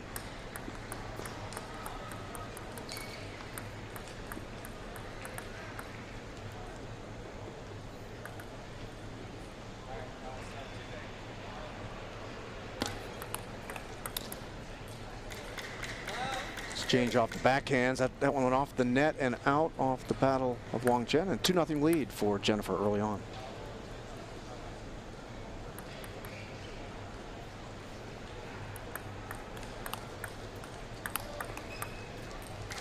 Great exchange there. Yeah, I mean, I've seen these players play against each other before, and Wong Chen will play quite a large proportion of the table with her backhand, as she has the short pips to help her slow the ball down and control. And a lot of players will look for these fast exchanges and look for a gap in the forehand. High toss serve goes long that time. Of course, we saw last night there were a couple of faults called on Wong Chen with the high toss, spinning the ball out of the hand. She wasn't very happy about it, but she's right back high tossing again today. Yeah, I mean, she's a player that comes from an era where those service rules weren't in place, and she did take a break and came back to it, and the game's changed a lot. But credit to the umpires. They've been doing a fantastic job, and I actually spoke with Dan Reynolds, who's the umpire you can see just there, and he did have a special shout out for me, so I'll take this opportunity to say hello from Dan to Fermi Kim, who's watching the live stream. We want to thank all the umpires who participated in this. They do such a fantastic job, and Very professional. I love the way they come out in their blue blazers. It reminds me of off-ice officials in hockey who have that kind of dapper look to themselves as well, take their job very seriously.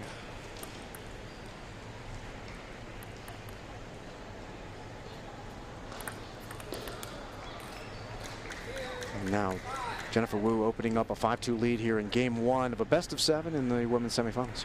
Yeah, she did a great job of finding the elbow there. She's really going to look for different placements across that backhand side that'll open up more space on the table. Good power forehand that time by Wong Chen. Put Jennifer on the defensive and off the net now.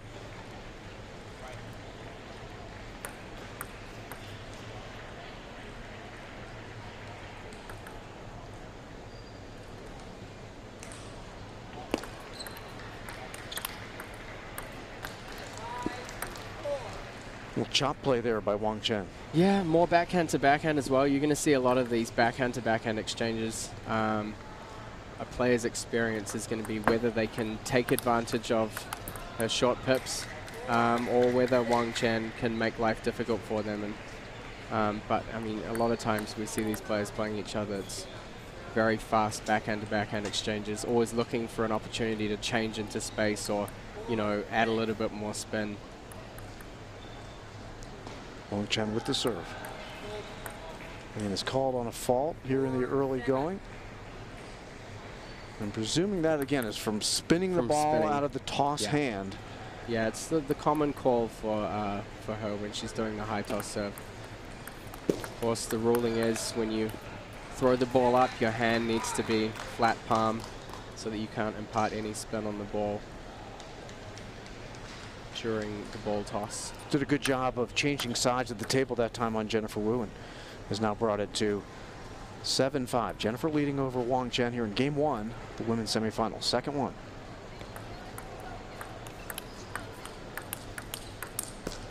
Nice forehand loop exchange there and ends up favorably for Jennifer Wu as the ball went long off the paddle of Wong Chen. Yeah, I mean, she's doing a great job so far of finding these placements, and she's certainly done a good job of disrupting Wong Chen's rhythm.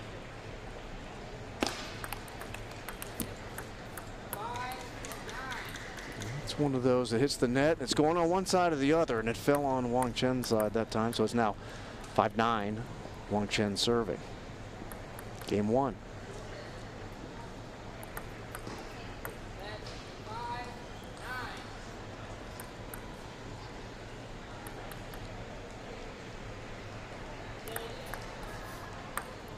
I think they called. Yeah, another fault. Another for the fault finger on spin. that. So now it's game point off the fault.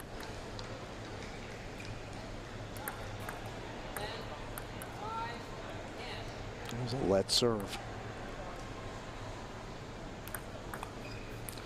The time the high toss serve created trouble for Jennifer Wu, and ball went long.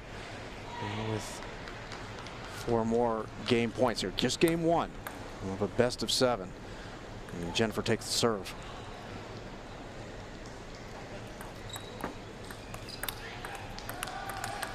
And a beautiful backhand driven behind Wong Chen, and game 1 goes to Jennifer Wu, 11-6, and she's got to be happy about that, Matt.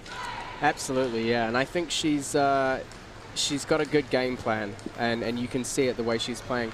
I mean, the difference in the placement, it looks like they're playing backhand to backhand a lot. It's never that simple. You know, sometimes she's playing more towards the center line. Sometimes she's playing out wide. Sometimes she's getting that zone where Wong Chen will try and switch to her forehand.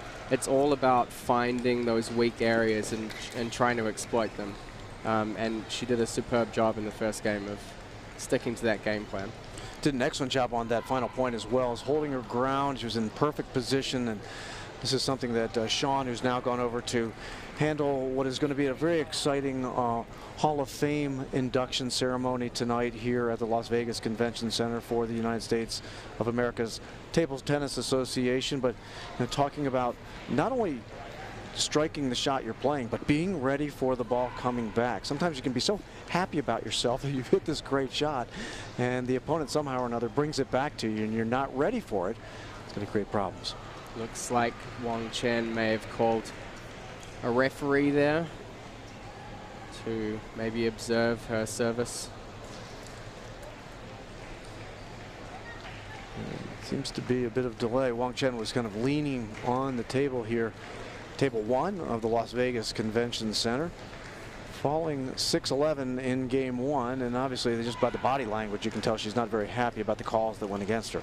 Yeah, I mean, we've had situations like this before. As I said, she comes from an era of the game where the service rules were not quite as strict as they are today, and she has had some struggles adapting her serve to meet the rules, and we have seen her get the tournament referees involved to observe the serve, and I mean, it's frustrating when your serves continuously call. I mean, she does need to make some adaptations because she can't afford in this match to lose points from being faulted. She's playing a very high caliber opponent, and you know, every point counts, and it's just for her. She needs to be able to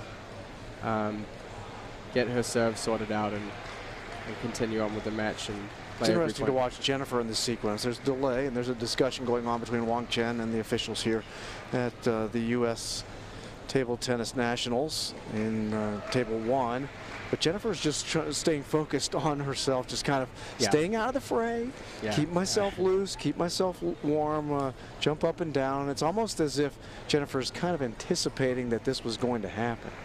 Yeah, I mean, there are a few players that have played this match before, and they've experienced this before, and it's very common when you have these interruptions in the flow of the game. That you can get thrown off, you can lose your concentration, your body starts to cool down, and she'll be focusing, she'll be shutting it out. I mean, she'll be focusing on her own game, she'll be focusing on herself, you know, keeping her body moving, and you know, and really thinking about how she's going to approach the next game, and not worrying so much about things that are going on in the background. It's a high toss serve that she's been called on several times. Last night, tonight, already faulted couple times on it, and as I understand it, you know, first of all, you have to make sure that your opponent can see you present the ball in the palm of your hand, and as you toss it up, it's supposed to be tossed what I would call flat. The ball is supposed to have virtually no rotation as it's going up into the air. And by watching the logo on the ball or the stamp, you can actually see if it's rotating, and I would imagine that it's almost impossible to send it perfectly flat into the air. Yeah. So you anticipate that the logo is going to move some.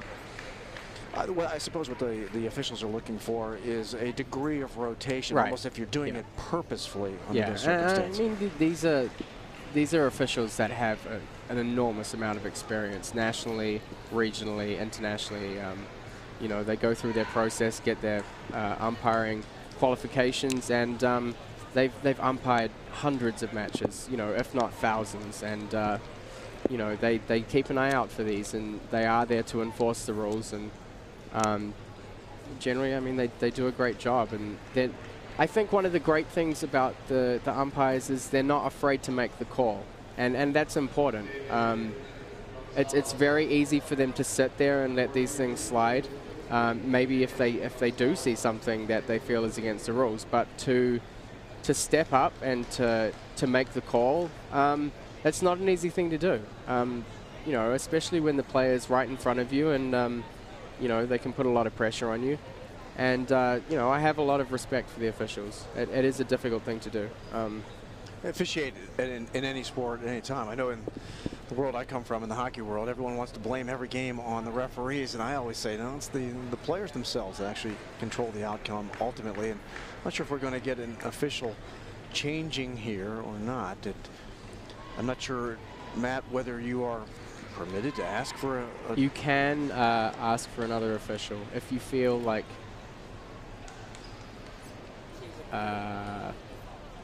it looks like Wong Chen may be forfeiting the game. She did sign the paper. Jennifer's looking over in confusion, and the umpire calls the match. As a default here, which is very unfortunate, but that appears to be the way it's going to be resolved. Wong Chen has signed a default paper and has now, I would imagine, in protest, walked away from table 1, and Jennifer Wu is going to walk directly into the championship final here for the U.S. Nationals. Not what you'd like to see under these circumstances. I mean, it's a really unfortunate situation, and we've seen it before. I mean, she defaulted a match at the national team trial, which cost her a place on this year's national team. And I mean, obviously, she feels like this is the avenue that she has to take to get her point across. And I mean, for the spectators and the people watching, it's unfortunate because this is a match personally I was very much looking forward to. And yeah, I mean. And it's a lot of fans here at the Las Vegas Convention Center obviously disappointed in this result. I hope that we get an opportunity. I'm not sure if Ryan's in a position or if Prachi's in a position to speak with Jennifer Wu. We might give it just a moment here to see whether we can have a conversation with her. I'm not sure what you would say under these circumstances. Yeah, I'm sure she would not steer clear of getting into any of the politics of the... Yeah, I'm not sure if we'll have a post-match interview. I think it's a very difficult situation for Jennifer. I mean, this is a monumental occasion for her. Like she prepared, she came into this match, she wanted to play her best, and it's very unexpected. I mean, I mean, you could see on her face when she looked over, it was a huge surprise. You don't expect your opponent to default the semi-final of the national championships after one game, and I think it'll take her a little while to settle and kind of come to terms. It's a bit of an overwhelming occasion for her. Well, Matt, it does set up tonight's men's semifinal matchups that we've already have set. I know that you and Ryan are going to handle the commentary on those as they come up a little bit later this evening. Yeah, we'll have another pregame show coming up, and Ryan will be joined by Prachi and also Han Shao, who's a very decorated former U.S. national team member, and they should be able to offer some insights into the men's singles semifinals that are coming up. Well, I got you right here. I'm going to put you on the spot a little bit with what you think here. I know we've got the #1 seed Kanak Ja taking on Adar Aletti. It's one of those I'm really looking forward to. You've got two highly competent athletes going at one another, and from what we saw from Adar today, his capacity to keep the ball on the table for hard loops coming into him. All the Aletti brothers, they all seem to have that capacity to get the ball back. And Kanak Ja, maturing, just 17 years of age. He is the #1 seed. He's the reigning champion. He looked very good. He's yet to lose a game in the U.S. Nationals, which is very impressive. I was asking earlier whether there's anybody that's ever gone through the entire draw without losing a game. I know I'm not putting you on the spot there. I'm not sure about that. I mean, one thing that would stand out as being an example of that is Jan-Ove Waldner, a Swedish player who went through the World Championships draw in 1997 and won the World Championships without losing a game, and it's forever been spoken about as I mean, it's such a ridiculous feat. I mean, you have to be playing unbelievably to sweep through the field. So I'm interested to see how it goes. I think Adar will put up a very strong challenge. I mean, he's beaten Kanak once this year already. He won the national team trial. He's from the East Coast and plays in my club, so I see a lot of him, and I've been astounded by the pickup in his game this year. I've seen him beat very strong Chinese players. He's got that emotion in his game as well. We saw earlier today that when the rallies start working in his favor, he has a lot of, you know, what other sports you might call self-talk, you know, where you're kind of speaking to yourself and kind of building your confidence through kind of a you know, an actual, you know, conversational moment with yourself. And not only that, but he's got his brothers and his both of his parents and some coaches from the Lily Table Tennis Center who are here and supporting him, and you know, they make a lot of noise. They're going to make it loud and clear that they want him to win, and yeah, it's going to create a very exciting atmosphere, and we'll see if he rides the waves from that, and we'll see how he does. I think we may get an opportunity. Ryan Willard is down at our desk, and I believe hopeful for an opportunity to talk with Jennifer Wu.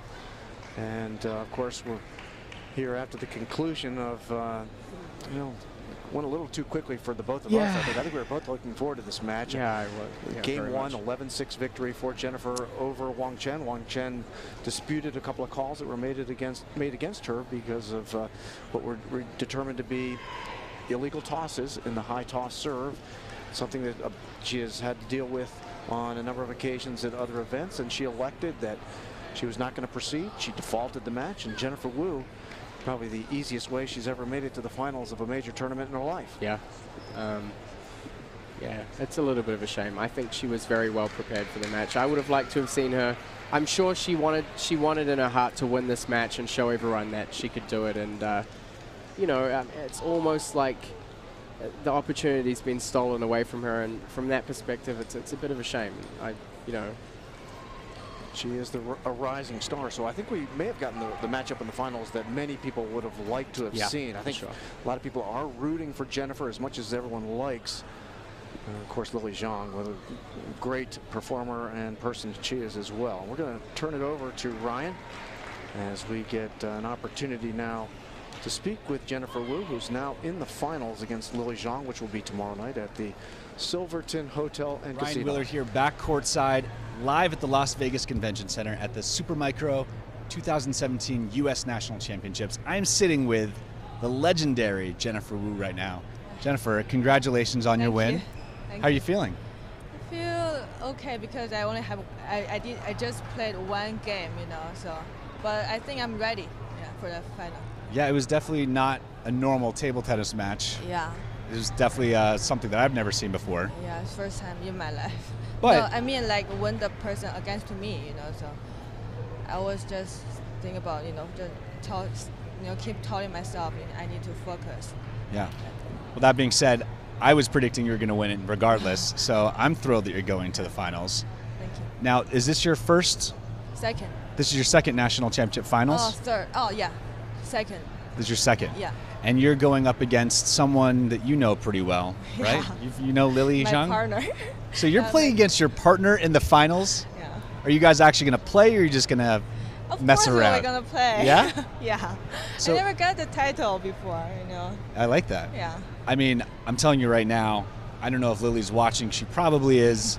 I'm rooting for you in the finals because I want to see you take Lily down.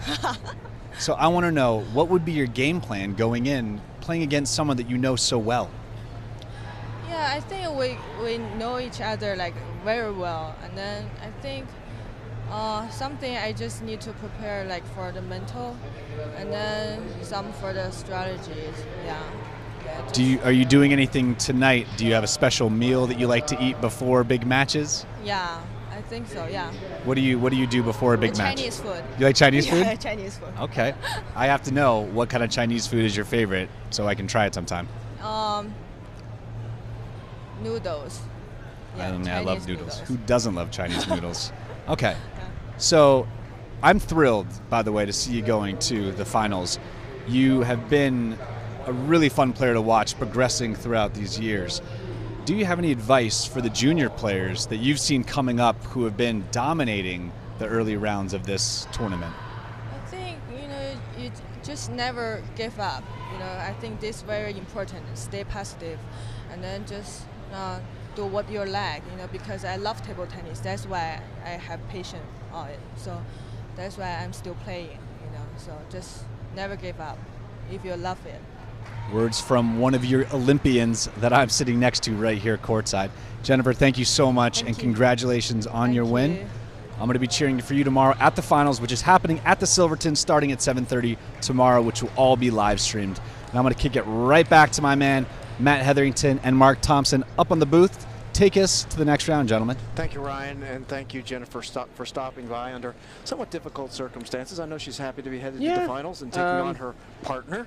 Well, I mean, there's no better person than Ryan Willard to cheer you up in an awkward situation, exactly. And yeah, she will take some time, and I think she'll get out of the stadium and have a meal and relax and refocus and kind of leave this behind her, because I mean, she has a big match coming up tomorrow, and She's a very professional player, and she will focus. She'll be full steam ahead by tomorrow. Matt, I always enjoy working with you. I know that I was hoping it was going to be a little longer in this particular match. You and me both. I'm looking forward to listening to you and Ryan take the men's semifinals tonight. It's going to be some great matches. There's going to be a little bit of a break here, and fans hope will stay with us on the stream. And you guys are soliciting comments and opinions and thoughts out there through the Facebook We'll be back with another pre-game show before the semifinals.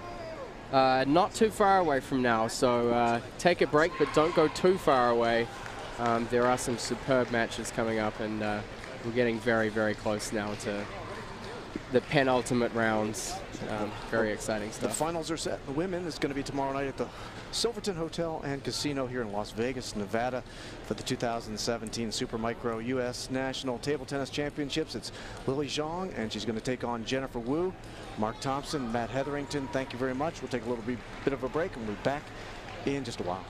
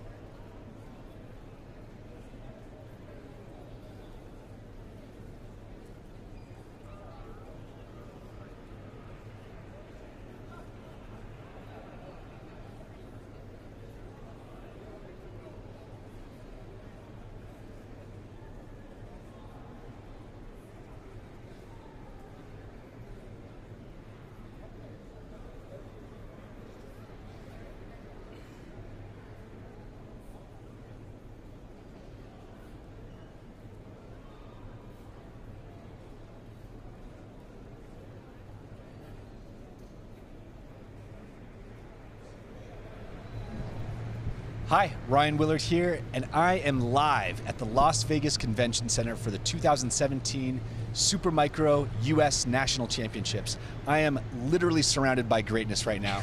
To my left is, as you know, Kanak Ja, who was a 2013 women's singles finalist and a former US national women's team member. And to my right, joining us, is a gentleman I call Han the Man Xiao, who is a former US national team member and literally 4-time US national doubles champion. How you guys doing today? Doing great. Thank you, Ryan. Doing great. Glad to be here.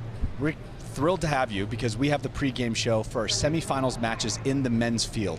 Now, first up, we've got Kanak Ja, who his last 3 wins, he's won 4-0 to reach the semifinals. And his previous win, 4-0, was over Victor Liu. Now, Han, can you tell me what it's been like watching Kanak develop over the past few years and winning last year in 2016? Yeah, Kanak's always been one of our most consistent players. He's been a top junior for a while now. Although there are some concerns about some technical things he can clean up with his game, some physical tools that he could improve. But I think over the past year, I've seen him improve his mental game tremendously. The mental fortitude that he showed at last year's Nationals was incredible with that great comeback win over Feng Jin in the finals that we were all really excited to see. And then this year he's just brought that form into this competition with some really impressive wins as well. Now, I know Canucks, do you have something to say about that? Yeah, I think honestly, Kanak, as Han said, is very consistent, and he's also matured a lot mentally as a player. Like as his sister, I have like the insider's perspective on him, and he's a normal teenage kid, but the minute he steps on the court, he racks it up to a whole different level, and that's very clear in his results and in his performance. He is a mutant. Like he's an X-Man when he walks onto that court. It's amazing to see him turn it on. Now, some people have thought that a lot of that might come from his overseas training and competing to raise his levels over there and bring back those skills to the United States. What kind of impact does that have to a player? I think just having regimented training in a team-based environment, having more meaningful matches as part of your routine, I think that's a huge key. And it goes to what Prachi was talking about with the improved mental game. That mental fortitude to fight for every point, not lose focus during the match, that concentration. We saw this with players like Timothy Wong, who went overseas to train, just having that next level mental game. I think that's the biggest thing that something like that brings to a player. Beautiful. What about you? I think, it's always a struggle between being a normal high school student and being an elite level athlete. I mean, you get invited to your friend's birthday party. Do you go, or do you go to the club and practice serves for an hour? When you're traveling and when you're living overseas, that decision is made for you. You have no choice. Table tennis, you live, breathe, die table tennis. And I think in a lot of ways, especially as a young kid, that's very helpful. Just to have all the decisions made for you. You can just focus on your training and your skills. You don't have to worry about outside distractions or trying to be normal in a society like in USA where table tennis is not taken maybe as seriously as it should be. So, very nice. Now, our next match, second one coming up, will be starring a gentleman we call Kunal. Now, Kunal had a very comfortable win over Nick Tio to reach the semifinals. We have some points of that coming up. But what I'm very curious about is Kunal reached the men's single finals in 2014, and he lost to Jimmy Butler in one of my favorite table tennis matches of all time. Do you think Kunal poses a threat if he can make it to the finals? And how do you think his past experiences will shape the future? I absolutely think Kunal poses a threat. He has the type of game where he can beat anybody on any given day. That's just the type of player he has. There's so many weapons in his arsenal. I think that having been there is more a benefit than a drawback. Although he does have the experience of losing in the finals, at least he's been in this environment before. He's been under the bright lights. He's felt the pressure at that level. So I think overall, I like his chances in this tournament. What about you? Yeah, I agree. I think Kunal has a really good chance. Hopefully he's going to capitalize on his experience in 2014 and use that to be a lot more focused and mentally ready during this finals or this semifinals. Okay, so let's just quickly break down the second semifinal match, Kunal Chadri versus Nille Kumar. Who do you think will win, and what do you think the match will look like? I think that match is all up to how Kunal Chadri executes. Because with Nikhil, we know what type of player Nikhil is. Nikhil has a great serve and attack, but for the most part, he's a more defensive player. His options are a little bit more limited compared to someone like Kunal. So as long as Kunal can maintain a high-level play through the match, I think he's going to be too much. I expect him to win 4-1 or 4-2 in that match. I like that. What about you? I think we have to really see these two players bring their A game. I mean, these two players, they both come from ICC, they're both juniors, they both played together for so many years. So I think it's going to be important to see and make sure that they leave their friendship and the fact that their teammates behind when they reach the court. Because on the court, there's no friends. You're in it to win it. That's the only way. Now, the match we're just about to start, starting in about a minute and a half, we've got Kanak Ja versus Adar Aletti. What do you think of this matchup, and who do you think will win? I'm going to start with you, Prachi. Putting all my bias aside, I think Kanak is going to take this one. He has a lot of experience playing in the big court under pressure, and overall, I think although Adar has a lot of strengths, Kanak is overall a more stable player. So I think that'll come into his advantage. Okay. Han? I'm super stoked for this matchup personally. It's a rematch of a great match from the team trials just this year. I think this is going to be really interesting because Adar thrives off of chaos. He wants every point to be as unpredictable as possible. You'll see with his variety in service, he just wants to make things crazy. Whereas Kanak wants to keep the match under control, keep the points tight, play the routines that he's comfortable with, that he's practiced. I'm going to go out on a limb and say Adar 4-3 in a really exciting match. Wow. Well, I like that, and I'm just going to throw it out there too. I think Adar is going to pull out some crazy stuff during this match. I think this very well could be one of the best matches of the entire tournament, and we are going to share that to you live right here in the live stream from the Las Vegas Convention Center. So I'm going to kick it up to my man, Matthew Harrington. Thank you guys both for joining us. Matt, you want to take us to the semifinals? I certainly do, and welcome everyone who's joining us in the live stream. We have a great match coming up. Ryan Willard is going to shoot up here from the pre-game show table and join me on the commentary. In our usual fashion from last year's US Open, we're going to be taking questions from people who comment in the live stream. So please feel free to ask us about the players, about the match, about the tournament, and we'll do our best to answer those questions.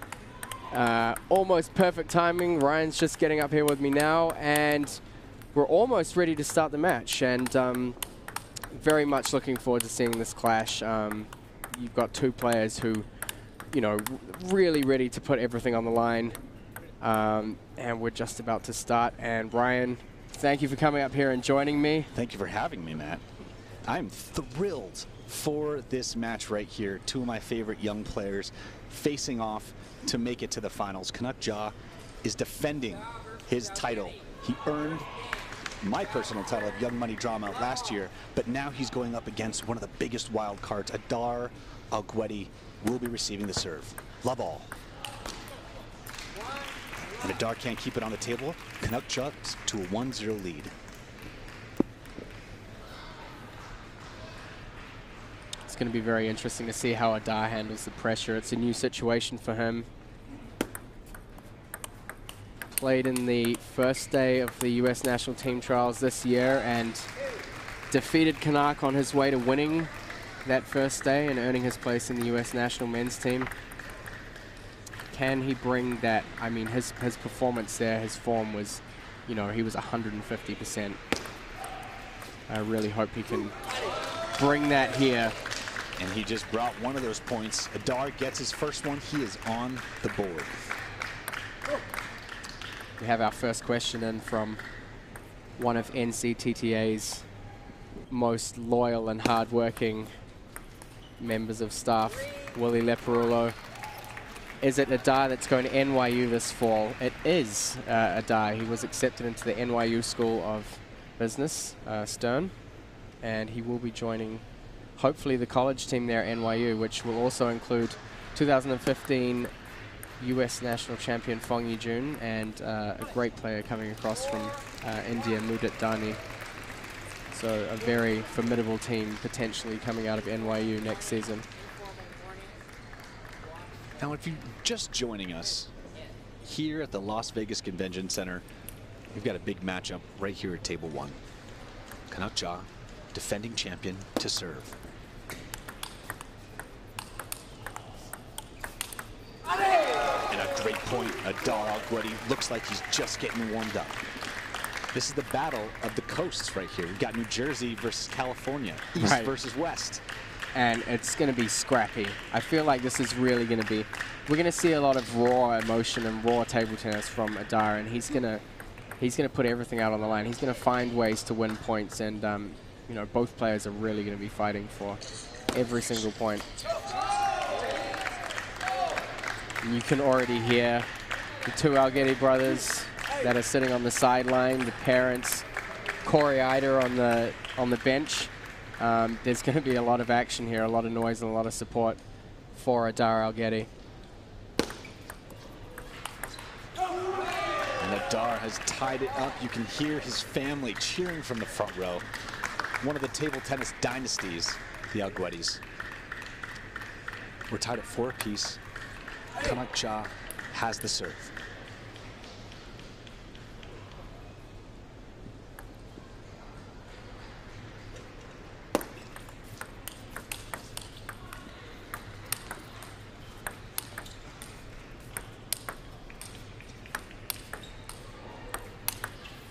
And an amazing rally. Kanak Ja keeps him back, makes him fish, and well, it's like great stability from both players. It's hard to be a consistent lobber and get your positioning right, and Kanak really made sure he got through to the end and got that positioning.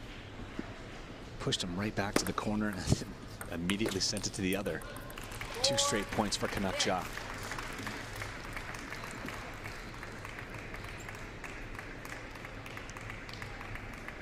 One of the great things about this match is both players have so much to prove, especially considering their last match. I mean, Adar's going to be out there wanting to show people that it's not just a one-off. You know, I mean, his big win over Kanak in the national team trials, he's going to want to lay it down and say, look, I'm going to beat him again. I'm going to show everyone this is the level I'm playing at. And at the same time, Kanak is going to be out there trying to show everyone that he's ready to win the national title, and he's not going to let anyone get in his way, whether it's someone who's beaten him before recently, or, you know, he's going to take on everyone. Kanak with a huge return, taking that back. And as we were talking about in the pregame show, Kanak has been traveling overseas to train over in Europe. Now, how much of a difference do you think that makes in a match like this here in Las Vegas? I mean, in terms of technique and training and preparation, training overseas is fantastic. The real challenge for someone like Kanak is how you come back to an environment, your home environment, where people are expecting you to perform better due to your overseas training, and the conditions are different, the playing styles are different. One thing he's shown so far during this tournament with his 3 4-0 games so far in the main draw is that he has adapted to being back in this home environment, and he's ready to bring all of his skills from overseas to the table.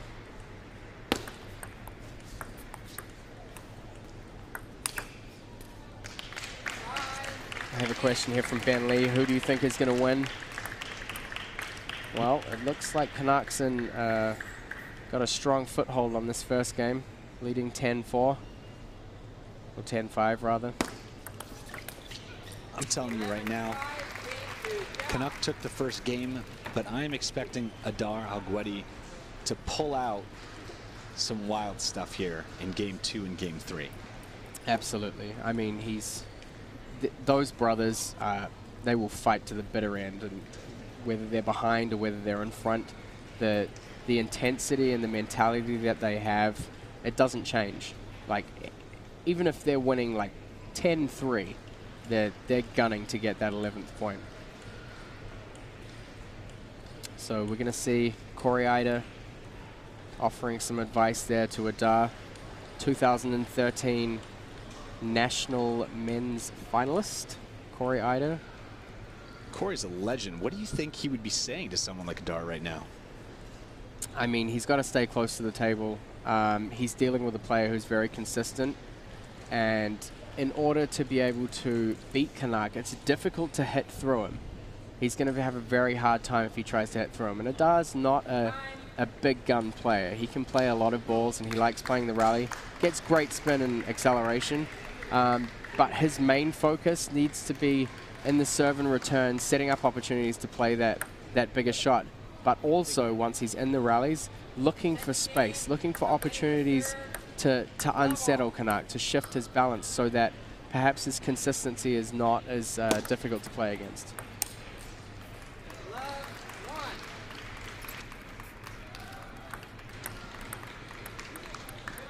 Kanak takes the first point in the second game of this match. He's leading 1-0 and 1 point to 0. Adar Aletti caught up in the net. Kanak takes the second point.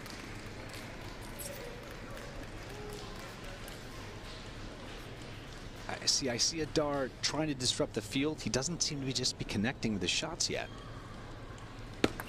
Yeah, I mean, it's always difficult coming up against a different player every round. You've got to make your adjustments to how they're playing and find your tactics. I mean, I've seen matches of Adar being down 3-0 and coming back and winning 4-3. So it's a matter of when he finds that tipping point where he can kind of settle into his stride. And of course, Kanak's going to be trying not to let him find that spot. Now, Matt, can you describe to me how different this environment and situation is versus the last time that Kanak and Adar faced off against each other? I mean, there's a lot on the line. Both matches, there was a lot on the line. There was first day of national team trials. You know, they're playing for a spot in the U.S. national team, which is a big deal for both players. There's $8,000 on the line, potentially, if they get through and win the final. There's a national title. Adar's never been able to win that, and Kanak's defending his title. So there are similar incentives for them to raise their game. And they're both competitive players. They both want to be out there to win. And, you know, I mean, for players of this caliber in the US, I don't know if the environment that they're playing in changes their intensity or their will to want to win. Well, let's see what the intensity is now. Kanak to serve. We're tied at 3 apiece. Adar takes that point and the lead. I feel like Adar definitely really, he needs to try and push through this game and try and level it out at 1-1. He's going to need some confidence early on in the match to be able to ride the wave and push him through to the end. So for him, he'll be really focused on this game. He doesn't want to be down 2-0, and he needs that momentum. He needs the confidence. You see the Aletis play when they have confidence. There's fire, there's passion, there's fantastic table tennis. They really are one of the most passionate families I've ever seen in sports, really. I love seeing them come together and cheering for their own side. Such a strong family unit, and so many strong players in the world of table tennis have come from that family.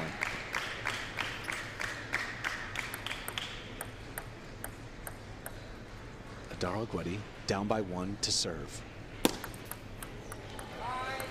And Adar shoots himself in the foot and tries to show up to the disco. Not a way to end that point. We're tied at 5 apiece. Kanak takes that.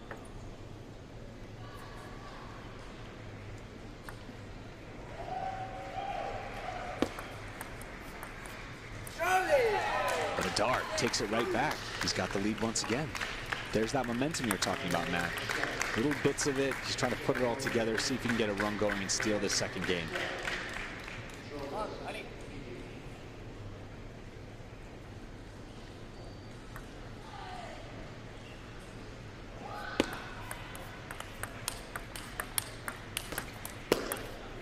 Great wide placement from Kanak. He's really taking the initiative, not only with the opening ball on the attack, but with the placement. And throughout this tournament, and I mean, I was in Germany at the World Championships and saw Kanak playing. His game has, it's really matured, and there's a lot of tactics involved. I mean, he's got Stefan Feth on his bench, who is a very, very decorated player and has a lot of experience. But yeah, the tactics that have kind of developed into his game have been really great to watch this tournament so far. It seems like Kanak has been in more control of where the player that he's facing tends to move. Like, the control of his shots has just gotten so precise that he's able to move a player to one side and throw them off balance so quickly by just quickly changing his shot.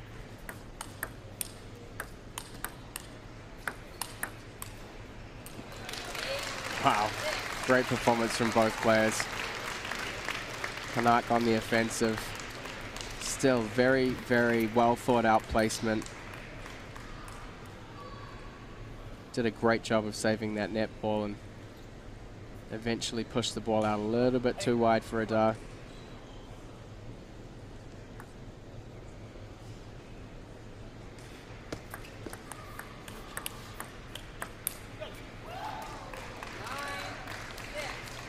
And Kanak jumps to a 3-point lead. Some say the last 2 points are the hardest. Kanak Ja, definitely known as a closer and a comeback kid. He earned the nickname Young Money Drama last year when he won the title in the 2016 Super Micro National Championships.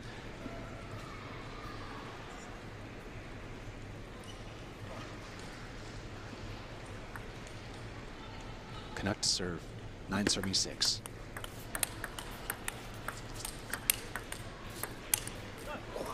And Adar caught up in the net.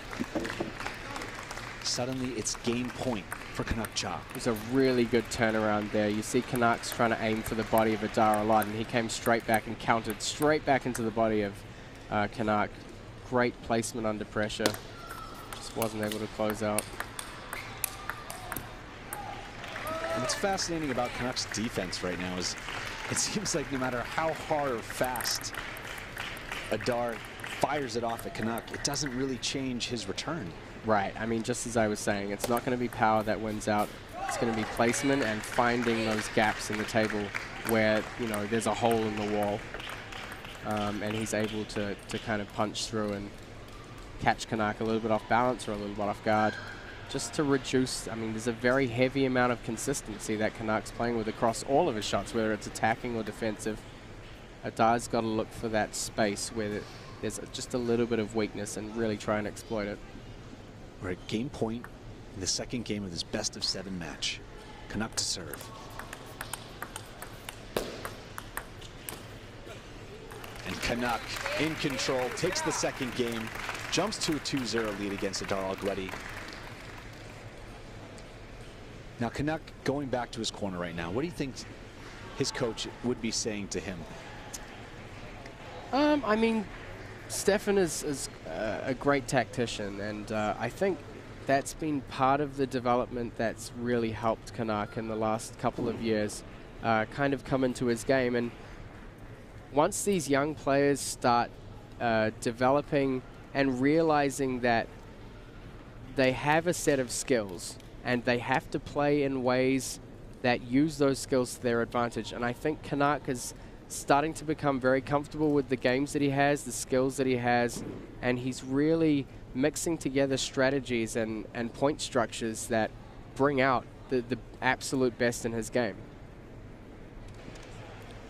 Now Corey Eider talking up a storm to Adar right now. What would you guess he's saying? I mean, he needs to be a little more aggressive.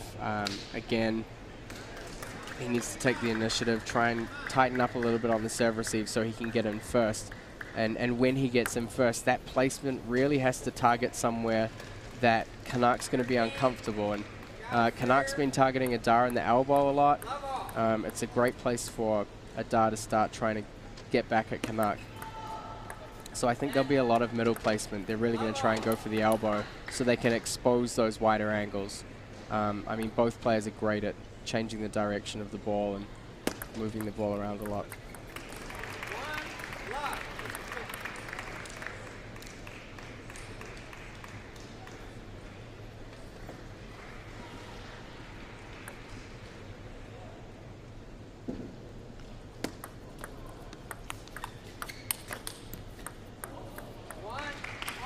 Lucky break there on the net. Sorry, but I am not sorry because I could use that point. Thank you very much. Let's go. We're tied at 1-1. Adar down by 2 games. Not able to connect. Trying to question what just happened. Taking a moment, and he's given up the lead to Kanak.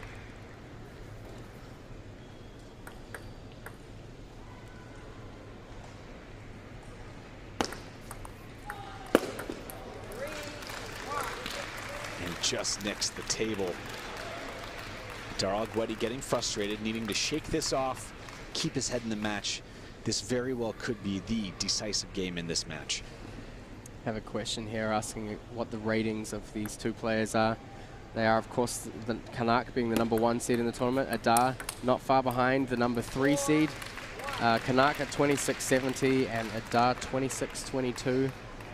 Both above 2600, and they've been maintaining that level for quite some time now. Both very impressive players, very great skill sets and abilities to perform in high pressure. And a lucky net that Adar takes. He'll take that point as well. Kanak just still playing very consistently. The points he seems to be losing are a lot of edges and nets that I'm seeing. Yeah, I mean, it's part of the game. I don't think Kanak's going to be fazed by it. Looks like timeout has been called. Now, we all hear a lot of hype about Kanak. We know he's the best right now. But my question is, what are his weaknesses? If you were playing him right now, Matt, what would you try to exploit in Kanak's game? I mean, it's difficult for me to say. He can be a little bit passive. Once you take the initiative and you get that first ball in, he does switch to kind of defensive mode, and you'll see him blocking and controlling a lot. He'll look for the opportunity to turn it around, maybe add a little bit more speed to the ball and try and switch the pace and then change to attacking. But there are times when he does back off and play a little passive, or he blocks a lot, and those are the opportunities that Adar has to get in and play the first ball, and then try and rely on that passiveness to look for those gaps and to have a chance to follow up with maybe a stronger ball. Adar gives up that point, a little behind on his return, 2 serving 5. Caught up in the net once again. Adar starting to get frustrated, down by 4, still down by 2 games.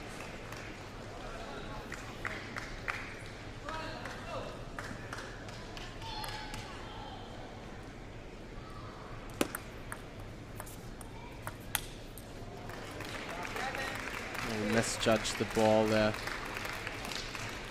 sending it way over the end.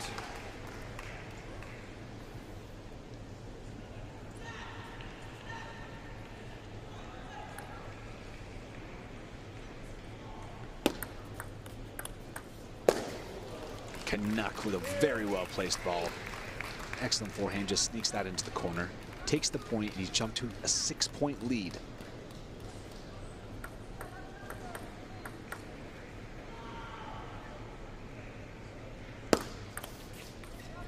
But a big serve from Adar, just reminding Kanak he's down, but he is certainly not out.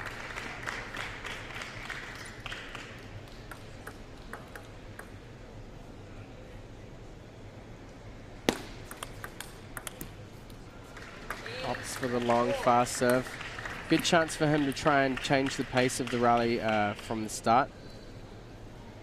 Kind of, like I said, try and get that first passive ball. When somebody serves long and fast at you and you have a little bit less time to react, more likely to be a little less prepared and to play passive, and Adar was ready to follow up on that ball.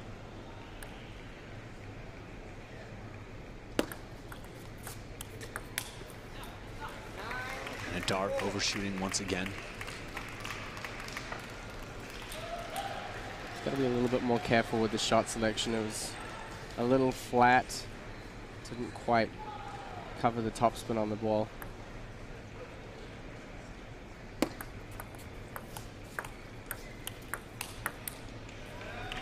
The next rally, Aletti gets one back. Still down by 4. Kanak Ja within 2 of taking the 3rd game. Have someone asking where Adar Aletti's from. He's from Tenafly, New Jersey. And Kanak, great shot there from Kanak, is of course from California, currently in Sweden, and really working on improving his game overseas, and has just gone from strength to strength in this tournament. Yet to lose a game. Very, very intimidating for anybody who comes up against him.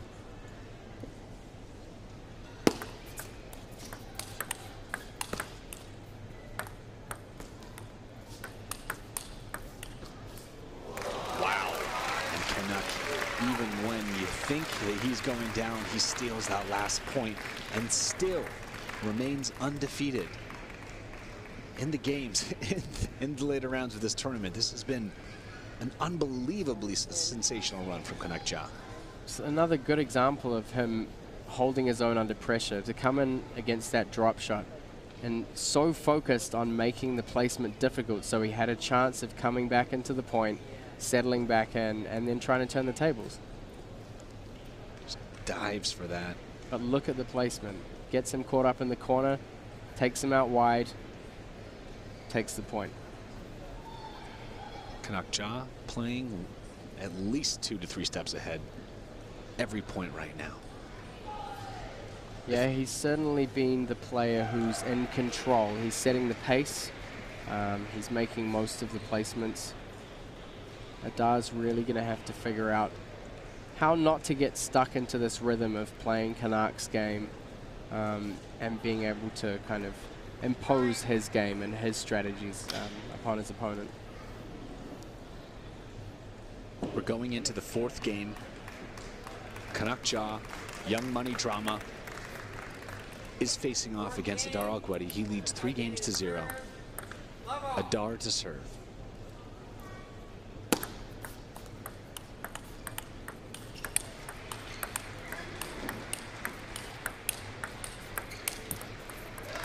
And a great rally. Adar stopped only by the net.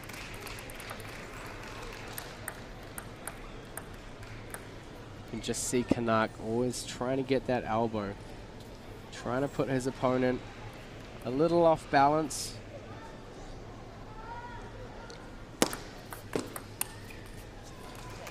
And keeping Adar off balance. He's jumped to a 2-0 lead. It's a little bit of frustration starting to creep in. I mean, Adar needs to kind of reset and try his best to build that confidence back up.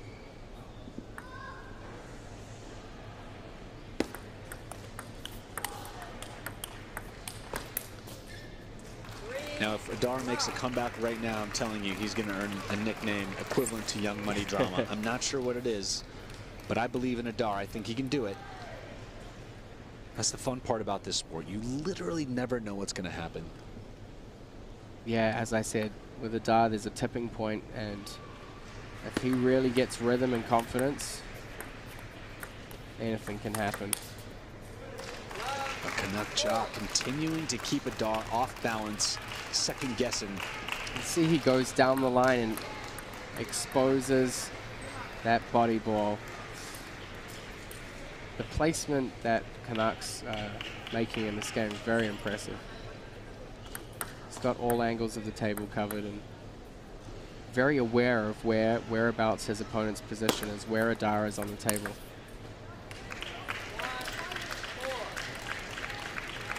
And Adar gets on the board. Another couple of points like that, and maybe his confidence comes back up.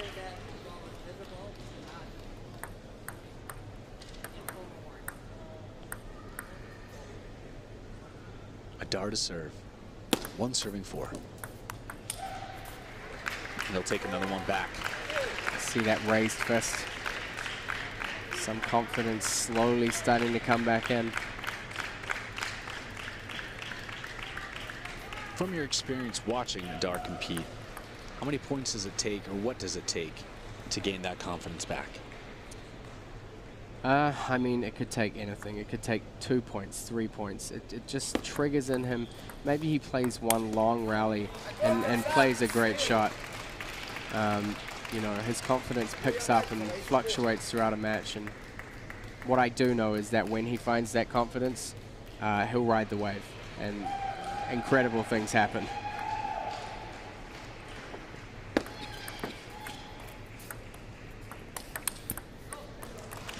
Kanak Ja takes that point again.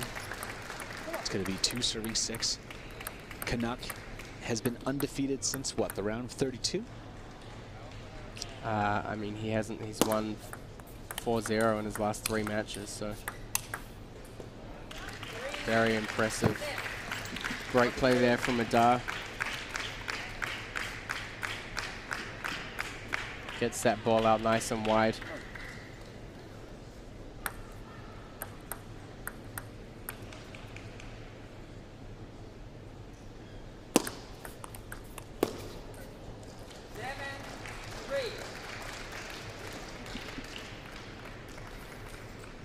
mean, you can just see Kanak's playing that wide ball, not only to move his opponent out, but also to cut off that angle down the line. A lot of the time, the ball has to come back cross-court. There's not any weight transfer. It's a little soft. And a great shot coming from Adar, showing signs of life.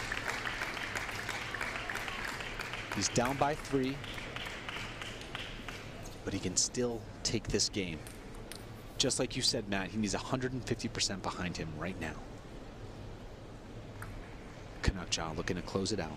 7 serving 4. Kanak suddenly within 3 of game and match point. Again, goes in for that placement to the elbow. Just cramping Adar up a little bit, restricting his ability to play fluid strokes.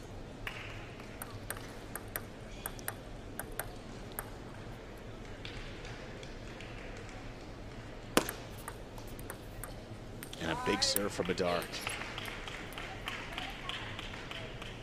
Moves to within 3.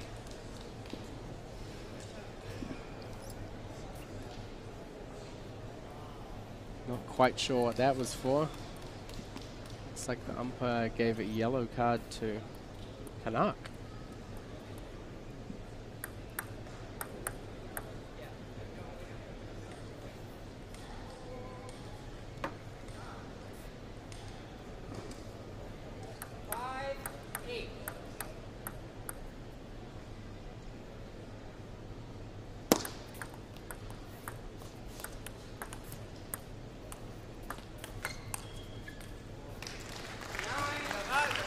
Not phased by the yellow card. Kanak's carrying on.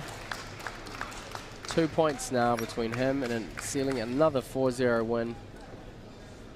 I mean, and place in the final. If Kanak is not even shook by an opponent like Adar, I don't think a yellow card is going to do much to him except get him to finish the match even sooner if he can.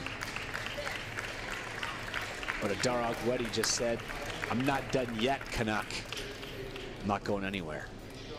It's going to be 9 serving 6. Kanak Ja within 2 of moving on to the finals of the 2017 Super Micro US National Championships.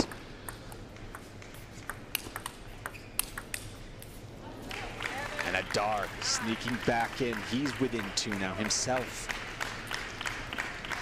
Adar Aletti has his back to the wall.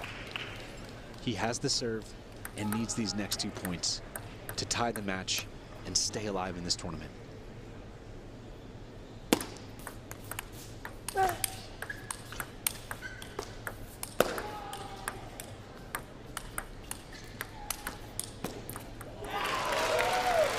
Great play there by Kanak. Inside out, down the line. Just constantly changing the placement.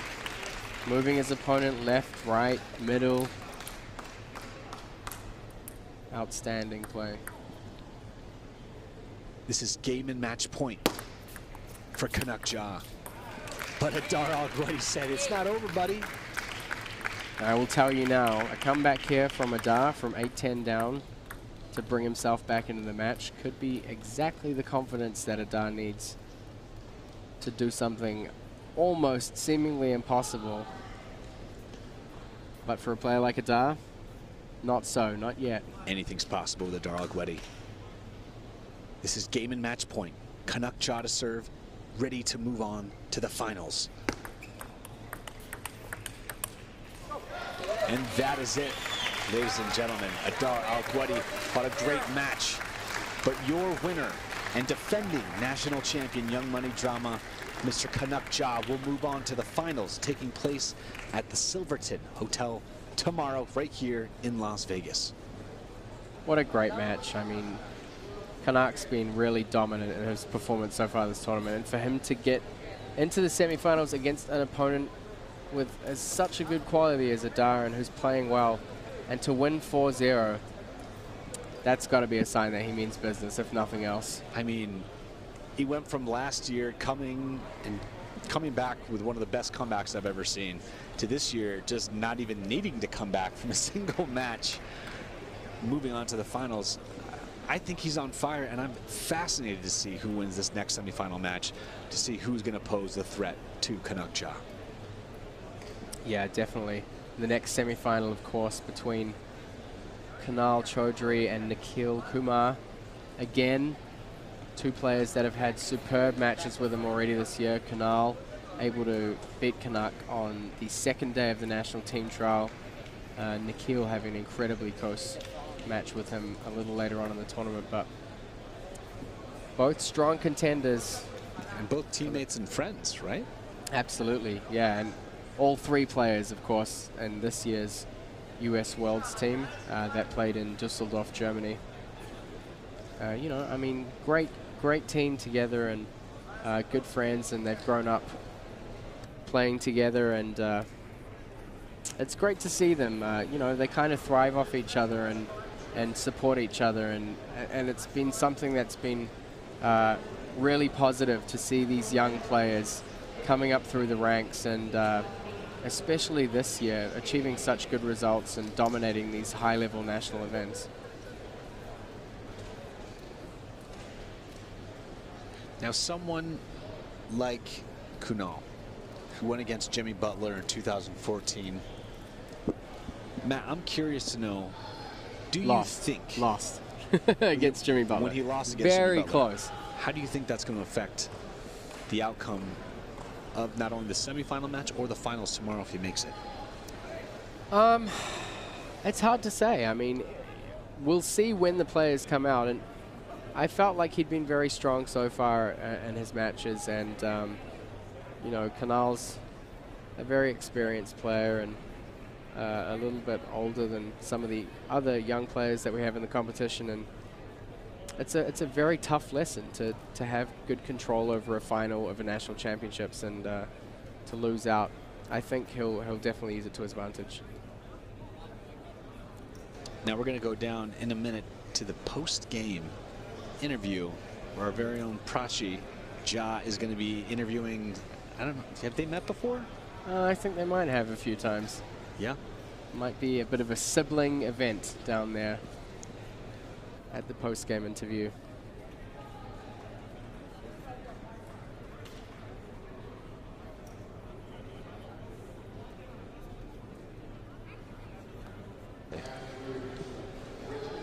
So we're going to go get joined by Kanak to talk about his victory, the fact that he's won 20 games in a row at this point. Yeah, absolutely outstanding. And be very interesting to see what he can bring to the final. Both parents, Arun and Karuna, looking very happy with the result. And such a unique opportunity to have Prachi on our team. To be able, I know she was at the 2016 finals last year when he won, and now has the chance here to interview her brother after his result. We will head down to them now. Take it away, Prachi. Hello, I'm here. I'm Prachi Ja, and I'm here with none other than Mr. Kanak Ja, better known as my little brother. Kanak, you just won, got your ticket to the finals. How are you feeling? Yeah, I'm feeling great. You know, this is my first goal, just to reach the finals, and now, of course, tomorrow will be another match. But you know, I'm very happy to win this match and reach the finals. And yeah, I played well today. I remember just recently you had a very close match with Adar during the national team trials, and he came out victorious in that time. So how did that affect your mental state or your strategy coming into this match? Yeah, I just knew the match would be very tough, especially because he beat me last time. And yeah, I think it just gave me more extra motivation because, of course, you don't want to lose to the same guy twice. And I just tried to change some tactics and do those things a little differently, and I guess it worked. Is there any specific tactic that you changed? Because I saw this time it was pretty comfortable, you know? Yeah, I mean, I tried to receive the serve a lot better because Adar has a very strong serve, especially one where he tosses a little higher. So I just tried to receive more confidently and not let him get his forehand into play as much. Okay, and you are the defending national champion, so how do you think that affects you coming into your second nationals? Now you're in the finals. Are you feeling the pressure yet from your coaches or from your family, or are you going to try to take it a little bit cool?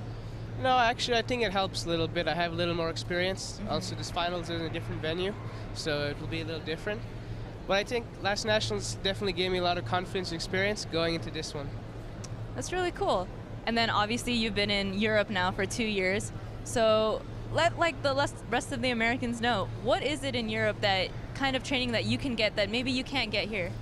Yeah, I mean, just the lifestyle in Sweden is so nice. You know, it's a very professional environment, and I'm training twice a day with other professional athletes who are very good. And yeah, I think that really makes a difference. Just every day practicing with high-level players, and just really is a great environment. All right, so over the years, you know, you've accomplished so much at your young age, so I'm sure you've had a big fan group. So do you have anything to say to your fans out there, maybe some piece of advice on their journey up to the top? No, I just thank you for cheering for me. You know, I always hear you guys in the crowd, and yeah, thank you so much. It feels so nice. All right, thank you, Kanak, and good luck on the finals tomorrow. Yeah, thank you. A great interview there, and such a unique opportunity for Prachi and Kanak to share this moment after such a convincing victory and a great performance so far throughout this tournament. Don't go away. We do have the second semi-final between Kunal Chadri and Nille Kumar coming up here on table 1. This is going to be a firefight right here at table 1. It's going to be a great clash of styles. Kunal is, you know, he kind of hangs a little bit in the middle of the table and has great command playing over the ball when he plays topspin. Good hands, good touch.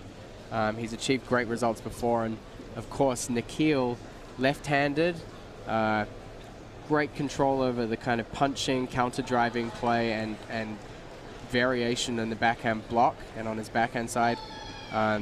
Great left-hander's forehand, of course. A little biased being left-handed myself. But I'm looking forward to watching it. And Nille is a player who gets very fired up. He's very vocal.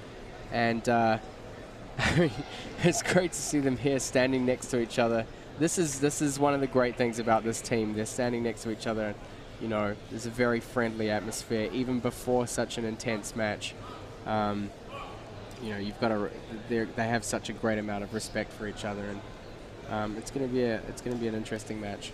Now, if you were going up against one of your friends, one of your teammates like this, Matt, would you put a personal bet on this match? $20 here, or maybe make the other do something crazy like shave one of their eyebrows if they lose? Any personal stakes you'd ever throw on a match of this caliber? I feel like there's enough pressure in this match already. I mean, they're at US Nationals semifinals. Nille hasn't been at this stage before. Kunal's been here before, but of course there is some history at this tournament for him. They're going to be under a lot of pressure, and I don't know. I mean, if it was me in the same situation, I'd be. I don't think I'd be able to handle taking any bets. Well, all bets are off. The semifinal will begin in about 2 minutes, right here live from the Las Vegas Convention Center at the 2017 Super Micro US National Championships. Of course, we are going to be taking more questions from the live stream. A perfect question here about the finals tomorrow, asking whether it's on the Tennis Channel. The match for the men's and women's singles finals will be on the Tennis Channel, but as a tape replay on Saturday, July the 8th, the following day at 3 p.m. Eastern Time. So if you've been hanging out watching Wimbledon, be sure to take a moment to watch the 2 matches, which are, you know, they're going to be fantastic matches.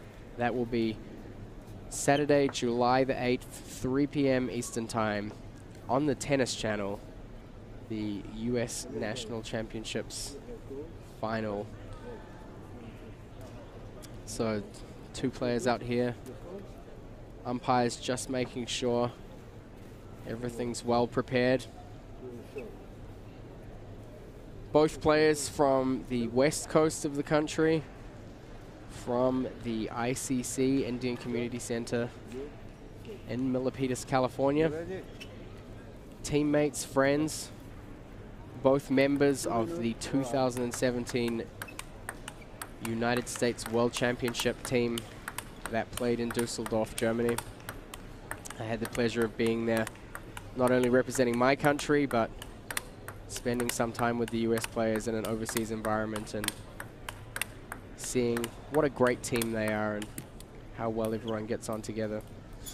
But for now, these 2 players will face off against each other. very high stakes. The winner, a place in the final to compete against Kanak Ja at the Silverton Hotel and Casino tomorrow evening, with the winner taking away $8,000 US and prize money.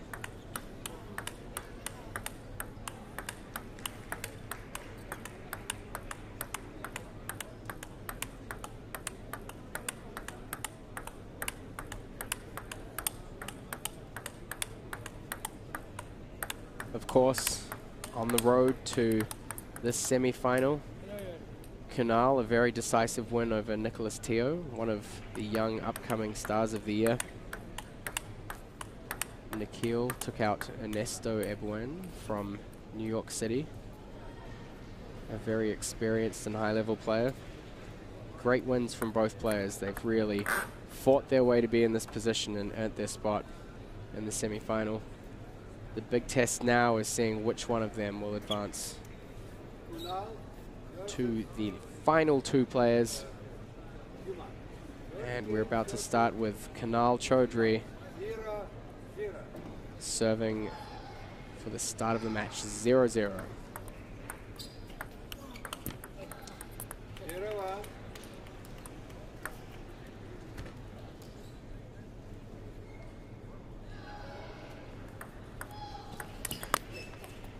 A little bit loose on the serve receive there, popped the ball up slightly high, didn't quite bounce out, and Kunal Chadri not able to put that away. Always great to see the different tactics and directions of spin when you see a right and left-hander play against each other. Some people struggle with the left-handed serve. Kunal seeming to get a good handle on the spin and ball direction. As I said earlier, great touch, great hands for the game.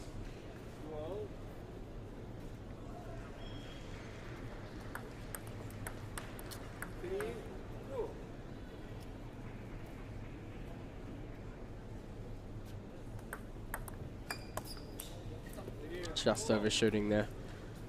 So far, point for point. We are tit for tat right here. The other semifinal match.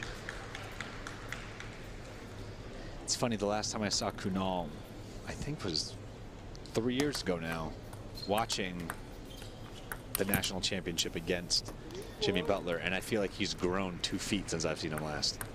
Well, I'll tell you one thing. The last time I saw him, I saw some outstanding table tennis.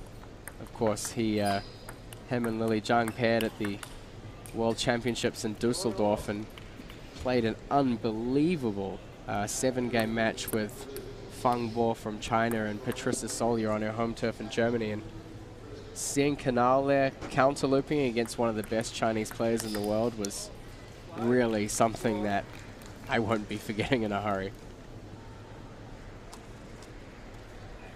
I like what Kunal's putting together. Seems to have excellent control of his shots in his game right now. Nikhil battling back and keeping it close. This match could easily go either way. 5 serving 4. Once again, we're tied at 5.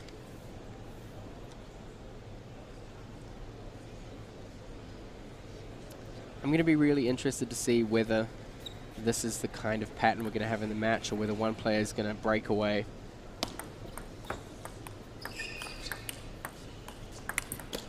I would be surprised if this match went anything less than 3-3.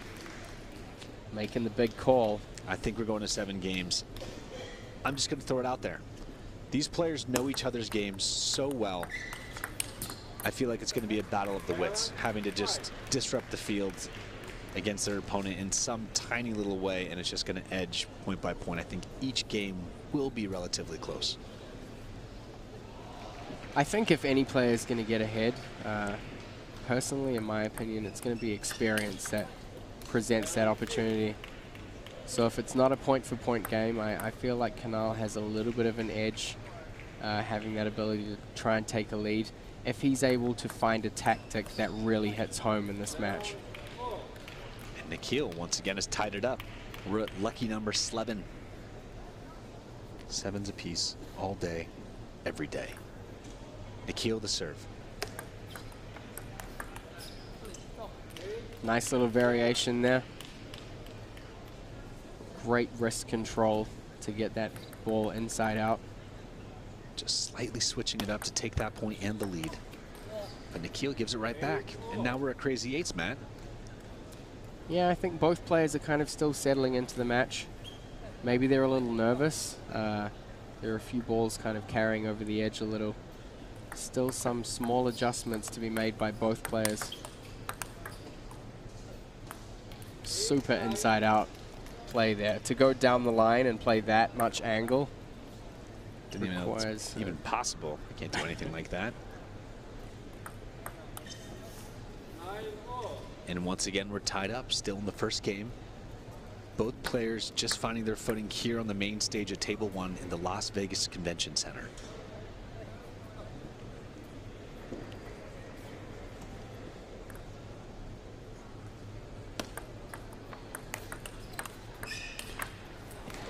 And a big shot. Kunal takes the point, right down the line, hitting the corner. He moves it to game point. It's going to be very dangerous if Kunal starts finding those opportunities. And now we're basically at 10-10 in the first game. We're going to extra points. We rotate every serve. Must win by 2.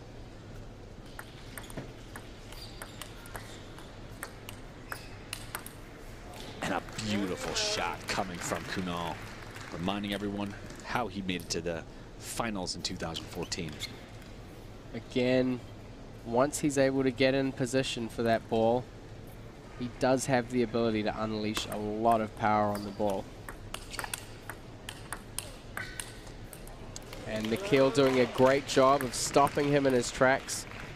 Moves that ball in into the body, into that backhand corner. It's 11-11, make a wish.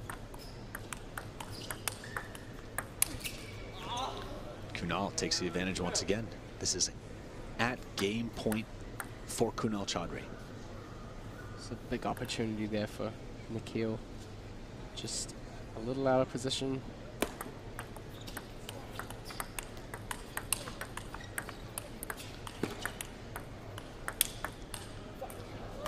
Wow, there's that backhand punch that Nikhil's really made one of his kind of signature shots. Fantastic timing as well, just to get that much snap on the ball.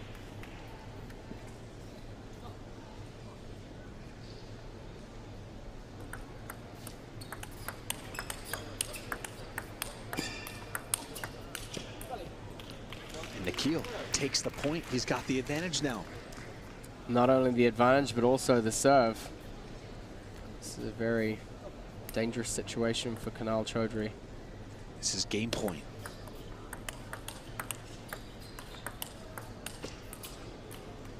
Dropping that backhand punch, just like you said, takes the first game. Nikhil Kumar moves to 1-0 in this best-of-7 game match in the semifinals, on the road to the finals at Silverton for $8,000 here at the 2017 Super Micro U.S. National Championships. Great first game, very neck and neck. I think Nikhil did a good job towards the end there. You saw him really bringing all of his tools to the table. You know, whether it's blocking soft, punching. I mean, look at that, like coming across and getting that inside out angle a little bit just to bring it in a tiny bit closer to Kunal's body.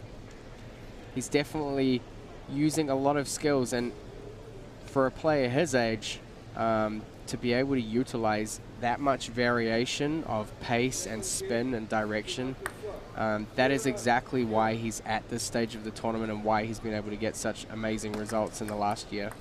Kunal's strategy just seems so subtle and nuanced that it's even hard to tell at times that he's being so incredibly strategic.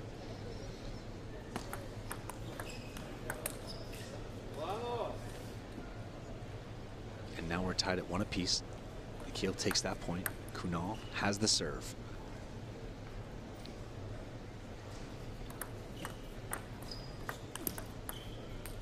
But Nikhil gets caught up in the net, giving that point right back. going to be 2 serving 1.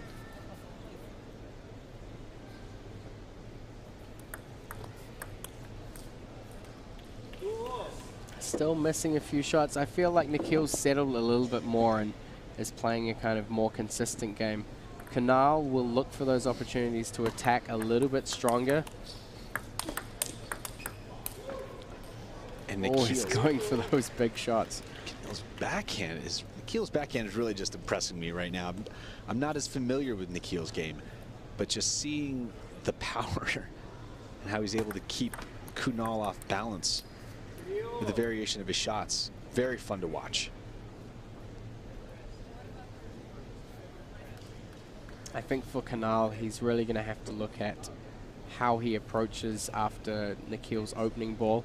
If he can get a little bit of a softer opening, mainly on the backhand side, I think he has a chance to follow up a little bit stronger, and he's got to really look for the right combination of power and placement to ensure that he gets the advantage in the point without risking too much. And there's that great, almost perfect application of what I was just saying. Inside out a little, right onto the corner. About 80% pace, 70 or 80% pace. It's all about consistency, accuracy, power, spin, everything balanced together. Takes a lot of experience to be able to know when to play each shot in.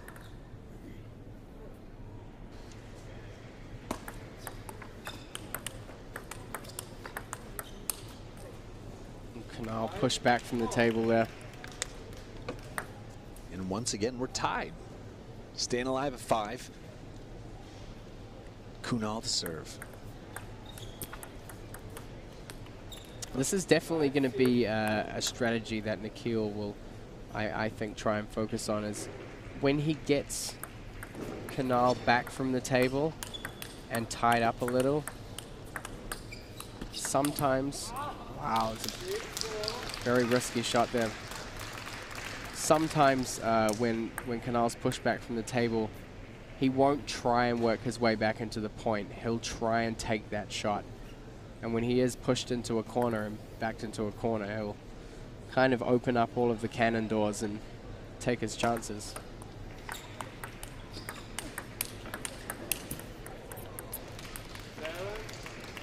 Great combination there. 2 inside-out shots. Pulled Kunal across away from his backhand and then went down the line.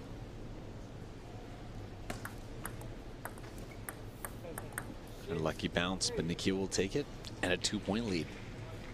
This could be decisive. I mean, has anybody had a 2-point lead yet? I think that's the biggest lead we've seen so far in this match against these two. And suddenly we're up to a 3-point lead.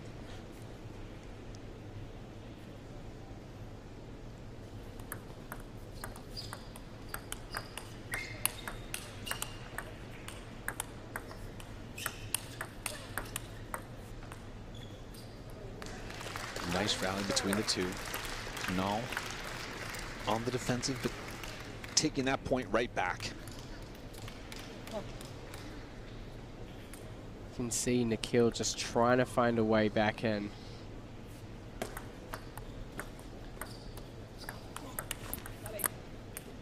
Great initiative, and it's earned him a game point to potentially go up 2-0 here. Nikhil's been very strong, staying close to the table, being very aggressive in this second game. First game was so close. This one has a little more room to breathe, but Kunal does not think it's over just quite yet.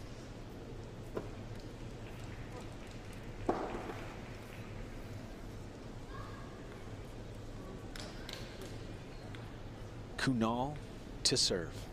8 serving, 10 game point.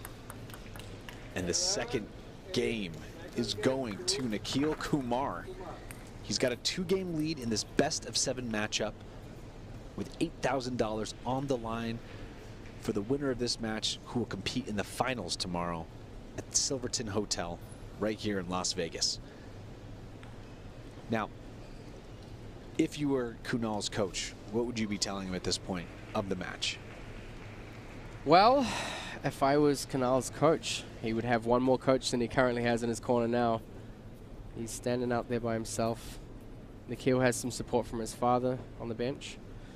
I mean, going through Kunal's head right now, he's got to find a way to fight back into this match, and he'll be going through a lot of different options and analyzing mainly, I think, how he's been losing points,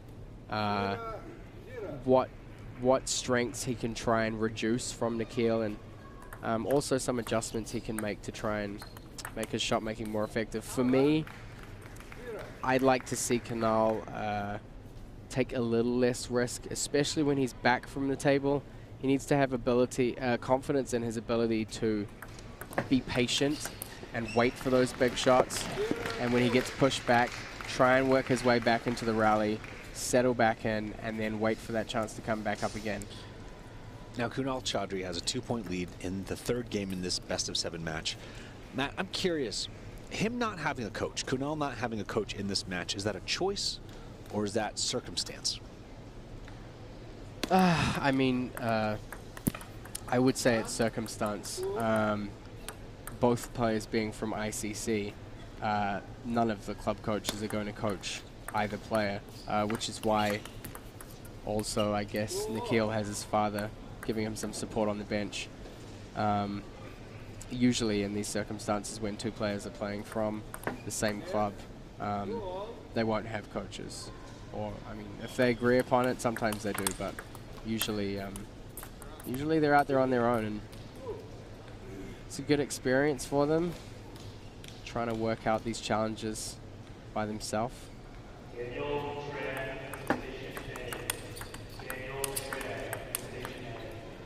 Furious rally, Nikhil comes up on top, takes the point. We're tied at 3.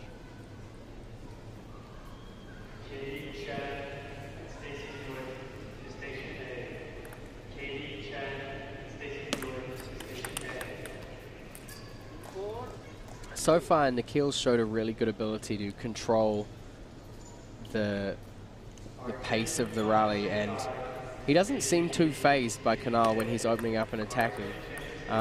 He's able to soak up the pace and slow the game down again, and move the ball around a lot. Like, even under pressure, when the ball's being hit with a lot of power at him, he can still take those fractions of a second to make lightning fast decisions.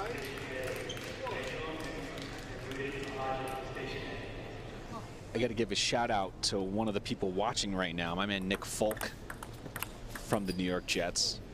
I know he's a table tennis fan. He's checking us out right now on the live stream. Nick, I loved watching you play. I'm glad that you're watching some of our USA table tennis players play right now. If you could ever make it down to a match, Nick, I think you'll love it even more in person.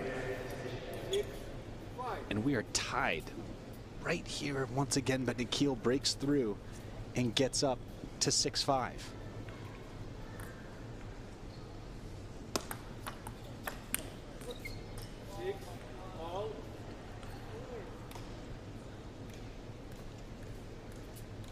It's just an immense amount of pressure on both players to have these patterns coming up again and again. 1 point for 1 point, 1 point for 1 point. They've got to be thinking in their head, how do I get ahead? And whether it's a constructive thing where they're thinking, you know, settling down and being patient, or whether it's kind of a panicking thing, like, you know, they're looking for answers. What can I do? I can't get an advantage in this match. It's going back and forth. What do I do? And this is where endgame really just makes all the difference. I feel like all you can do is just take it point by point, edging it out until once you get to that final stage, just do everything you can just to tip the scales.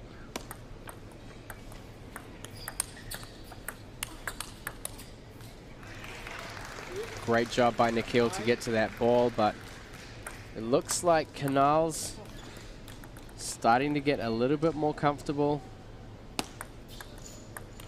Kunal with his 3-point lead. Big risky forehand there.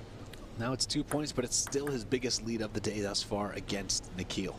Big question though, can he capitalize and finish off the game? Let's see what Kunal's endgame looks like right now. Looking decent. Nikhil gets caught up in the net, and we move to game point for Kunal. But he can't keep it on the table. Nikhil staying alive, trying to move to a 3-game lead. 2 serves here for Nikhil, and it's going to be interesting to see how he formulates his point structure. Nikhil with a lucky bounce, but he'll take it. When you're down 10-8, he'll take anything at that point. We're still at game point. Nikhil Kumar to serve. Nikhil tees off, ties it up, fully capitalizes on his 2 serves, and now we're moving to extra points. If you're unfamiliar with the rules, we rotate serves every single serve, and you must win by 2. Great control exhibited there, and also not just of the ball, but in the depth of the placement. Not always moving players left and right, sometimes shallower bounce on the table, and Kunal was hanging back a little bit. And there's that end game we were just talking about. Nikhil, as he just snuck right back in, took advantage of his 2 serves, and then won in the end, 12-10. He's up 3 games to 0. Yeah, I mean, a very impressive performance so far from Nikhil. Strategically, he seems to be handling the pressure very well. I mean, to be in a match against a player like Kunal, who has more international experience and more years in the game, and to get into these tight situations of back and forth and be able to kind of keep yourself calm and collected and continue to formulate these strategies and adapt. And I think he's done that great so far. Just continue to adapt your strategy, see what changes your opponent's making. And now he has a 3-0 lead and the serve to start the 4th game.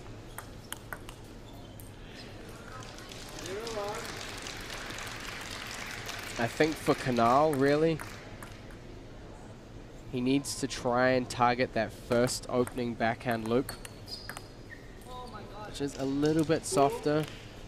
I mean, Nikhil is a player who's developed a lot of variation in his backhand. He's got punches, blocks, counter drives, but the backhand loop is usually a little bit softer on the opening, and he looks for that 2nd or 3rd opportunity to try and play the wider angles and take the point.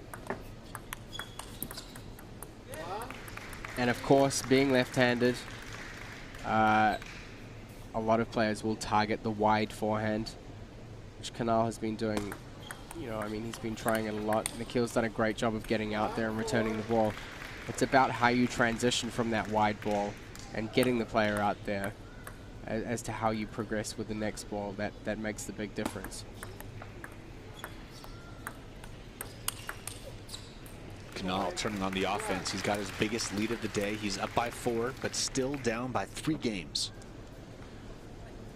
I think when you're down 3-0, you've got to kind of throw all caution to the wind and say, look, some players will take this advantage at this moment and say, I'm down 3-0.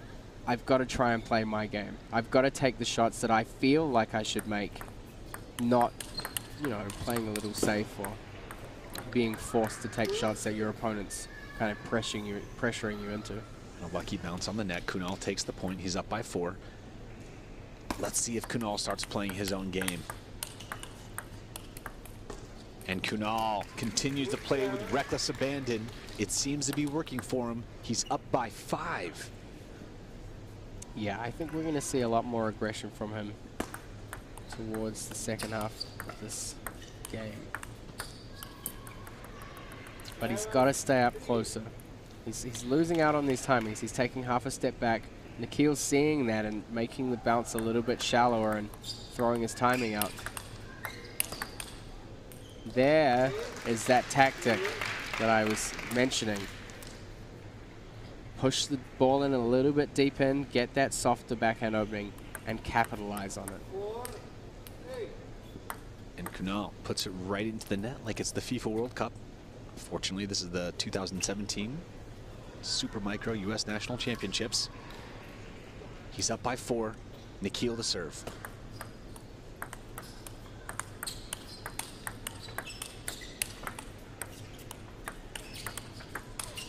A beautiful rally. Kunal just finding his own game.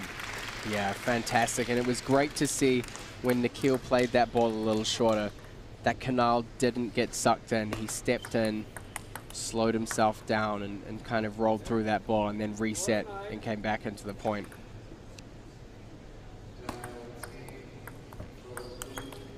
Another great backhand from Kunal Chadri. Once he gets into a rhythm with that shot, I feel like he's getting his timing closer and closer. I mean, this by far is the biggest gap we've seen between two players in this match so far. 10-4 and with the serve. Not quite yet. It's still game point. Nikhil takes the point. Down by 5. He leads by 3 games. Kunal to serve. Ready to close the door.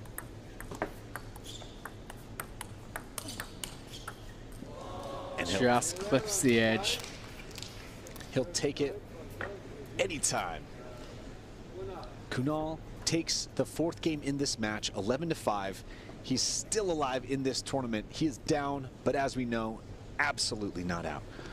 Kunal is a fighter. He's been to the finals of the men's U.S. National Championships in 2014, where he faced Jimmy Butler. He faced even greater odds than he's facing right now. So do not think for a second that this match is over, because I still think it's going to go to 7 games. I think Kunal might just be getting warmed up as we speak. Like you said, he's throwing caution to the wind. He's playing his game, and suddenly he had the most decisive victory of the match so far. Absolutely, and if he can play kind of fearlessly and relax. I mean, when Kunal Chadri is relaxed, everything starts to come together, and his timing improves.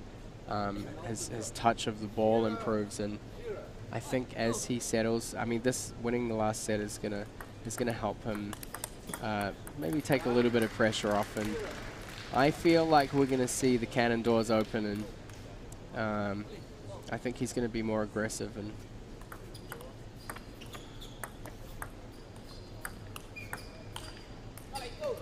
I think we all want to see the sleeping giant wake up and just start stomping around, because I always want more table tennis games.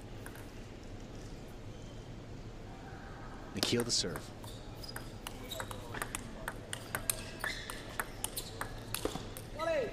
just a little bit too much.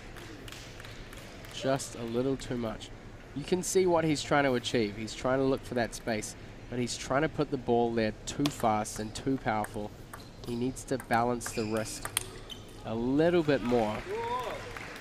Very, very, very small margins in table tennis. You have a small ball, a ridiculous amount of forces going into the ball through spin and speed, weight transfer.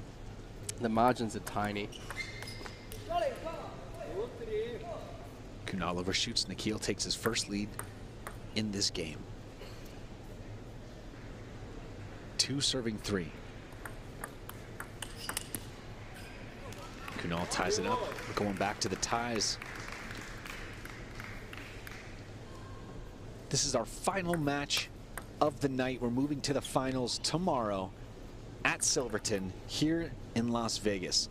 Lily Zhang will face off against Jennifer Wu in the women's finals, and Kanak Ja will face the winner of this match for $8,000. That's a lot of money. It's one of the best prize pools we've had in this tournament. It's very exciting. The players work so incredibly hard. They deserve that, even more than that. I think the more that our sport just continues to get the kind of following and the appreciation, just the more hype gets around it, the bigger the prizes will get.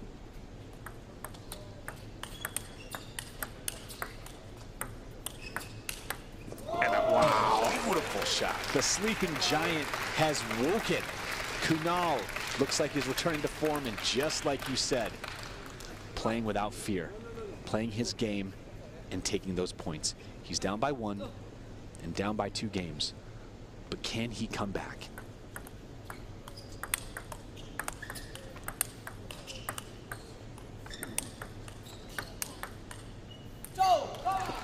Great turnaround there from Nikhil. I think one thing he's excelled at in this match is being able to handle the power that's coming to him and being able to just find those chances to turn the tables around. Go from being a little more passive to a little more aggressive. And the variation. I mean, I said it before, I'm so impressed with the amount of variation that a player of Nikhil's age can achieve. I mean, to be shifting between a fastball, a loop, and then maybe blocking a little more or countering. There's just so much going on in his game, and like usually you see that in players with a lot more experience or a lot more years in the sport than Nikhil. It's very promising to see a player of Nikhil's age being able to execute that kind of game. Of course, Nikhil, the winner of the ITTF World Hopes Trial in 2015, following in the footsteps of other players here in this tournament who have performed well in that event, the likes of Crystal Wong, Victor Liu, Amy Wong, of course, who won the same event in the same year as him. A great program, and great players start using that as kind of their starting point at a very young age of 11 or 12 and pushing through still at a young age to be able to achieve great results at senior tournaments. Nille Kumar to serve. He leads 4-7. He's up 3 games to 1. Now seeing this big opportunity, having the lead, having victory within his grasp. Nikhil suddenly 2 points away from moving on to his first national championship, hoping to face off against Kanak Ja. Kunal to serve. Big power, huge weight transfer. Now, as we said before, the final 2 points can be the hardest. Let's see how Kunal reacts.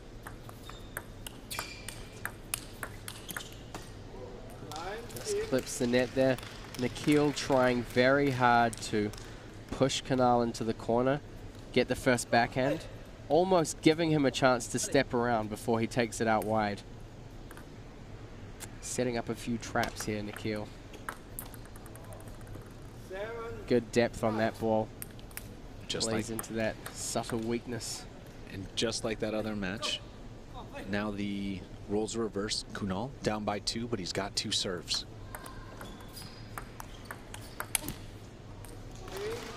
It's going to his advantage. Kunal sneaking back in. He's down by 2 games, but he's... And a great sign for Kunal there that the pressure is really starting to fall on his opponent. A timeout from Nille Kumar. Back to the bench. Needs a game plan as to how he can close out these last 2 points, especially now with Kunal having 1 more serve. If Nikhil can take this point and have the serve at match point, makes a very big difference. It's been fascinating in this tournament to see the veterans, even the young veterans like Kunal, going against the younger players, and how often the younger players can jump to such a quick lead, and the experience of the older players can really even out the match at a late stage of it. 8 serving 9. And Kunal ties it up. Nikhil will take the serve, still within 2. Big risk there from Nikhil. Good to see that he wasn't scared of taking the shot.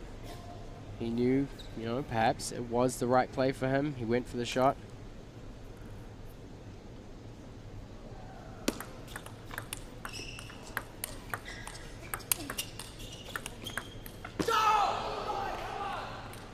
Again, catches Kunal in that corner. 1 point away now from potentially making that final tomorrow. This is that drama that I love in table tennis. This is game and match point. Nikhil to serve. And we got the drama all day, people. We're tied at 10 apiece. Kunal Chadri is going to get the serve. He's down 1 game to 3 games by Nikhil. 10-10. Goes for the topspin serve. Right where he's comfortable. I mean, Kunal is a player that likes to play against topspin. He gets the ball where he wants it and plays with a great deal of power. And now, a game point to potentially stay alive.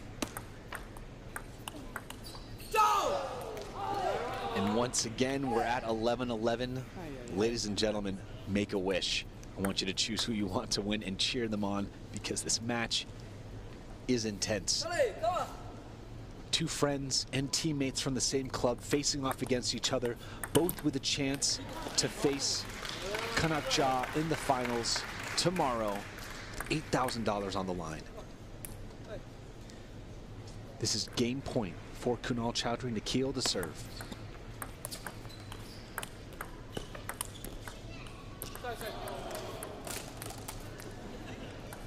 Now we're tied at 12 apiece. I think the umpire just lost his clipboard. Somewhere amongst the excitement. 12-12. Back to this back and forth. The amount of pressure on both players here. Kunal has been there before. He wants to go back. Nikhil has yet to come ever to the finals. And he's 1 point away once again. The big serve here for Nille Kumar. Game and match point.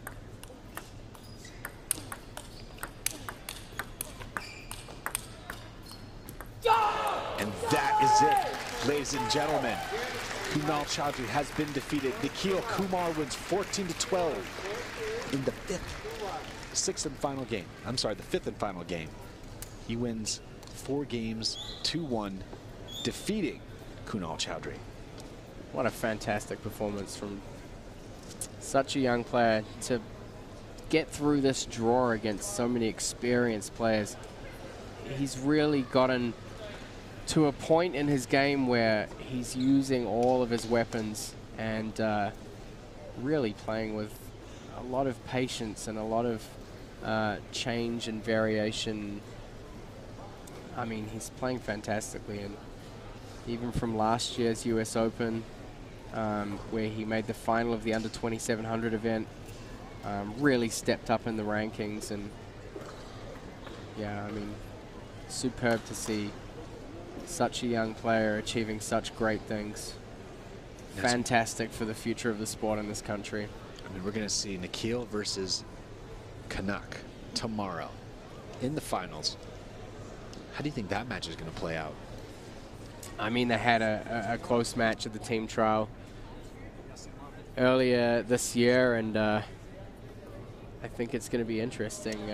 I mean, Nikhil is in great form, and he's bringing his best table tennis to the table.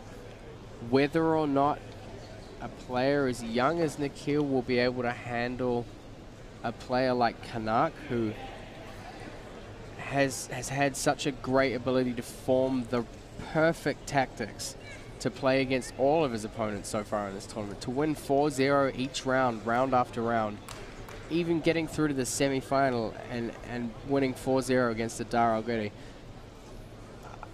It's going to be a challenge for Nikhil, and I think he's going to rise to the challenge. But the biggest hurdle that he will have to overcome is that Kanak Ja and Stefan Feth will be formulating the best possible tactics to bring to the final. And it's really going to be on Nikhil to keep his mind sharp, make adaptations, you know, see how he's winning and losing points. But I'm very much looking forward to seeing it. And of course, we're going to go and hear from the man himself in just a moment. Yeah, I can't wait to hear how excited he is and to hear what Prachi has to say about this. Must be a lot going through his head at the moment. He's just kind of, you can't see him now, but he's sitting down there and his face is just still. I mean, his mind must be buzzing with excitement. It's probably one of the proudest moments you could have, and we're going to go down to them right now, courtside. Prachi, tell us what's going on. Hi, I'm Kanak Ja, and I'm here with Nille Kumar, who just earned his golden ticket into the men's singles finals. Nikhil, your first time in the finals, how are you feeling? I mean, I'm feeling extremely excited right now. I'm also a little nervous to see how the area, how it's going to be. Lots of people around also. So I'm not sure, it's kind of in between both. I'm excited but nervous at the same time. All right, let's talk about your match right now. I know that you and Kunal have both been in ICC for many years. Do you think it was more of an advantage or a struggle to play someone whose game you know so well? I think it's more of a struggle to play with someone, because even though you know his games, I know his game so well, he also knows my game, and we played many times together. We practiced a lot also, so yeah, I mean, we know each other very well. We've been in ICC for quite a long time by now. So what do you think brought you ahead in this match? I mean, I think this match, I knew this, like, there would be lots of rallies and it would just keep going. I had to tell myself that just be consistent, don't miss, and like keep putting the ball on the table no matter how many times. Always be expecting balls to come back. That's fair. Okay, so tomorrow you're going to be playing in a completely new venue. You're going to have all the lights, all the camera, all the attention just on you. Do you have any strategies, or how are you going to cope with that? I don't know, I'll just probably have to ignore all of that, stay to myself, and just prepare myself for the match. Yeah, that's good. And also, you're actually going to be playing Mr. Kanak Ja, you know, defending national champion. So how does it feel for you? This is your first time in the finals, you're pretty young, and you're playing against someone who's older, more experienced, defending national champion. How are you going to approach this match? I mean, I have to approach it like any other match. I have to give in my go full on in every point, keep fighting, no matter how much I'm down or up even. Of course, there will be pressure on me, but also pressure on him, so it's going to go back and forth. All right, I'm really excited to see you. So I have one more personal question. All right, so you're going to start high school now. You know, you're not quite the normal kid. How do you explain it to your friends that you're kind of really good at ping pong? I don't know how to explain it to my friends. I just, I'm not sure really how to explain it. Like recently you went to World Championships, and I'm sure you missed school for that. So what do you tell your teachers? I had to tell my teachers I'm going for a tournament. Most of them usually are curious to know what kind of tournament. So then they wish me like good luck or something, and they're really happy for me also. So yeah, that's how it is. And my friends are also happy for me. That's awesome. All right, I'm really excited to see you play actually my little brother tomorrow in the finals. So good luck and amazing performance today. Thank you. And a great post-match interview there with Nille Kumar. Of course, tomorrow is the big day. It's the big show, baby. The big show. The finals at the Silverton Casino and Hotel. We will be live streaming on Team USA's YouTube channel and on Facebook. If you have the chance and are around Vegas, get your tickets, get along. It's going to be incredible. The team at the Silverton and the staff at USA Table Tennis have been working incredibly hard to bring this event to the Silverton Hotel, and yeah, I'm very much looking forward to it, Ryan. Me too. It's been a pleasure and an honor to commentate these amazing matches. We will be with you all tomorrow at the Silverton for the finals. Tune in, hit us up, come down, and we're excited to see you. I'm Ryan Willard. And I'm Matt, and a good night to all of you. Take care.